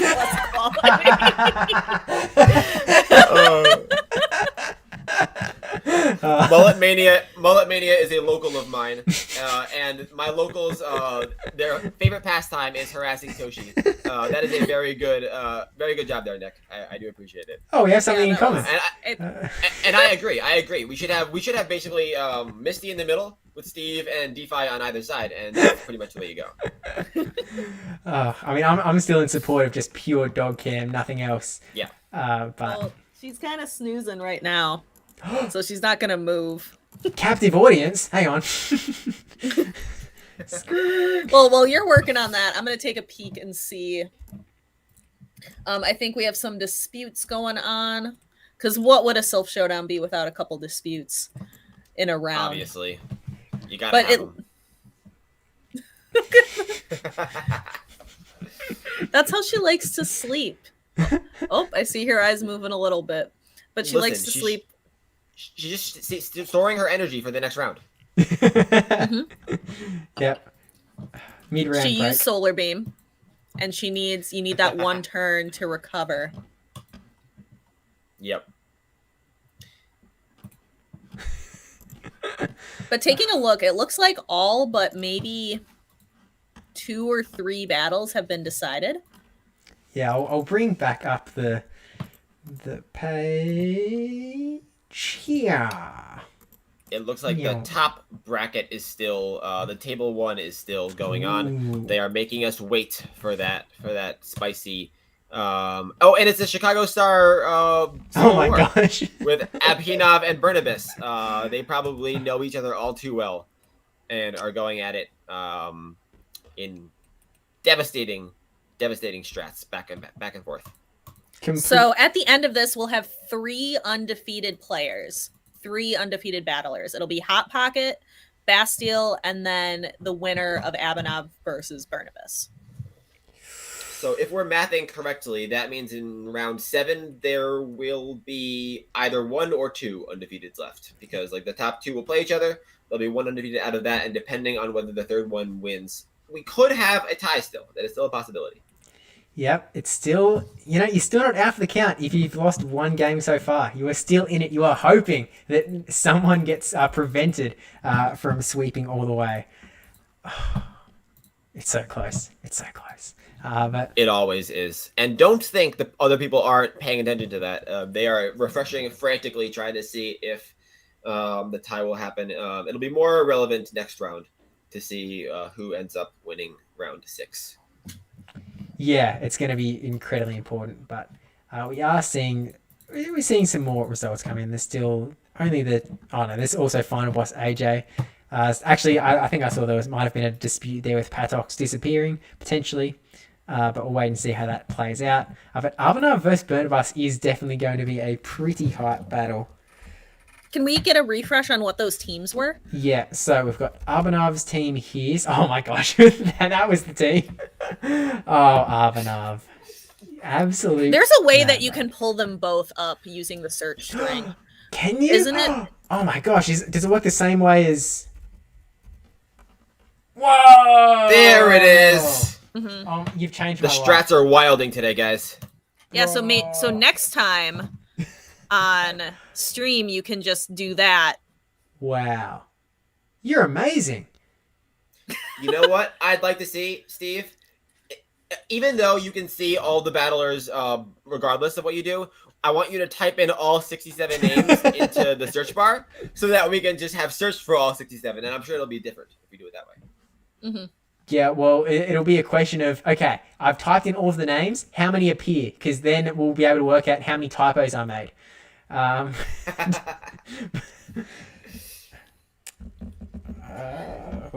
right, but yeah, I love Abanov's team here. Absolutely fantastic. Just not seeing the Steelix and the Dragonite again. Also, that real Talonflame. Empoleon, I feel like, is underrated. Beats both Dragonite and Steelix. Is a fantastic Pokemon, but I feel like it wasn't super popular this month. I wonder why that is, because you're absolutely right, DPhiE. Being a core breaker for Steelix and Dragonite is huge. And Empoleon is just so reliably good. Like, Waterfall Hydro Cannon is so reliable as far as the damage output goes. It probably just is how bad it is against the fighters that is preventing people from using it more often. But it's still a very, very strong Pokemon. Yeah, looks like we're having a little bit of problemo getting a stream 6. I'm still... I hit up Rise again because he might be able to come back on stream if he's around. I think he was like one of the first battles that was done in round 5 against the Thespianov. Thespian makes more sense. Who is still in the running for that Continentals invite if that tie does end up coming through. And I believe Rise is one of the top seeded battlers here. So there's a chance that Rise could be the person that needs... that sort of is the one to stop the sweep. Actually, I think Basti might. Basti looks like there'll be... oh no, Basti's not undefeated, is he? No. No. He is. Yes, he is. Yes, he's one of the other undefeated, yep. One. So it could be Basti against Rise to figure out who is going to eventually. Yeah, so if Rise wins the battle, then it would keep the hope alive for the tie. But if Rise were to lose the battle, then it would be GG's, and the winner we will be seeing a 7-0 sweep today. Both perfectly exciting for the content side of things, but we'll just have to wait and see how it does end up playing out in practice, I suppose. Looks like okay, that one dispute with Patox being absent is slowly pressing along. They've been given 1 game loss. They'll be given the match loss if they aren't... Oh, I guess it's been 5 minutes, so they've probably been given the match loss, or they've appeared, potentially. There's been a rematch granted in the 23 EJB match. Okay, so this match actually had a dispute, which looks like there'll be a rematch, so that one isn't quite done yet. And we've got... that's the dispute one. That's a dispute. We've got these two playing that I haven't seen a dispute for, and we have Arbanov and Burnabus hanging out at the top as well. And then, Bukk, we could have Bukk us sharing a screen as well.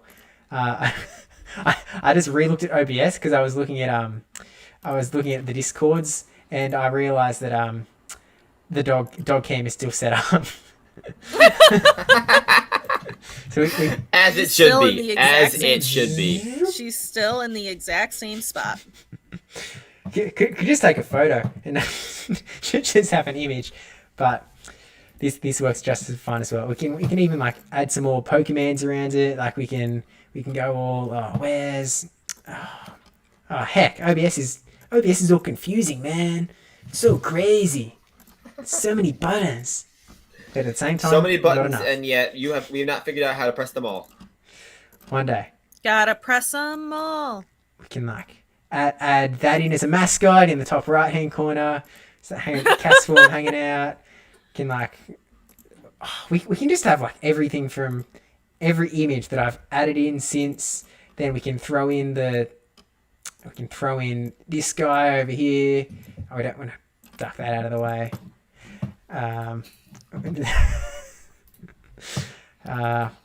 What else can we throw in here? What? All right. Well, we got the Castform, we got the dog, we got some duck representation there on the side. What about? It's a good question. Let me think. What do we want to put up to represent like this tournament? Like, are there any goofy pictures of Steelix we can put up? Google Steelix, everybody. Google Steelix. Steelix, funny picture. All right, images. Let's go. They all look pretty standard. I'm very upset. Yes. Yeah. Look, I'm a little Unfortunately. disappointed. Very disappointed. It's like Google's not even trying to help us out with our stream. Oh, okay. I mean, look, this will do the job. Save image. Add image to OBS. Okay. Browse. Downloads. And hiya. Boom. I love it. There you go. Mullet Mania in chat is also asking, is that a Twilight Cup pillow in the background behind Misty? Is that yeah? Twilight. Good eye there, Nick. Nice. How did I not notice that? That's crazy. Yeah, there's a Kingdom Cup pillow that she threw on the ground too. And I have a Rainbow Nice. Cup pillow. That's so So, awesome. am I to believe that she prefers Twilight, the meta of Twilight to the other two, given that she had not yet thrown it onto the ground? I believe so. I believe that is Okay. something that we can gather. Brilliant. I agree with you, by the way, Misty. Twilight was a very good cup, so clearly you're our dog who understands metas very well. PvP poke Matt. Yes. Our Lord and Savior. Welcome to the stream. Okay, I'm done. Based on where that is, you can just you assume that Matt is just lovingly looking over at Misty, which I believe is probably the case. I imagine so. His eyes kind of look towards like Misty's face. He's probably like, "Oh, what a dog! What a dog!" What a dog. I would like to give a very special shout out to everyone who is currently sitting in chat. It's presently, they're looking at a screen. If you are only just joining the stream right now, I don't know what you would think, to be completely honest. I mean, let's not tell anyone either that this is like. We'll just assume that this is the stream. The whole stream is just this. I mean, look, I think we'll just like start pretending to cast battles, and anyone who comes into the stream is going to be so confused. They'll be like, "What? Oh my gosh! The Dragonite gets the Dragon Claw. That is absolutely insane. That is going to clutch out the battle." A brilliant sack swap from the Castform into the PvP. Wow! Oh my gosh! Oh, Matt with the nuke. PV Poke says I love Doc. As you should, Matt. As you should. Is that actually PV Poke? Is that actually Matt? I have no I'd idea. hope so. I If hope it's so not- too. If it is Matt, that's wonderful. And Okay. Matt, what do you think about your picture looking up towards Misty lovingly? I think it has to be Matt, because there's 3 videos uploaded on that channel from 2 years ago titled PvP Mechanics Example. I should go watch that video. Let's just watch Matt's videos on stream and just like learn PvP again. You know? Yeah.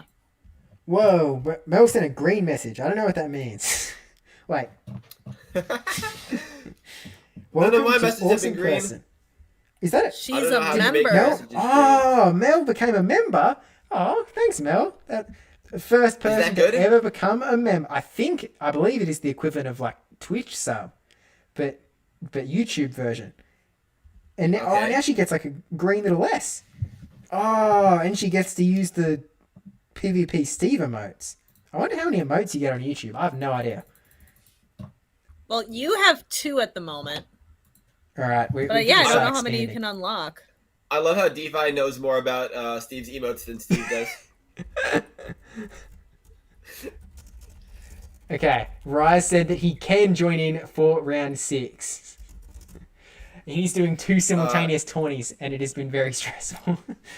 PvPoke says, "I could be anyone. I could be a dog. That would be a great benefit, Matt, if you were a dog. And honestly, I'd be even more impressed about the good work you do if you were a dog. But yeah, hard to tell for sure. I think our respect for Matt would only increase knowing that Matt was a dog this whole It would time. have to. Yeah, it would have to. Being that talented while also being that cuddly and cute as a dog would be phenomenal. Yeah, but hang on. Wait, where is? I'm trying. I can't find anything anymore. I've added so many images to OBS that everything's lost. Okay. Listen. I've got a job for you, Steve. Okay. You see how Matt has glasses on in his picture? I do We see need to that. Photoshop glasses onto Misty, and that'll be the representation of Dog Matt, or any dog. To be honest, we can just put the glass on any dog, and that's Dog Matt. Good point. Okay, hang on. Google dog with glasses. Okay, perfect. Load. Oh yeah, the big Matt vibes coming from this puppy. Oh yeah, you gotta. Save image. All of these dogs are Matt-like. Oh, she just did a big sigh. Oh. She's So probably these- just enjoying the stream so much. Yes. Okay.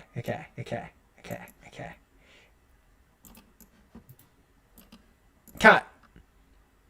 Oh yeah, big Matt vibes. That is absolutely Matt. Are we positive that's not more Matt than the actual Matt? I think I've just copy pasted the same photo. Oh, Yeah, I'm pretty sure. I we've don't got some think interest. Oh, that's the same oh. as Matt. Oh Matt. no! No, don't leave us. No, Misty's just transformed into the photo of Matt. It's just morphed. Matt and Misty have combined to form Dog Matt. But no, I'm fairly confident. I'm fairly confident that that is the original picture of Matt, and Steve actually changed nothing. Yep. Okay, so we are currently at time in the round. There are 20 seconds left. Don't worry, we can talk about Dog Matt for the next half an hour. It's fine. Okay, good.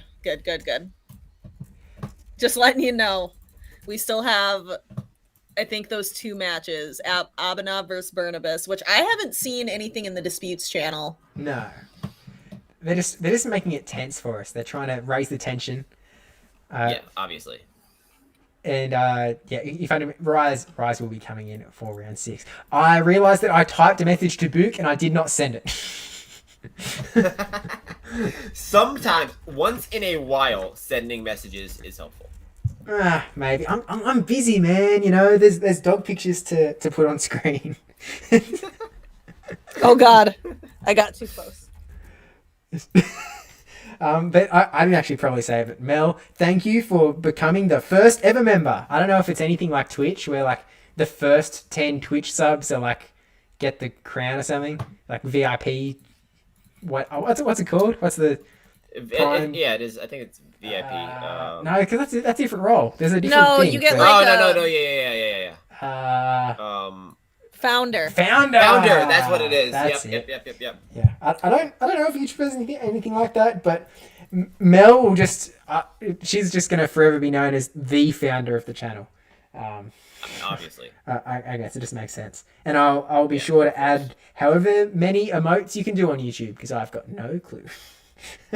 Steve clearly has a very strong understanding of how YouTube works for members. I am YouTube expert. Yee. Oh, don't tell me back. YouTubeilio. Come on, dog. You can do it. I believe in you, Misty. Let's go. We're floundering here without Misty. I'll try to get her. I'll try to convince her to go back on the couch. Give me a sec. Steve hasn't made up a new word in like half an hour. It's a disaster. Oh my gosh. Look at her go. Misty. Okay. And boop. Woo! Yeah, baby. That's what I'm talking about.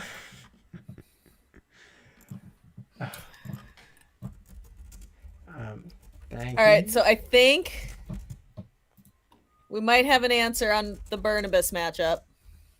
Oh, refresh. Refresh. And the winner is not Burnibus. Arbanav 7998. They actually, you know what probably happened? Arbanav won 3-0, and then it was just confused because it was like, but I thought Burnibus was undefeatable. Burnibus the unbeaten. Apparently the only way you can beat Burnibus is by being his teammate. Yeah. So Abhinav infiltrated the team, learned all of his secrets, and then used them to beat him later on. So that's the strat. The Chicago Stars are about to get a 2,000% increase in applications to join their team after learning about this. Just to try and get the strats to defeat Burnibus. Yeah, because now everyone in chat has realized you got to join his team to learn the strats to beat him later on. So that's the play. Yeah, and just because I am looking back at Rise to Occasion's run, WLAD did end up winning that rematch, but Rise still won 2-1 because he won the other two games. So all good on that. So one. what that means though is that we have now had officially a 1-1 in every single streamed match. Oh my gosh, you're right. Because that was the only one that was 2-0 at the time. So now we have 1-1 in every single one so far. That is crazy. Silph Arena Showdown. And round 6 is live. Okay, and we are seeing, we've got Arbanav versus Hot Pocket fighting off as two undefeated battlers, and Rise to Occasion is going to be taking on Basti 170 to try and, if Rise wins, then it will mean that there is potential for stopping a sweep. If Rise loses, then we will have a guaranteed victor between Basti and either Arbanav or Hot Pocket. Now, also, something that's really funny to note, earlier Steve says it's very unlikely that you played the same person twice in one tournament. They heard you, and they're saying, are you sure? Because if Rise wins and Hot Pocket wins, they will play for the second time. I feel like it usually works out so that they could just get someone else to play Hot Pocket as opposed to Rise. No, you're right. Yeah, no, Rise wouldn't play. Yeah, but you can play twice. But yeah, they probably would. It's possible, but I don't think that would happen here. Okay, you know what? It's possible if there's extra rounds. I think is what happens because but you're right. Yeah, in this round it would not be likely. Yeah, it's okay, Toshi. You tried. I tried my best. We're going on 3:45 here, so clearly I'm in need of a nap. I think we've been live 5 hours. Ish. Oh goodness, I forgot about dog cam. I'll move. Oh my gosh, I forgot it was still. I was like putting in Rise's team and stuff in the background. I was just going la da da da da. Oh, Basti's the one with the Ferrothorn, so we actually might get to see it in action. Ooh, that'll be very fun. Very nice. Very nice.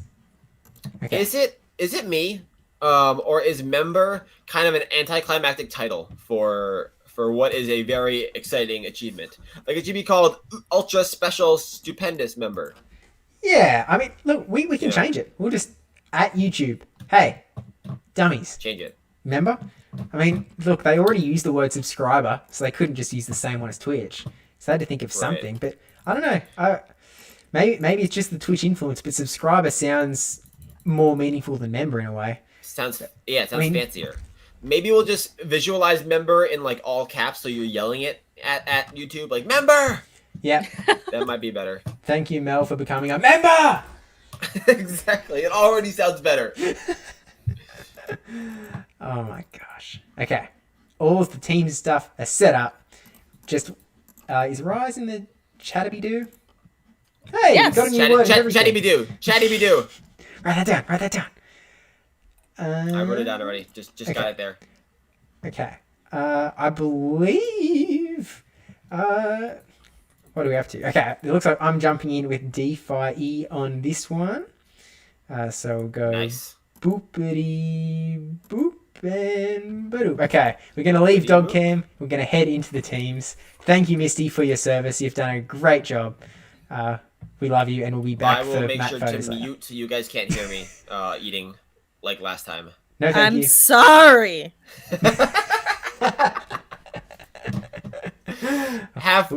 Have fun, guys, with this next match. We love you all. Okay. See you, Toshi. Not that you're on screen anyway, because we were too busy with dog cam. But regardless. Okay. So, I tell you, Rise is... I better let Rise know that he can start whenever he would like. P.S. You can start when ready. Smiley face. Good luck. Okay. You muscular man. All good. Please tell me you actually wrote that. Please. Yep. Thank you. I mean, it's like... He's just so handsome. Like, you gotta commit to it now. Yeah.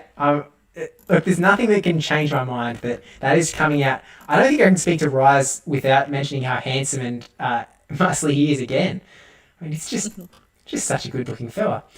Okay, All right, I'm gonna just recap these two teams really quickly, Steve.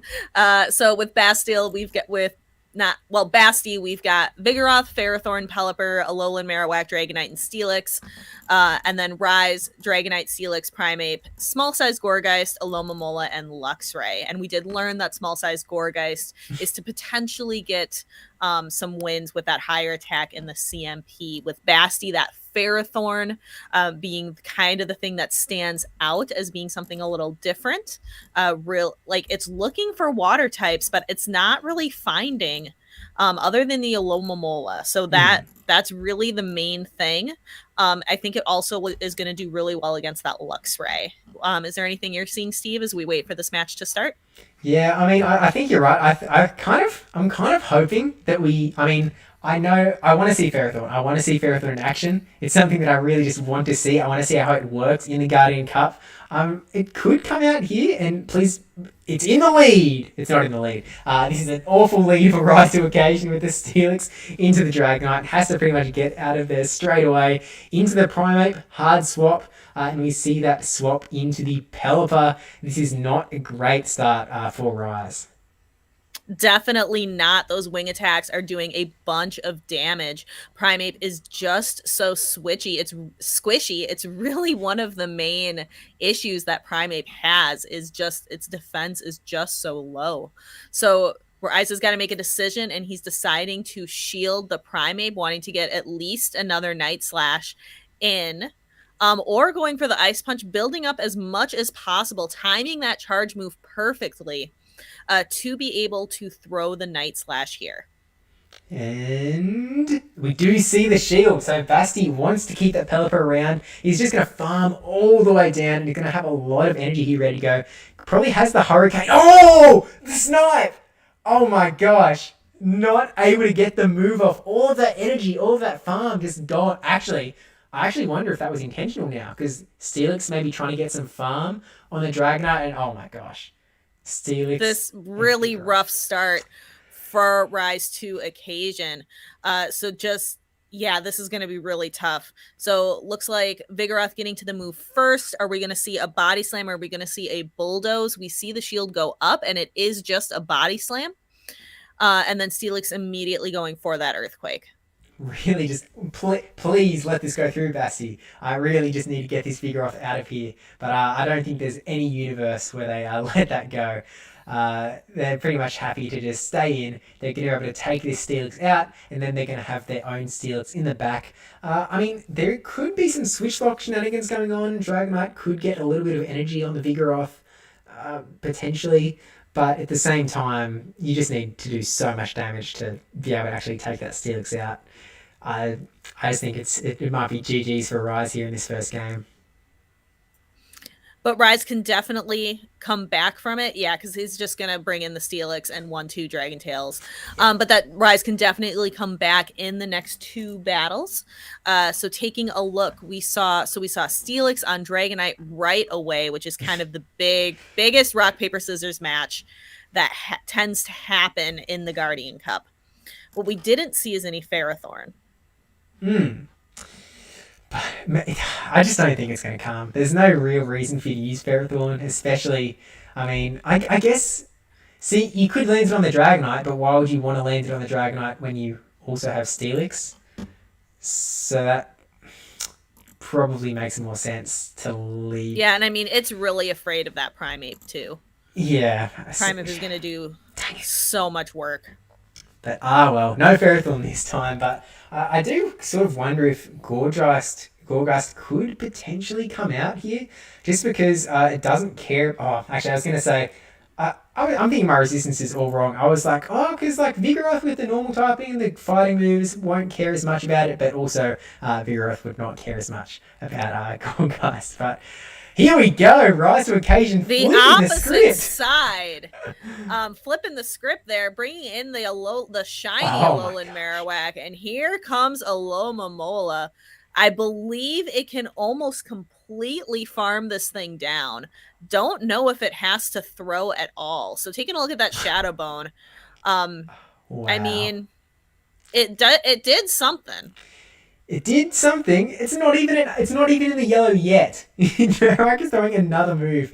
I mean, Alomomola is like, it's got more letters in its name than it's got waterfalls it needs to throw to take this Marowak down. Just farm all the way. Ton of energy ready to go. We know that there is the Dragonite that is around, but I don't know if you'd bring that in, knowing that you might get switch locked up against that Steelix. Could play out very similarly to how the last game played out with Rise to Occasion, where, Dragonite comes in, gets a bit of energy, we see Steelix swap in, we see Basti swap into whatever they've got in the back, and we'll just see how Rise's Gorgeist in the back sort of answers it, I suppose. All right, so we've got another Psychic coming through. Psychic is being a fantastic move when it was buffed, and it can cause a debuff, that potential chance. Doesn't need it, though. Took the Dragonite out, and now all we've got is Pelipper. So Pelipper with 2 shields versus a Steelix and a Gorgeist. This is actually sort of interesting. I almost wonder if that was the wrong move from Rise to Occasion, because obviously you have to just throw bulk moves to this thing. I mean, maybe Seed Bombs maybe this is the way to go. I was sort of just thinking that if you had Steelix in there, you could try and go for like the Crunch Defense debuff, but wow, look how much damage that Seed Bomb did. I think at this point, you can literally just never throw a charge move again from Rise's side. Just let the Gorgeist go. Go in for the Hurricane, but that doesn't matter too much. Bring in the Steelix, and you can just Dragon Tail down at this point. Double shield. And Rise should have this game, I think. Burn it. Oh, no shield. Oh, Rise. No shield. Rise. Going for the flex. Mind games. Disrespect. And there goes the Pelipper. So we are currently 1-1. Basti versus Rise, 1-1. So we've seen it's kind of like you win the lead and you win the game, which is kind of what happens when you have a lot of these rock, paper, scissors matchups with all these hard counters. Yeah, it's a bit of a case of how you want to build your team. So if you do put these sort of, if you've got the Steelix, you've got the Dragonite, you've got the Alomomola and Alolan Marowak, the way that you sort of play it out does become very RPS. Obviously, we've seen plenty of matches through this tournament that have not been RPS, but the way that these players have been choosing their mons, it's been pretty hard countering all the way through. But, I mean, look, we knew at this point that it was going to be a 1-1 Because what stream were we in? The Silph Arena Showdown stream? there's only had 5 1-1s so far. So I think we knew that it was going to be a 6th one. Everyone knew. I think Basti just threw that game. So they were like, well, okay, now Rise has to win one. Okay. And now we'll decide who is going to be the winner of round 6. Again, the stakes are really high in this round because if Rise wins, there will be a chance for no 7-0 sweep, and anyone with a 6-1 record has the chance of getting the Continental invite. If Rise to Occasion loses this battle, then Rise and everyone else who has lost one round so far will no longer be able to get that Continentals invite from this tournament. So the pressure is certainly on Rise here. It's just a question of what he's going to do with it. I mean, look, Rise is a man who's seen pressure before. He knows what's up. He's played through those Wisconsin winters. He knows exactly what is going on. And if anyone can come back from anything, Rise Vocation is definitely one. It's just a question of whether Basti might be too strong. We'll just have to wait and see what the lineups are as Rise locks in his team just about nowish.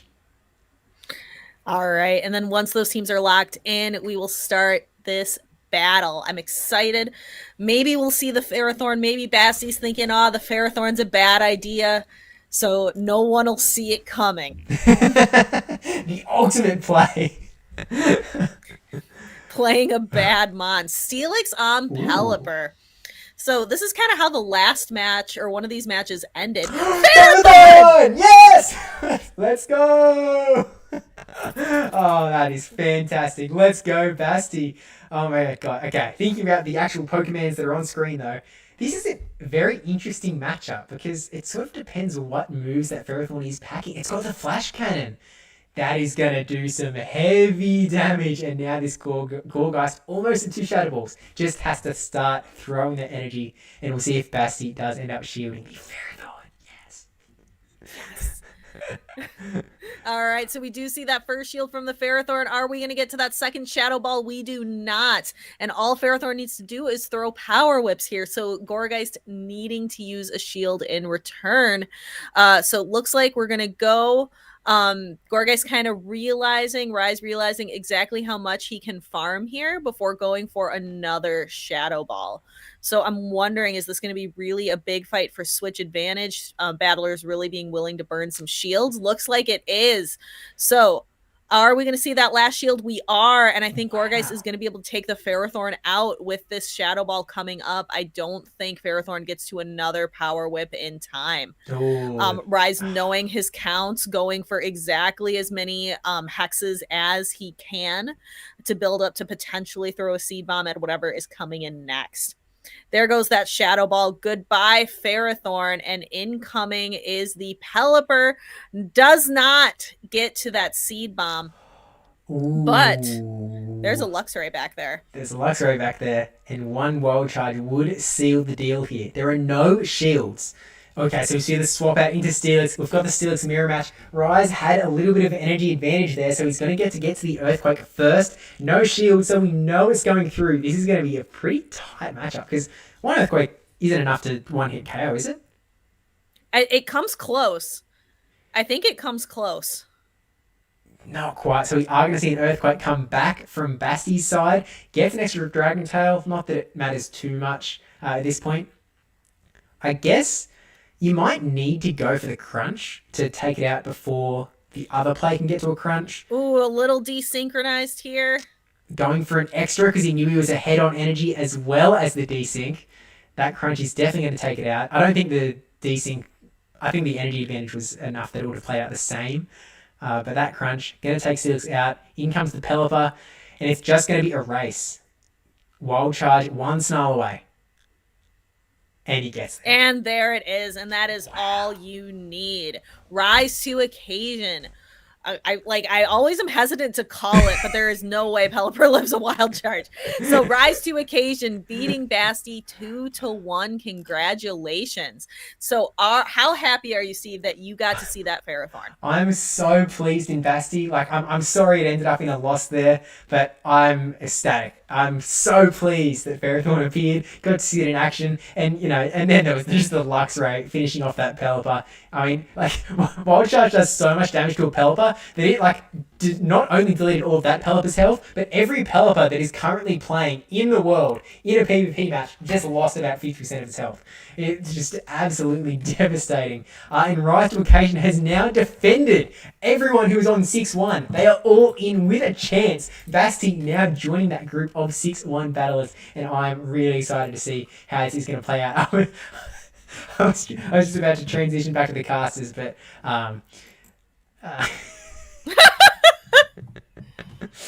okay. Hang on. We'll get Toshi back. I know he's under all these images somewhere. Hey guys. Hey Toshi, were you just under the Starlight Cup pillow? I had a quick question though. I just got back and it looks like my Pelipper lost 50% of its health. How'd that happen? That couldn't have anything to do with the battle, could it have? Because like it's asking me why it just died, and I don't have any answer for it. Just tell him that. So Rise to I would Occasion definitely take is- that up. Yeah, take that up with Rise to Occasion. Tell him that he's very Chris, handsome. and why muscular. are you ruining my Pelipper's day? It was having a good Saturday, and now it's been told that it's dead for no reason. Just You hate to see it, boom. unless you're Chris, and then you love to see it. Okay. We'll get the updated results up in a sec. Click, click, click, click, click, click, click, and whoop. Okay.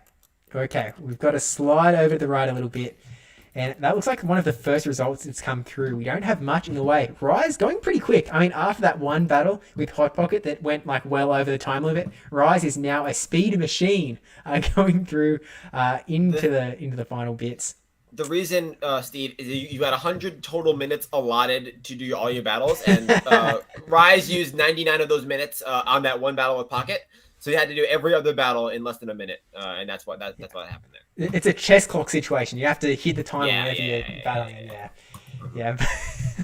But I'm really interested to see. So we are going to have only one person that is undefeated going into the 7th round, and it's going to be either Arbanav or Hot Pocket. Now we looked at Arbanav's team before, which again, absolutely awesome, and I've learned this brand new trick, guys, that you can actually bring up two battlers teams at the same time. But these two are currently battling out. We've got the Noctowl that I have been informed does rhyme with Noctowl going up against Arbanav's team. Definitely two of the best battles around. To go along with that relatively obese bird. Oh my god. Okay, I don't know where to copy it from. Copy? Can we... I think my favorite part of this entire stream was just that picture of... Oh, no, Misty was obviously the most important part, but the picture of that duck. The duck. There you go, that one. Surfetch height and weight for anyone who was joined later on in the stream, since Creaser gave us that nugget of knowledge. Yeah, we did an entire hour earlier just entirely on Pokemon weights. DPhiE and I had a lot of fun with it, and this is a large bird. Yep. So we'll just leave that there.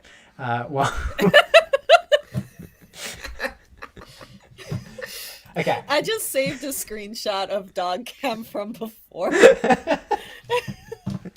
And I just really like it. I'm going to go back and watch the stream over again just to see the dogs. Yeah, I'm actually just going to, after the stream's done, I'm going to just cut out all of the bits that weren't dog cam. Just delete them. And it's just going to be one stream dog cam. It's going to have, however many views. It's just going to be a dog the whole way through. It's going to be fantastic. But, okay, I'm going to ask you both to make predictions here. Arbanav and Hot Pocket. Who has won and by how many? That is the big question based on the teams that are in front of you. That is the question. Okay. Now, I'm going to say it's a 1-2 no matter what. Yeah, obviously, we're in Silph Arena Showdown. Has to be. We're in the Silph Arena Showdown. I don't think we're going to see a sweep here. Now, we have to recognize that Arbanav has a super-sized Gorgeist, whereas Hot Pocket has a large-sized Gorgeist. Keep that in mind. But so that is obviously so advantage to Abhinav with the super size. Well, right? But CMP would go to large. large. CMP would go to large. Yes, you're absolutely right. But bulk goes to super size. I think Abhinav, just looking at the teams, I think Abhinav takes this with the spice. Maybe, although he doesn't have a hard Dragonite counter, which Pocket could take advantage of.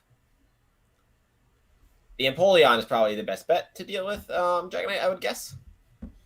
Primeape can beat it too. It's not obviously not a hard counter, but Primeape has a really solid matchup against it. Throwing ice punches. Yeah, that's a very good point. Yeah, I forgot about that. So it has some answers for sure. Okay. My guess is going to be, I'm going to lock in 2-1 Pocket is my guess. 2-1 Pocket. Right. And I'll go 2-1 Abhinav. So someone's going to be a winner today because we know it's not going to be a 3-0. We just have to wait for those results to come through. Actually, I got a message about how long? About 20 minutes ago saying, "What's up with the stream? All I have is a zoomed-in pic of Misty." What do you mean? That's obviously the point. That's the point. PDY969 from the Go Stadium crew. That's all you need. Why would you Yeah. want any? Why would you tune in for anything else? That's No what one needs any that's- other kind of content. That's what I say on my streams all the time. Like, I know that most people are just here because I have a dog. And look, And she is precious and perfect in every way. Yeah, why do you need anything else? That is the best content we could have on this stream. Is that just that dog? I don't know what anyone else would want. Like, if you think about what is the peak content, does it get any better? Misty. I don't think so. Sleeping just dog. Misty. Yeah, sleeping dog. It's the total lack of energy we're getting from this dog that really makes it better. Like, just napping, and is still providing us with all the joy that we could ask for.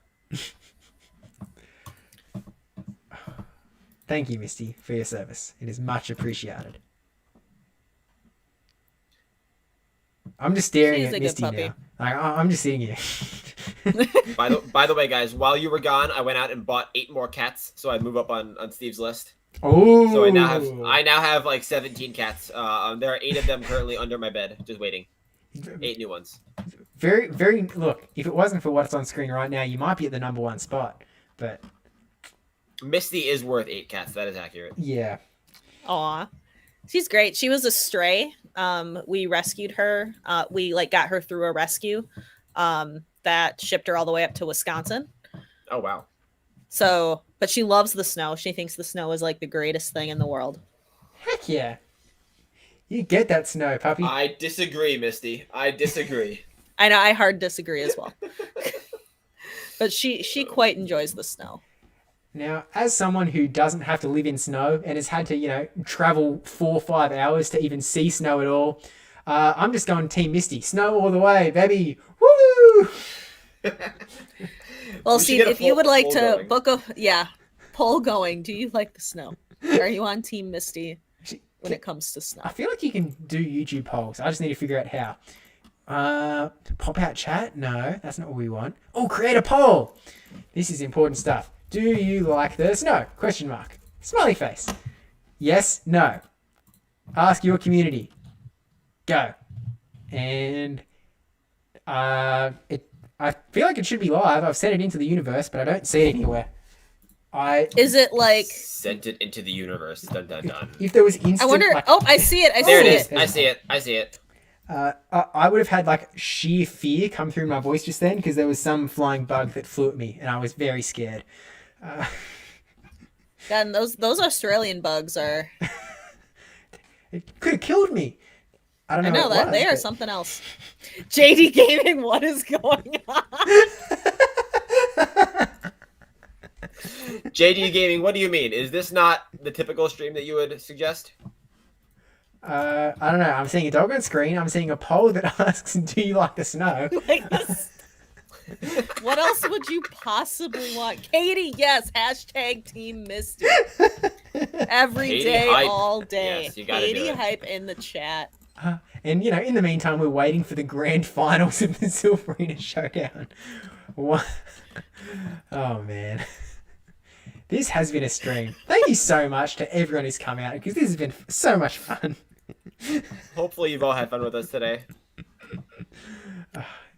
DPhiE Toshi, thank you. That's all I can say. Of course, You man. are- Having a great time. Yeah, this is great. Misty's getting her, 10 minutes of fame, her spotlight, her time in the sun. You love What I want to see know it. is what's Misty's favorite Love Cup team? Has she been playing this meta, or is she playing Master League Premier or Master League Classic? I would say that Misty likes the Love Cup. Let me pull. What teams would Misty like in the Love Cup? See, this. Would like she run watering Aloma hole. Loma? Is my question. Well, she eats fish, so probably. That's She a good likes strat then. birds. She likes birds, so Talonflame would probably be on there. She loves looking at birds. Oh, we do have a winner. All right. Arbanav has taken out Hot Pocket 2-1. Unless there is a dispute, which is definitely possible. So DPhiE wins. That was, I believe, the right vote, right? Oh, look, big stretch. Yeah, exactly. And Big stretch. PDY just sent through. Misty looks wonderful on my 60-inch, by the way. Oh no! Oh. It's such a blurry picture. It's just so incredibly zoomed in. On... Oh, but it's just like it's just still so cute. Mm-hmm. Okay. The poll has 12 votes, so be sure you vote in the poll. 67% of people say that they do like the snow. Well, there Well, you those go. people, you can that is come fake news. shovel my Yeah. driveway. Mine too. In fact, I'll expect you here within the hour because you like snow so much. Wait, guys, do you already forget about who and Avalog?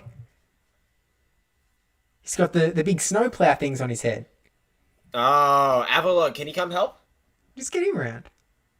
All right, I'm gonna give Avalog a call. We said so many good things about him earlier. I'm sure he'd be delighted to come help. Okay. No, for real though, I'm gonna show you why I don't like the snow. I'm gonna send it to the chat. Like, this is the road I drive home on, and this was its condition yesterday. Hang on. Oh no, I sent it to someone else. Hold on. Hey, random. Yeah, he's gonna Here's be my confused. snow. Okay, We're hang gonna on. delete this. I'm downloading. I'm gonna put it up on screen in a sec. I'm sorry, It's Jojo. so bad. It's so bad. Image 8. Which means I've added 8 random images in this stream without like Oh giving yeah, them that names. is interesting. Yeah, I mean, I live in a top 6 of the snowiest cities in the country, up here in Buffalo. So it is always a stressful winter, but we're on the tail end of it now, coming up to the end of February. So hopefully we get less and less snow over the next couple of weeks. Isn't that crazy though? That is Like, that's an insane. interstate. That is an That's interstate ridiculous. highway. And these cars are clearly doing a great job at it. Great job, team. Yeah, they're not struggling at all. I think I need an enhanced image. What is? There sure is some vehicular action going on. I like it's kind of nice. The semi truck completely blocked traffic.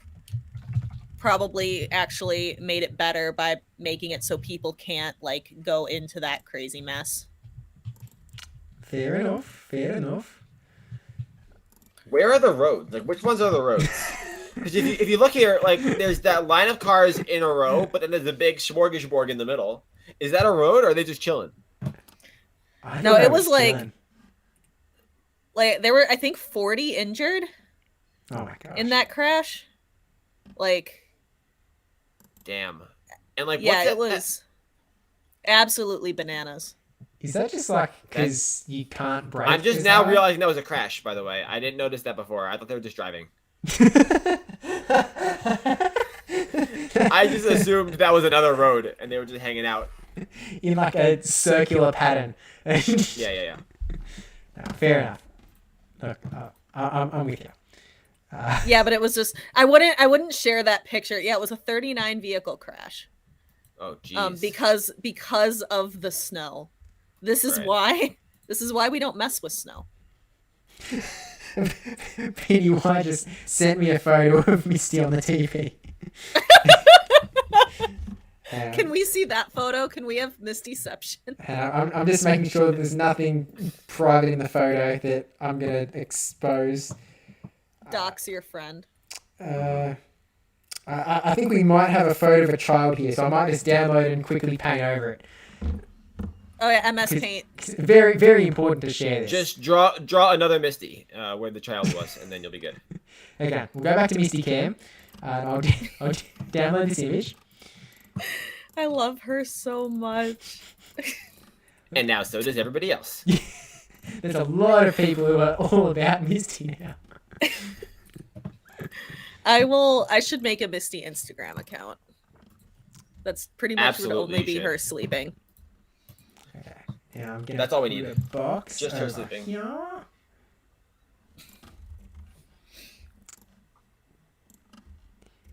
Now, I'm just going to hide everything with words. You don't get to know what brands of stuff PDY is using.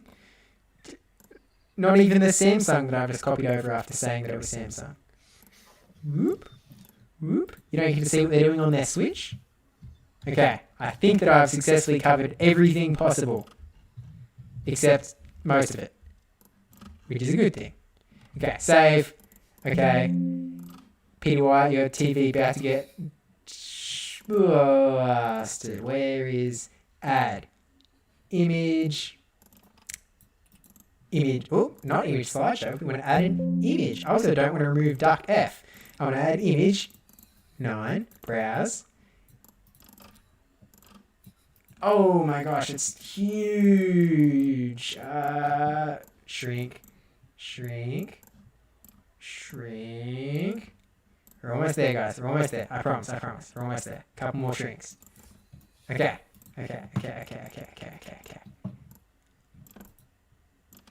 Shrink.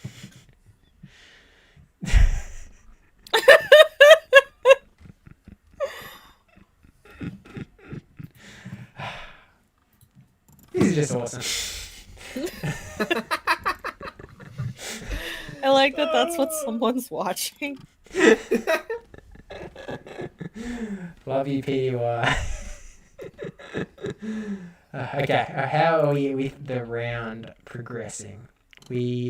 Hot Pox entered his result. We have 1 battle remaining, and there's 2 battles that someone hasn't entered a result, whether that's because of a dispute or what. No new messages in the dispute channel, so probably just getting to it. So there's only 1 battle we're waiting for. There's still 10 minutes left in the round, so this is actually finished pretty quick. And there you go. And we're expecting, with Rise's maths, that he'll be taking on Arbanav in the final. Dun. I'll bring the the duck is perfectly covering it up. Okay, sorry.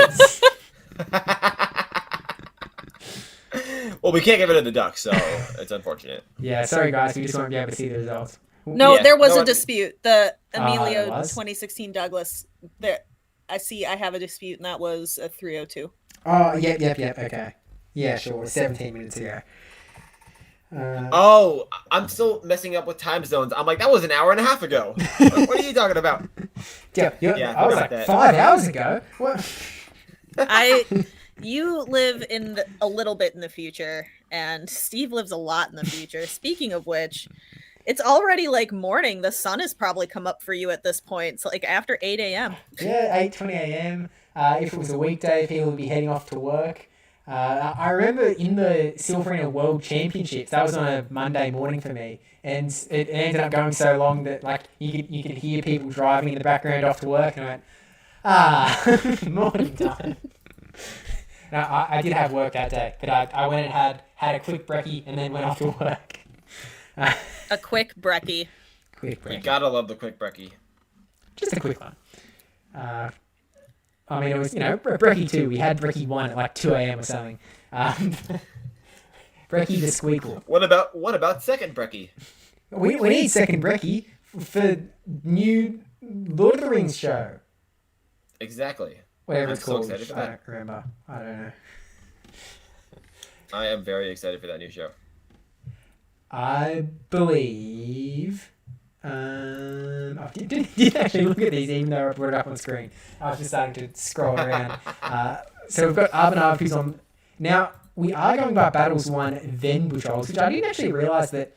I know that at some point, maybe like last season, they said they were going to switch the priorities of this for Battles 1 to be first. I didn't realise that they'd actually done it on the site yet. I knew that it took a while for them to get that done, but I guess it's here now. So I'm assuming... Probably, if we get some clarification from someone as to how Tiebreaker works for the Continentals invite, there could be something in the rules, maybe?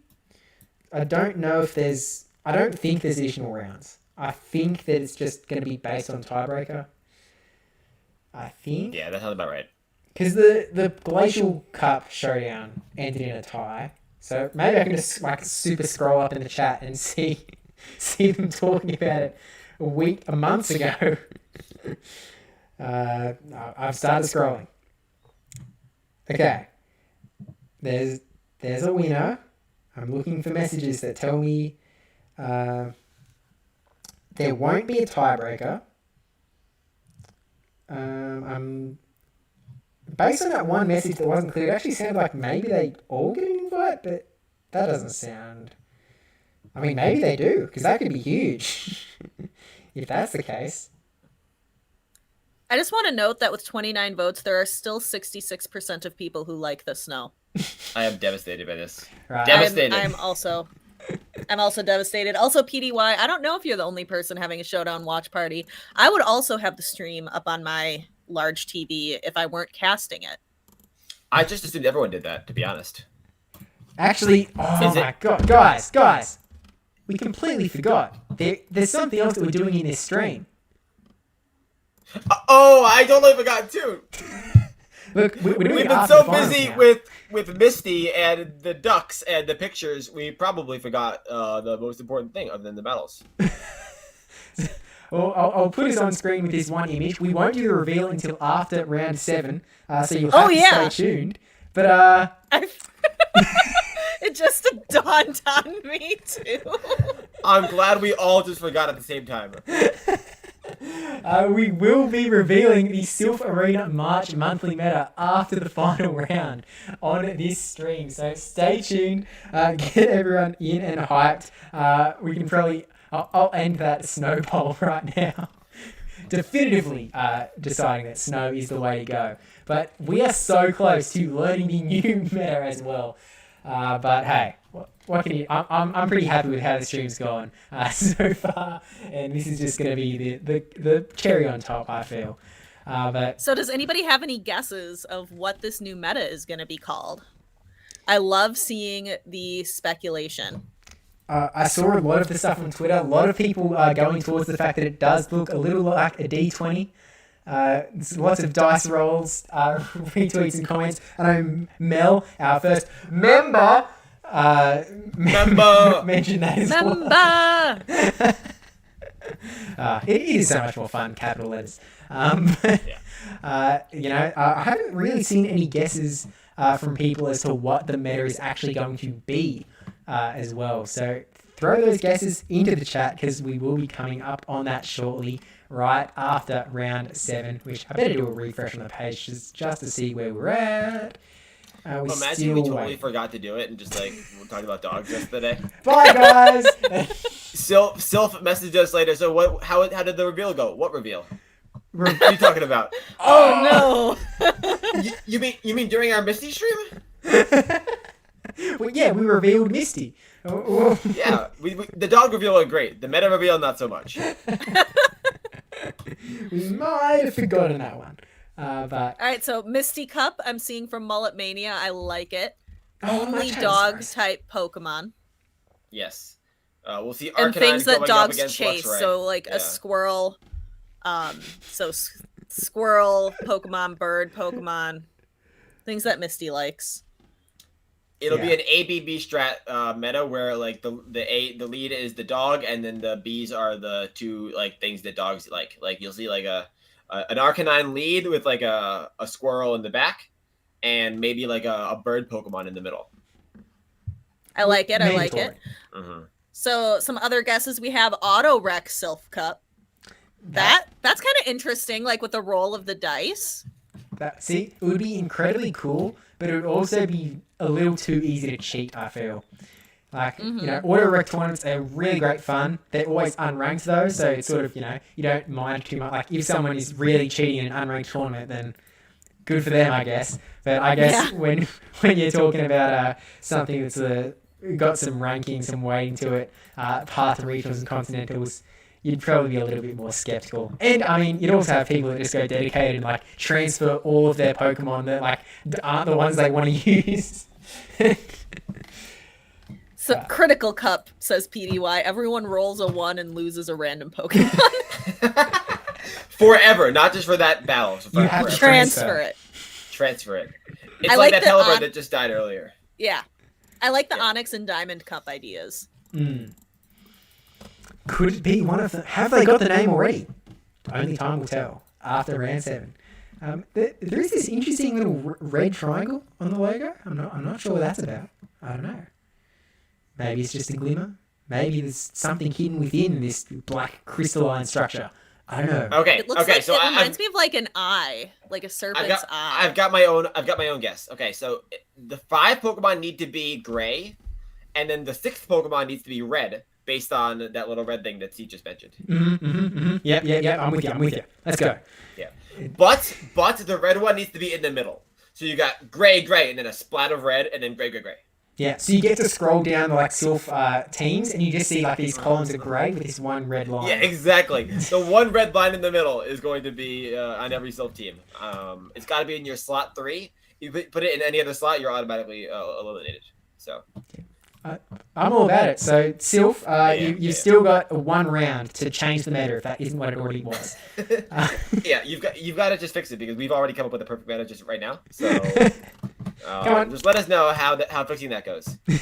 D&D cup, dice cup. Could you imagine though, like a D&D cup, like you have to pick, kind of like how Brawler Cup was, Pokemon go into classes, and you have like the different classes in D&D, like the warrior Pokemon could be a certain, like a whitelist, like the pre-selected kind of meta, plus like just like a mage class. Yeah. That would be really cool. Like you roll a 3 and you have to fight the cave troll. That kind of thing. No, not quite what she was going for, but yes. Yes. Listen, that's all I know about D&D. No, I'm kidding. That's why you should tune in to Kakuna Matata's Twitch stream. Wait. Where are we at with it? Oh, I think we have... Do we have it? We have results. There's still a couple with only 1 person that's entered a result in. Well, there's only 1 left. We're just waiting on FreakyBot9 to report. Dun dun dun. And then we'll be in for round 7. And we'll presumably be seeing Rise's perspective again as we go into round 7. And tell you what, like I mean, I know we got the order a bit wrong, but seeing as you two are the guests of honor, we'll throw it back to you two to cast. I just want a nap, to be honest. I'm just finding an excuse. But we'll see how we go. And then after round 7, again, we will be doing the meta reveal for this cup. But we'll leave this screen up just to build the suspense. Let everyone soak in that badge. We can't, and just to make sure no one leaves after round 7, after the reveal, we'll do another Misty reveal. Yes. So you'll want to stay around for that. That's the pinnacle of the stream. And then we just leave it on a picture of Misty, and we just leave the stream on until Misty moves, and then we end stream. Well, I don't think you've got some puppy butt right now. I don't think she's going to be moving from that particular... Oh! She's like, I saw a move. I saw a move. She's staring at me like, mother shush, I'm trying to sleep. Yeah, I see you. Okay, refresh. Have we got round 7? We have round 7, and we are going to see my gosh. Arbanab versus Rise to Occasion, the #1 seeded battle. Arbanab has swept the competition so far with a 6-0 Rise to Occasion, fighting up from the bottom. Oh, not from the bottom. He did well from the start. He lost 1 round and is now going in with a 5-1, trying to claw away the victory, claw away the 7-0 sweep from Arbanab. Now, I guess we already have Rise's phone set up, so I shouldn't have to actually do anything.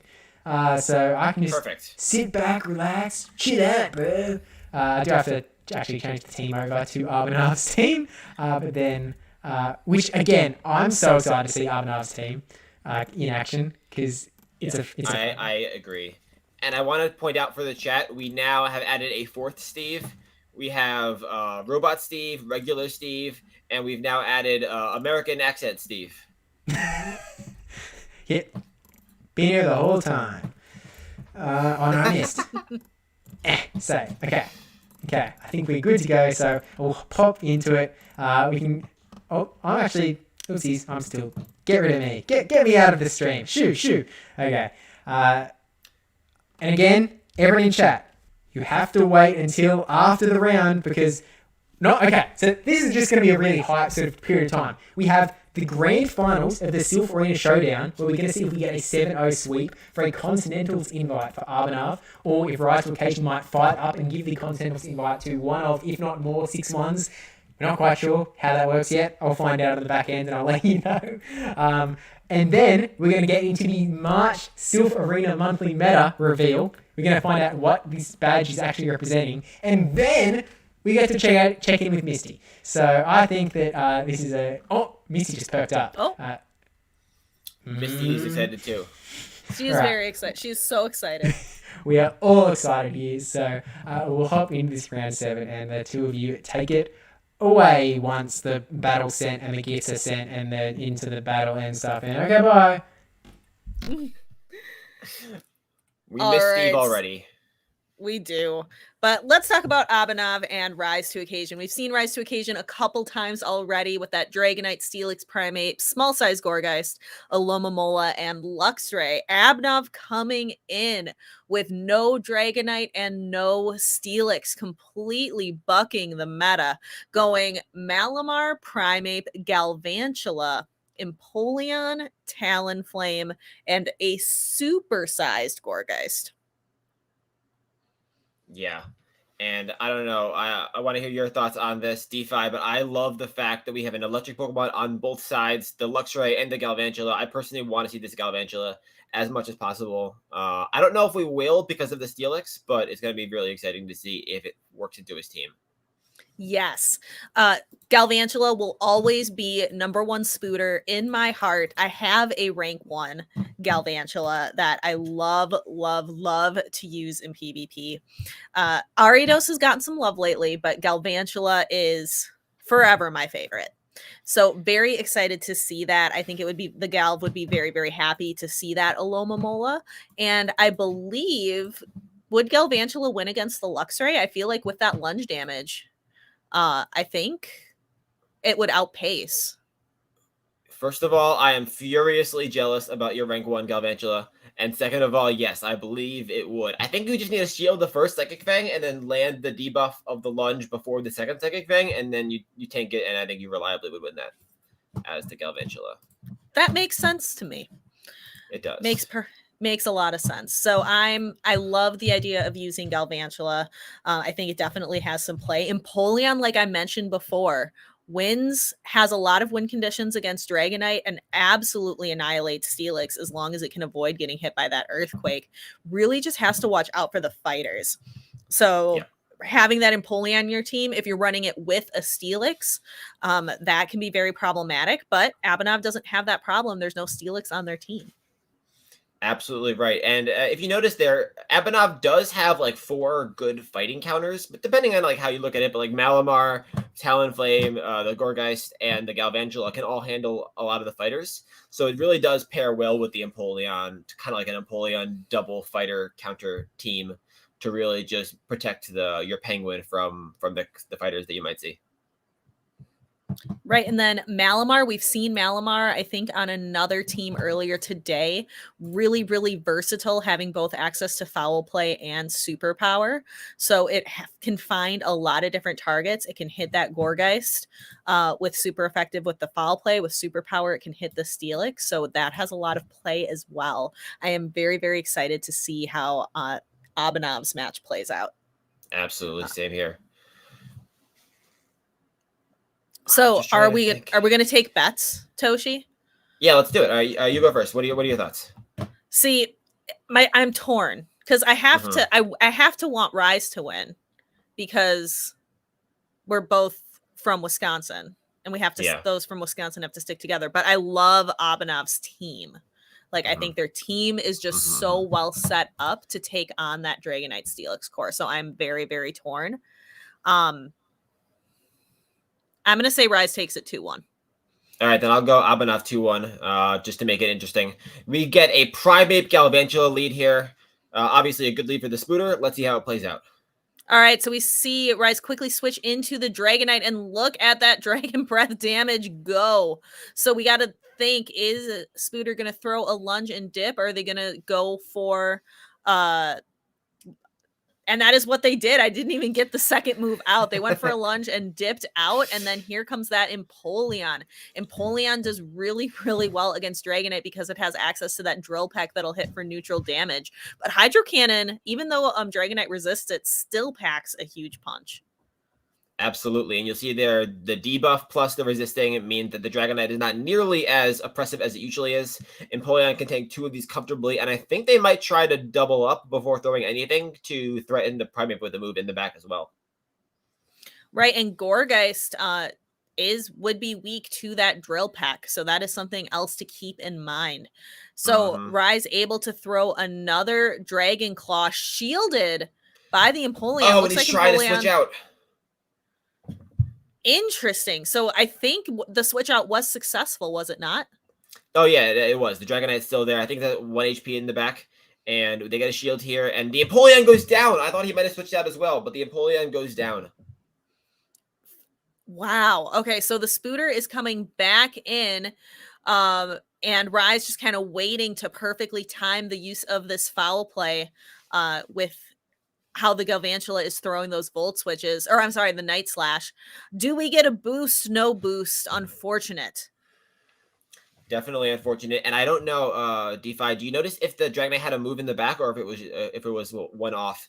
Because that could be key later on if the Dragonite had any energy. I don't think the Dragonite was at a move. I think it's just going to be used as an additional shield if things can be timed correctly. All right, so Malamar is a Dark Psychic type. And these foul plays are going to hurt. They're going to be super effective here, I believe. And the Shadow Balls will pack a punch, but it will not be super effective on the Malamar. Foul play comes through. Huge damage there. Yeah, that's kind of what I was wondering. Like, what does Shadow Ball do to a Malamar? And I'm about to find out. I'm going to get a lesson on what a Shadow Ball would do. Ooh, neutral damage and quite a bit of it. A bit of a chunk. Oh, try to make a catch. Oh, try to make the catch. So close. And then loses CMP to the Malamar. So the Malamar is able to throw a move. Very well played by Abinov to wait out and not throw right away. The restraint there to avoid the sack, because that was the game right there. That sack, potential sack, definitely won the game for Abinov. Very well played. And Rise, of course, absolutely fantastic gameplay. So Abinov currently has 1. So let's see what happens here in the second match. Absolutely. And you can just tell that Abinov has his strats down. Exactly like you said in game 1, throws the lunge, gets out, and knows exactly how much you can farm with the Empoleon after the Dragonite's been debuffed. So sometimes that's the thing, DPhiE, when you have a spicy team, you see no Dragonite, no Steelix, you're often a lot more comfortable with your off-meta strats than your opponent is, and it gives you an advantage when it comes to, an in-game scenario. I definitely could not agree more. I really think Abinov is completely comfortable with their team, knows absolutely everything, and knows everything about the meta matchups. So they have the advantage of being able to play Dragonite and Steelix, play against them over and over and over, and really get that practice, really know all of the outcomes. Absolutely. And now that Chris, that Rise has seen this strat play out, I wonder what adjustments he'll make going into game 2 to try and counter this team. All right, so we've got Steelix into the Galvantula. I believe this is really, really good for the Steelix. Let's take a look. That is exactly the matchup that Rise wanted to see there. But doesn't really have an amazing answer for the Malamar, to be honest. No, so it looks like we are going for the Crunch right away. And I'm trying to think, Crunch is going to be neutral here. Malamar has such an interesting typing that sometimes I have to... Typing. Very interesting. So, gets the defense drop. That is fantastic. Huge. That is a big deal. So those Dragon Tails are going to be doing even more damage. Looks like Rise does choose to shield, but it's a foul play, not a superpower. So let's see. 1, 2. Oh, tries to make a catch, but for the superpower, but does not make it. And looks like we're going to let that superpower go through.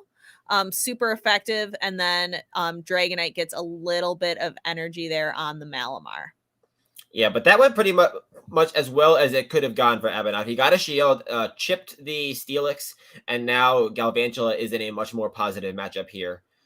He looks like he will get a Dragon Claw off before the lunge, so this will hurt quite a bit if it goes unshielded. And then the Galvantula will probably throw a move pretty quickly. No shield there either. Wow. So this could be a discharge though as well.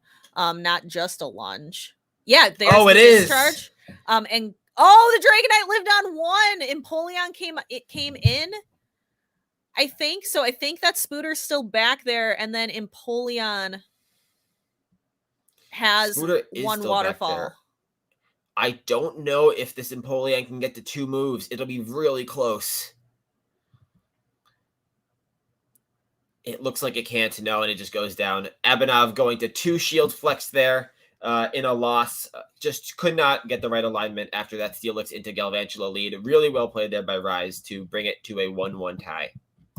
Yeah, so it's clearly like it's a Silph showdown. We're down to 1-1. Is it going to be Abhinav or is it going to be Rise? Who is getting that ticket to Continentals? And did we expect it any other way? It's been 1-1s, incredibly close battles the entire day, and the final is no exception. Brilliant plays by both team players to get to this point, and it'll all come down to this game. Who makes the best adjustment, calls the right lead, and is able to bring this home? It's going to be tough, and it is going to be close. I'm sure both Rise and Abhinav very carefully picking out their teams, really thinking about what their opponent is going to bring. Also, there's a lot of mind games. The longer you spend in that selection screen, the more potential mind games you can play with your opponent. We've got Dragonite, and we've got Gourgeist. So, you forget, though, and that is a large Gourgeist. I think that's the first time we've seen a supersized one all day. So Yep. Shadow Ball from Gourgeist would KO the Dragonite from here. This is a very bait-dependent matchup, I feel like, right? I believe so as well. So yeah, there's the Seed Bomb. Do we go for the Hurricane? I think we just go for double Dragon Claw here at this point. Rise getting to the move first. Mm-hmm. Let's take a look and see if it connects. It does not. Oh, shit. And then a switch. A switch into Malamar. Let's take a look. So the Dragon Claw did go through, does connect, and it looks like we're just going to stay in this matchup. Tries to make a catch. Oh, amazing switch there. Catches presumably a foul play on a Primate. It is amazing catch by Rise. Very, very well played. That foul play still does quite a bit of damage. Yeah. Psycho Cut's coming through. Looks like here we're going for a quick Night Slash. Absolutely. But remember, that Gourgeist in the back switched out with a lot of energy. It debated the Seed Bomb and then built up. Oh, get the boost! Boost, The boost, boost, boost! boost, boost, boost, boost. Boost, boost, boost, boost, Oh, boost. Come on, let's that's go. huge. That's huge. That could change everything. That could change everything. Are we going to get a shield now that they boosted, or just going to let it go? It's tough. It's tempting. It's tempting. So tempting. It's so tempting. But you're going to just let it go and then see what is in the back. If it's that Empoleon, Abhinav's still in a great spot. And it is the Empoleon! That is so tough. Empoleon, we were just talking about, beats both Dragonite and Steelix, but can it beat both of them at the same time? It beats them both individually, but can it go toe-to-toe against them both? So Dragonite out, does have a move. This is going to force Empoleon to throw. It's going to be so close. The Dragonite has a move. The Steelix has a move here. The Crunch plus the Dragon Claw will be so close. And I think that Gourgeist also has a little bit of energy in the back. Oh, he doesn't get it off! The move didn't go through! Empoleon first with the CMP tie, and that is devastating. Dragonite comes back in. It has the move, but now without that crunch damage, it's not enough. That was incredibly close. The crunch not going off, the Hydro Cannon winning CMP, Empoleon got both of his moves out before Steelix could throw anything, and Dragonite did not have enough in the back to make up for it. And that, again, just goes to show how crazy good these battlers are. Comes down to just a fraction of a second. Steve, what did you think about those battles? unmuted. That was just Strike insane. 3. Strike. Get out of here, start Steve. talking. I didn't start talking. I swear. I was about to, and I went, aha, got it. But, oh my gosh, Arbanov and Rise to Occasion are both such incredibly good battlers. Like, they were such awesome battles to watch. And that last battle, I mean, getting the boost on the Primat in the finals of the Silph Arena Showdown, round 7, just feels so right. It feels so hype.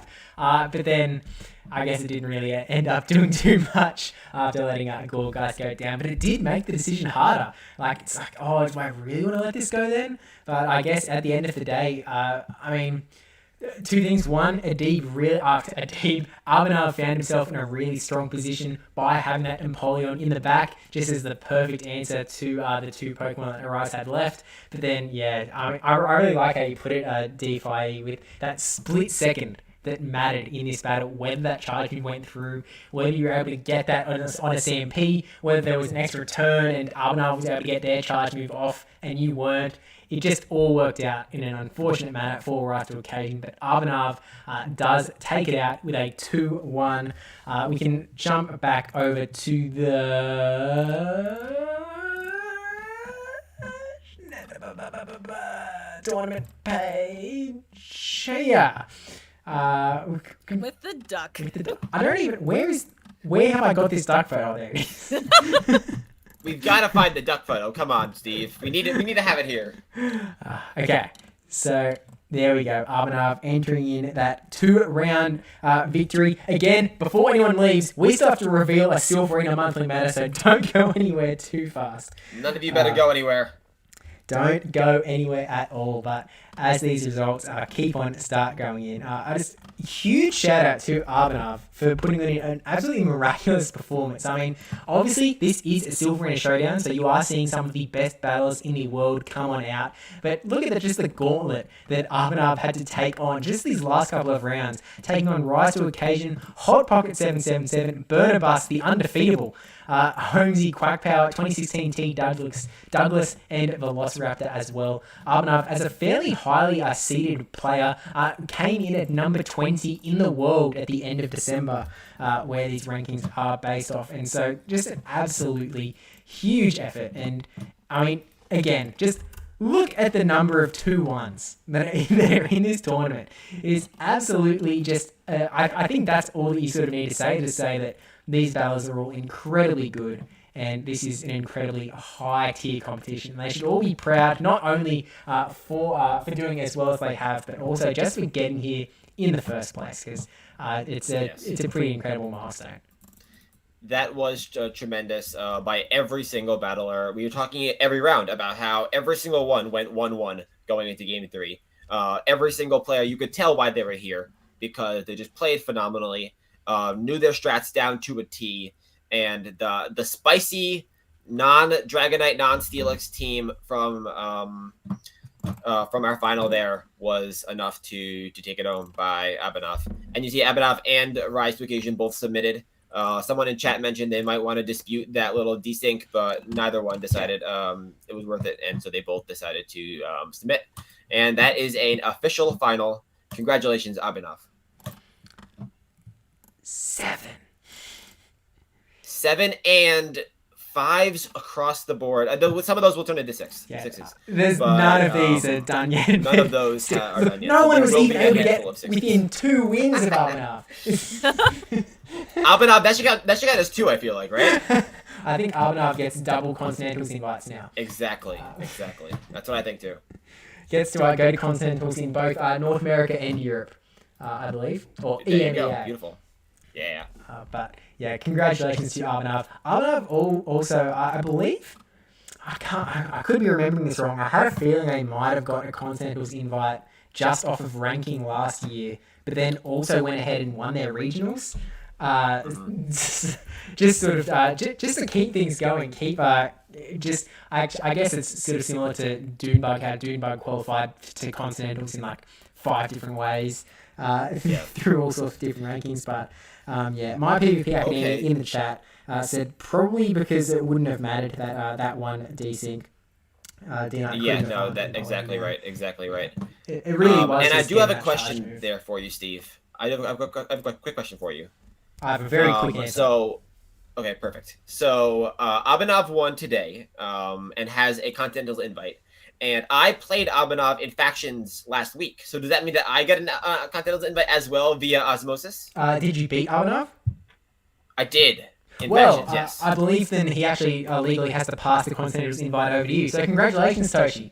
I'm so proud of myself, to be honest. I worked really hard today to win this. Oh, but I will say I was stressing out so much before that battle because I know just how good he is. And seeing this, I'm glad we battled last week, not today.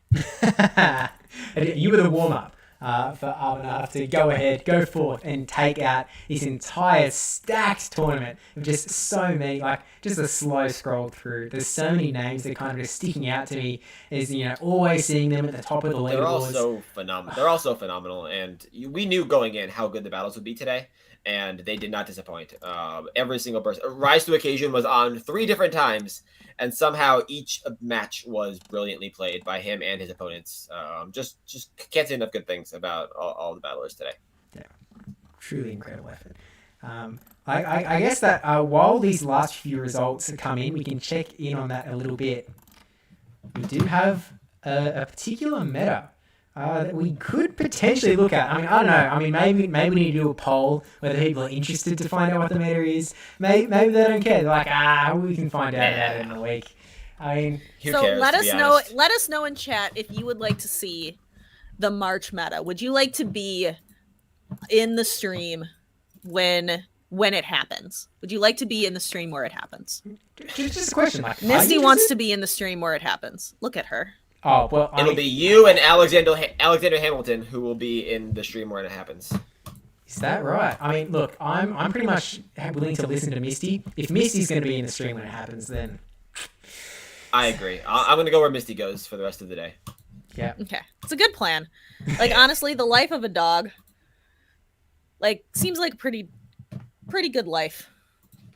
Right. All right, I'm starting to see some hype in the chat for this meta.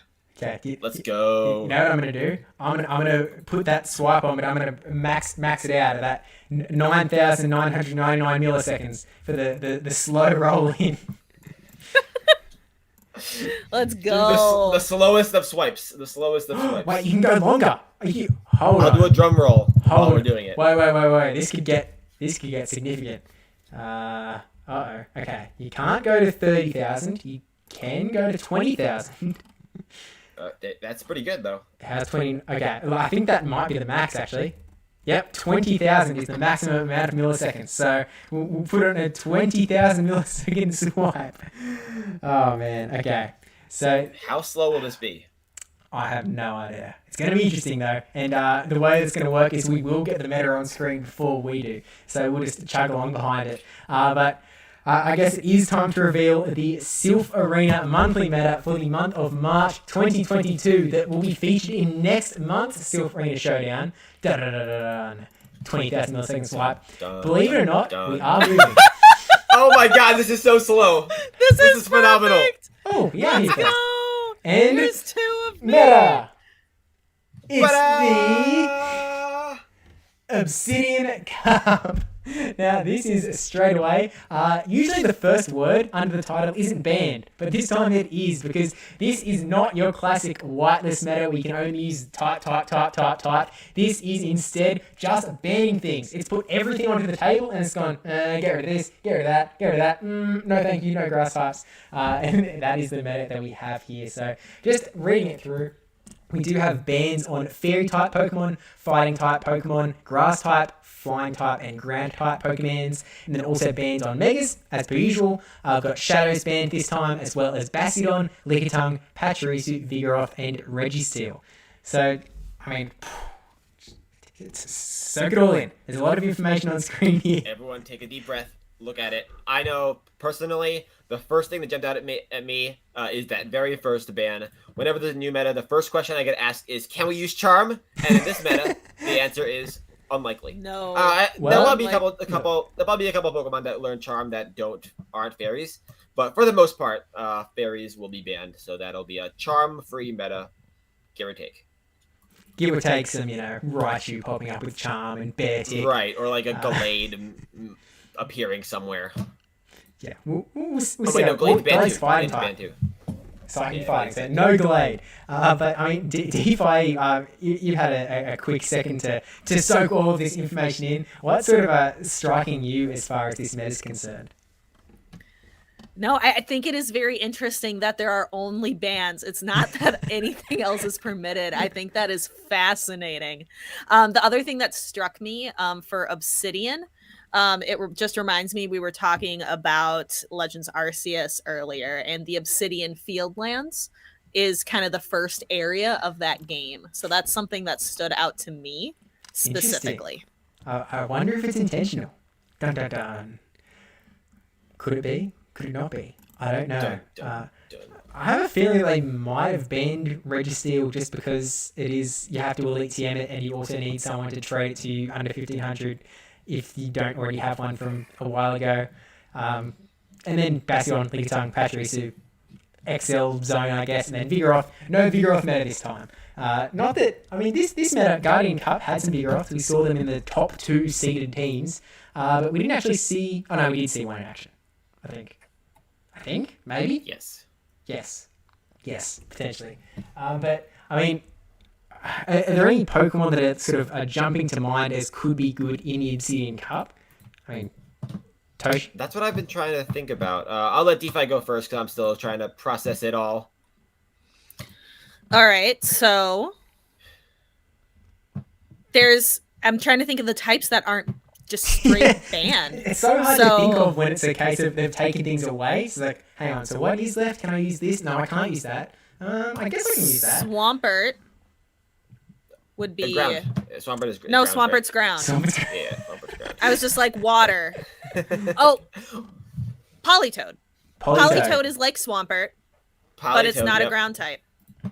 Yeah, now, what we can do... Now, I'm a total doofus. This should not be a surprise to anyone. Just so we're on the same page, Steve is doofus. Now, Steve has an Obsidian Cup Medicine Fight infographic, but Steve does not have that image on hand. What Steve does have, though, what I can do is I can publish the YouTube video. We can then grab the YouTube video feed and just stick it on here to grab the graphic that way. So I think that maybe I can just access it from here privately, and then we don't need to publish it. So everyone stay right here. If we go to youtube.com, because we don't... Defense Deoxys is not banned. Defense Deoxys is not banned. So there are a couple of counter uses that are in this meta. There's things like Defense Deoxys, there's Escavalier, Obstagoon isn't banned. Obstagoon, yep. Wobbuffet is not banned. I'm a little bit worried about Wobbuffet, to say the least. It could be an interesting one. We'll just have to wait and see. Okay. So that is... Ooh, Sableye. Okay. Ooh, made it through. Sableye's a good one. Sableye made it through. Sableye made it Sableye's a good through. one. Okay, I've got the infographic up on screen now. I'm gonna add it into OBS, just stealing it from my own UB2B video. UB2B, Toshi, you got that one? UB2B. Write it down. UB2B. Write it down. This whole stream has been so scuffed and so much fun. Walreen's also Take a there. look what we've got. So Oh, yeah? So scuffed and so fun confirmed. Okay.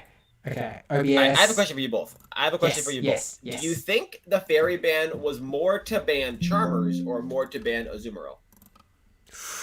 I Both. feel like Azu is the one that's more likely to get banded. Bandadan. Write it down.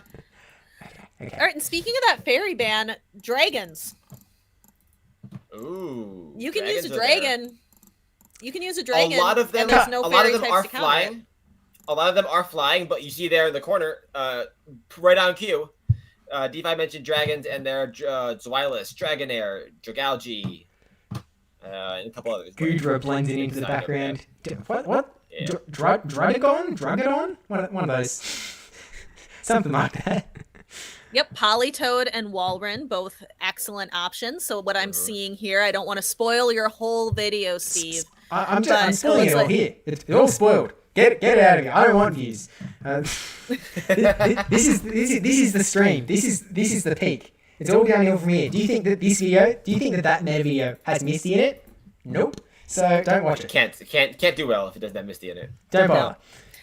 So I see counter users at the top, non-fighting counter users.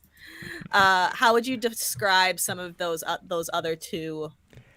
Yeah, this is a classic. Fighters in the top, except not fighting type, because fighting type is banned. Bottom left, anti-fighters. Bottom right, anti-fighters, which generally lose to the fighters. Don't attack me, because there's obviously going to be plenty of matchups here that don't check out. For example, like Cofagrigus, there is technically an arrow pointing from Cofagrigus towards Obstagoon. I don't think it usually plays out in that direction, but this is just an overview, general idea. I mean, it could, maybe, if like the play with Obstagoon goes and makes a sandwich, then you or if the Cofagrigus has 76 shields. Yep, no, that can help as well.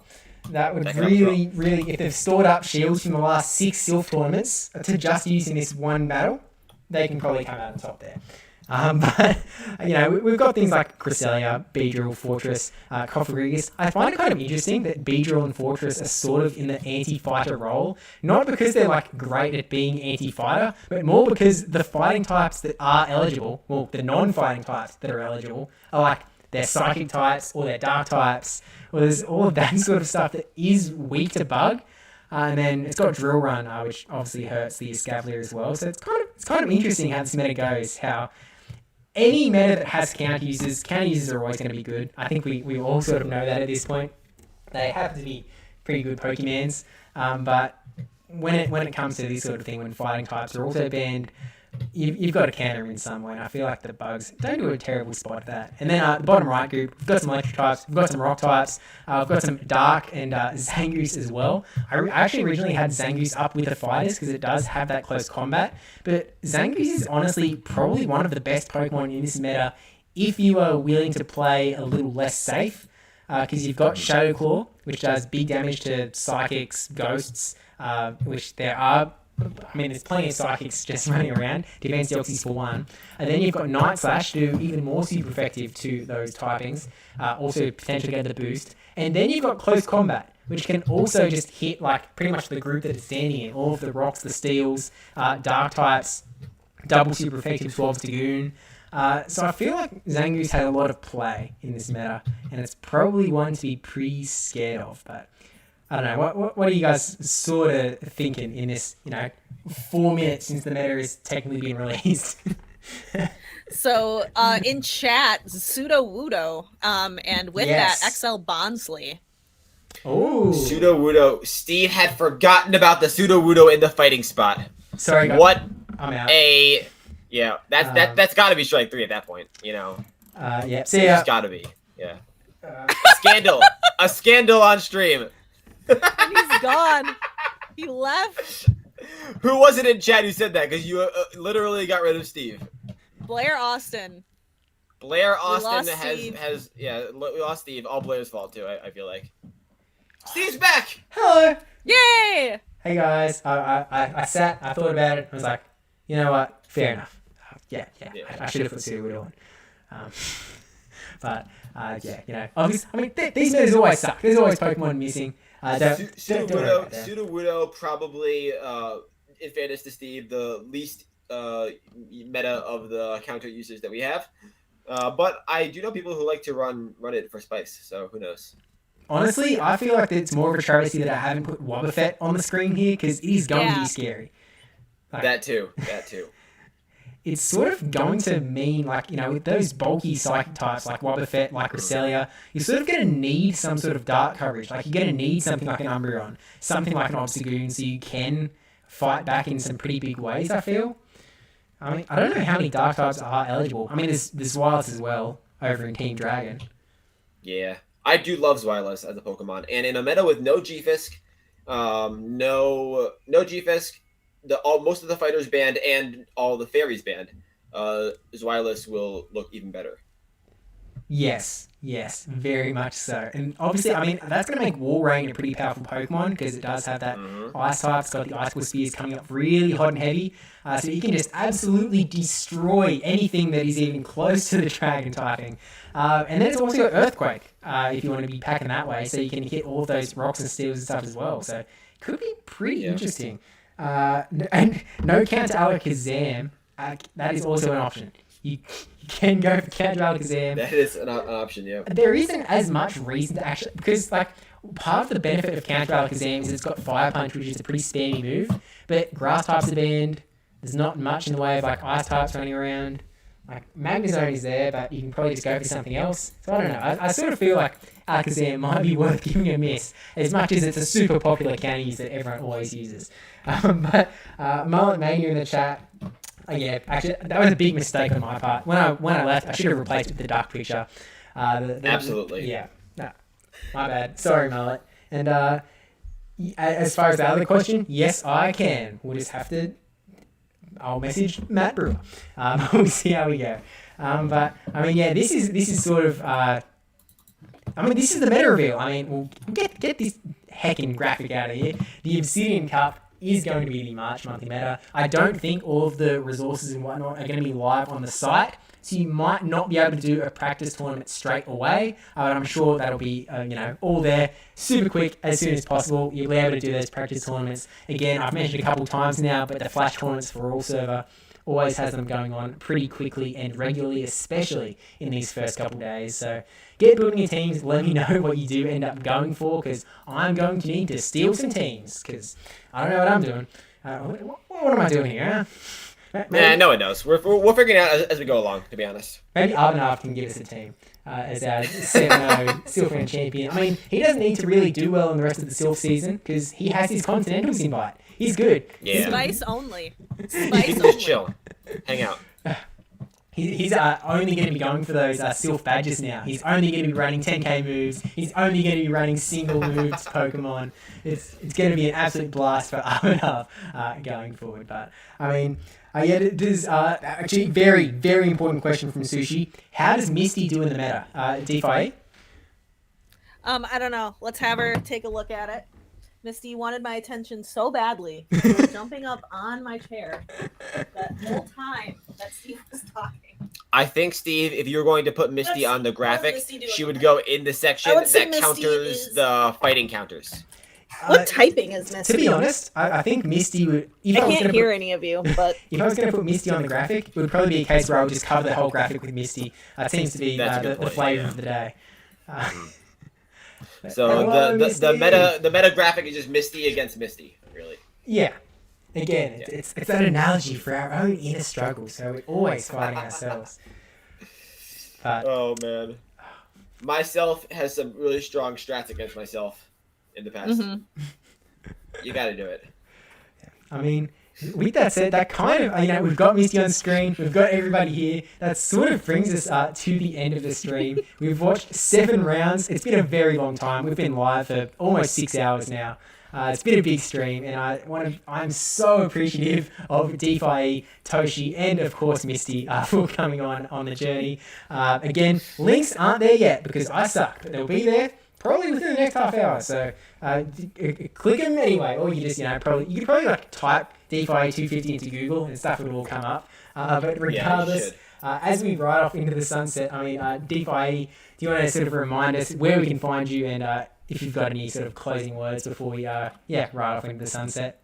All right, we will let Misty down because, again, she is not super thrilled to be up on the chair. But you can. My name is DPhiE250, DPhiE250, DPhiE for short. And you can find me on the GoCast podcast every single week. GoCast podcast is, wherever you can find podcasts, Spotify, Google Podcasts, all that good stuff, Apple. And then I'm on that podcast. I have a PvP corner segment with Fish on a Heater every single week. You can also find me on Twitch, on Twitter. I'm hoping to do more YouTube content, TikTok content eventually. This summer is kind of my goal. Dun dun dun. Let's go. More DPhiE action. The more the better, as far as I know. We'll probably get Misty's probably would go pretty well on TikTok, to be honest. True, It's a true. very pet friendly platform. For sure. Soon. All the How about you, videos. Toshi? Where can we find you? Oh yeah, you can find me on Twitch and on Twitter at ShutUpToshi9227. I try to stream 5 days a week around noonish. My battles on Twitch, and if you'd like to see more cat pictures, Toshi Side Piece on Twitter is where you'll find those. Most of my cats go onto that Twitter account, so any of those places, and we'll hang out. We'll have fun. So the moral of the story is go follow Toshi Side Piece. Don't worry about the other stuff. I know it's Exactly. That's the main thing. That's the main one you want to follow. Yeah, as long as you're following there, and also, you know, DPhiE's future TikTok account for Misty content, those are probably the two most important spots that you can go. But Absolutely. seriously, again, a huge thank you. I can feel my voice only leaving me now, but thank you so much for coming on to the party. It's been, I've had so much fun over the last 6+ hours that we've been hanging out. It's been a wild ride. We've had a lot of photos up on screen. It's been an interesting time, and very scuffed, but only in the right ways. Couldn't have been any more beautifully scuffed. Beautiful. But yeah. Scuffed in all the right ways. Thank you to both of you. Thank you again to everyone from the Silph team who sort of put this showdown together, because it was definitely, I mean, it's a fun event. They don't have to put on a Silph Arena Showdown, but they do, and that's really cool to give that Continentals invite away. It's a really hyped tournament and a lot of fun as well, especially from where we're sitting, and hopefully from where you're sitting as well. Thank you to everyone who did share their screen throughout the tournament as well. MJ Get It in round 1, Final Boss AJ round 2, Nezabethan in round 3, Rice Occasion in rounds 2, 6, and 7, and then Bukk in round 5 as well. I really appreciate all of you guys for sharing that, because obviously we wouldn't have as much of a battle-y stream. I was going to say we wouldn't have as much of a stream without the battles. We would. It just would have been dog the whole time. Which, I mean, both ways. nothing wrong with that. That'll be the plan next time. Next time. Tune in next month for the 7-hour dog stream. Accidentally lose all the battlers and just have to do dog stream the entire time. Oh, guys, I swear I'm trying to get the battles on screen, but it's just not... I can't get rid of this dog picture. It's just staying up there. There's nothing I can do. But with all that said, we'll finally check out here. Thank you so much to everyone who has come out and watched this live, and to everyone who's watching this unlive. Don't forget to like, comment, subscribe. I'm here. I'm Steve. Hit the subscribe button. I guess that meant Hit the subscribe button. One last note down. And with that said, I think we can end the stream here. So we will see you all in the next one. I actually don't know how the YouTube, what word am I looking for? How the delay works. I don't know if I hit the stop streaming button, if it stops, or if it like plays out the rest. I also don't know quite how much of a delay it is, but probably good enough at an end. I can probably hit the stop streaming button right now. Oh, you will not be able to reconnect. Your stream will stop.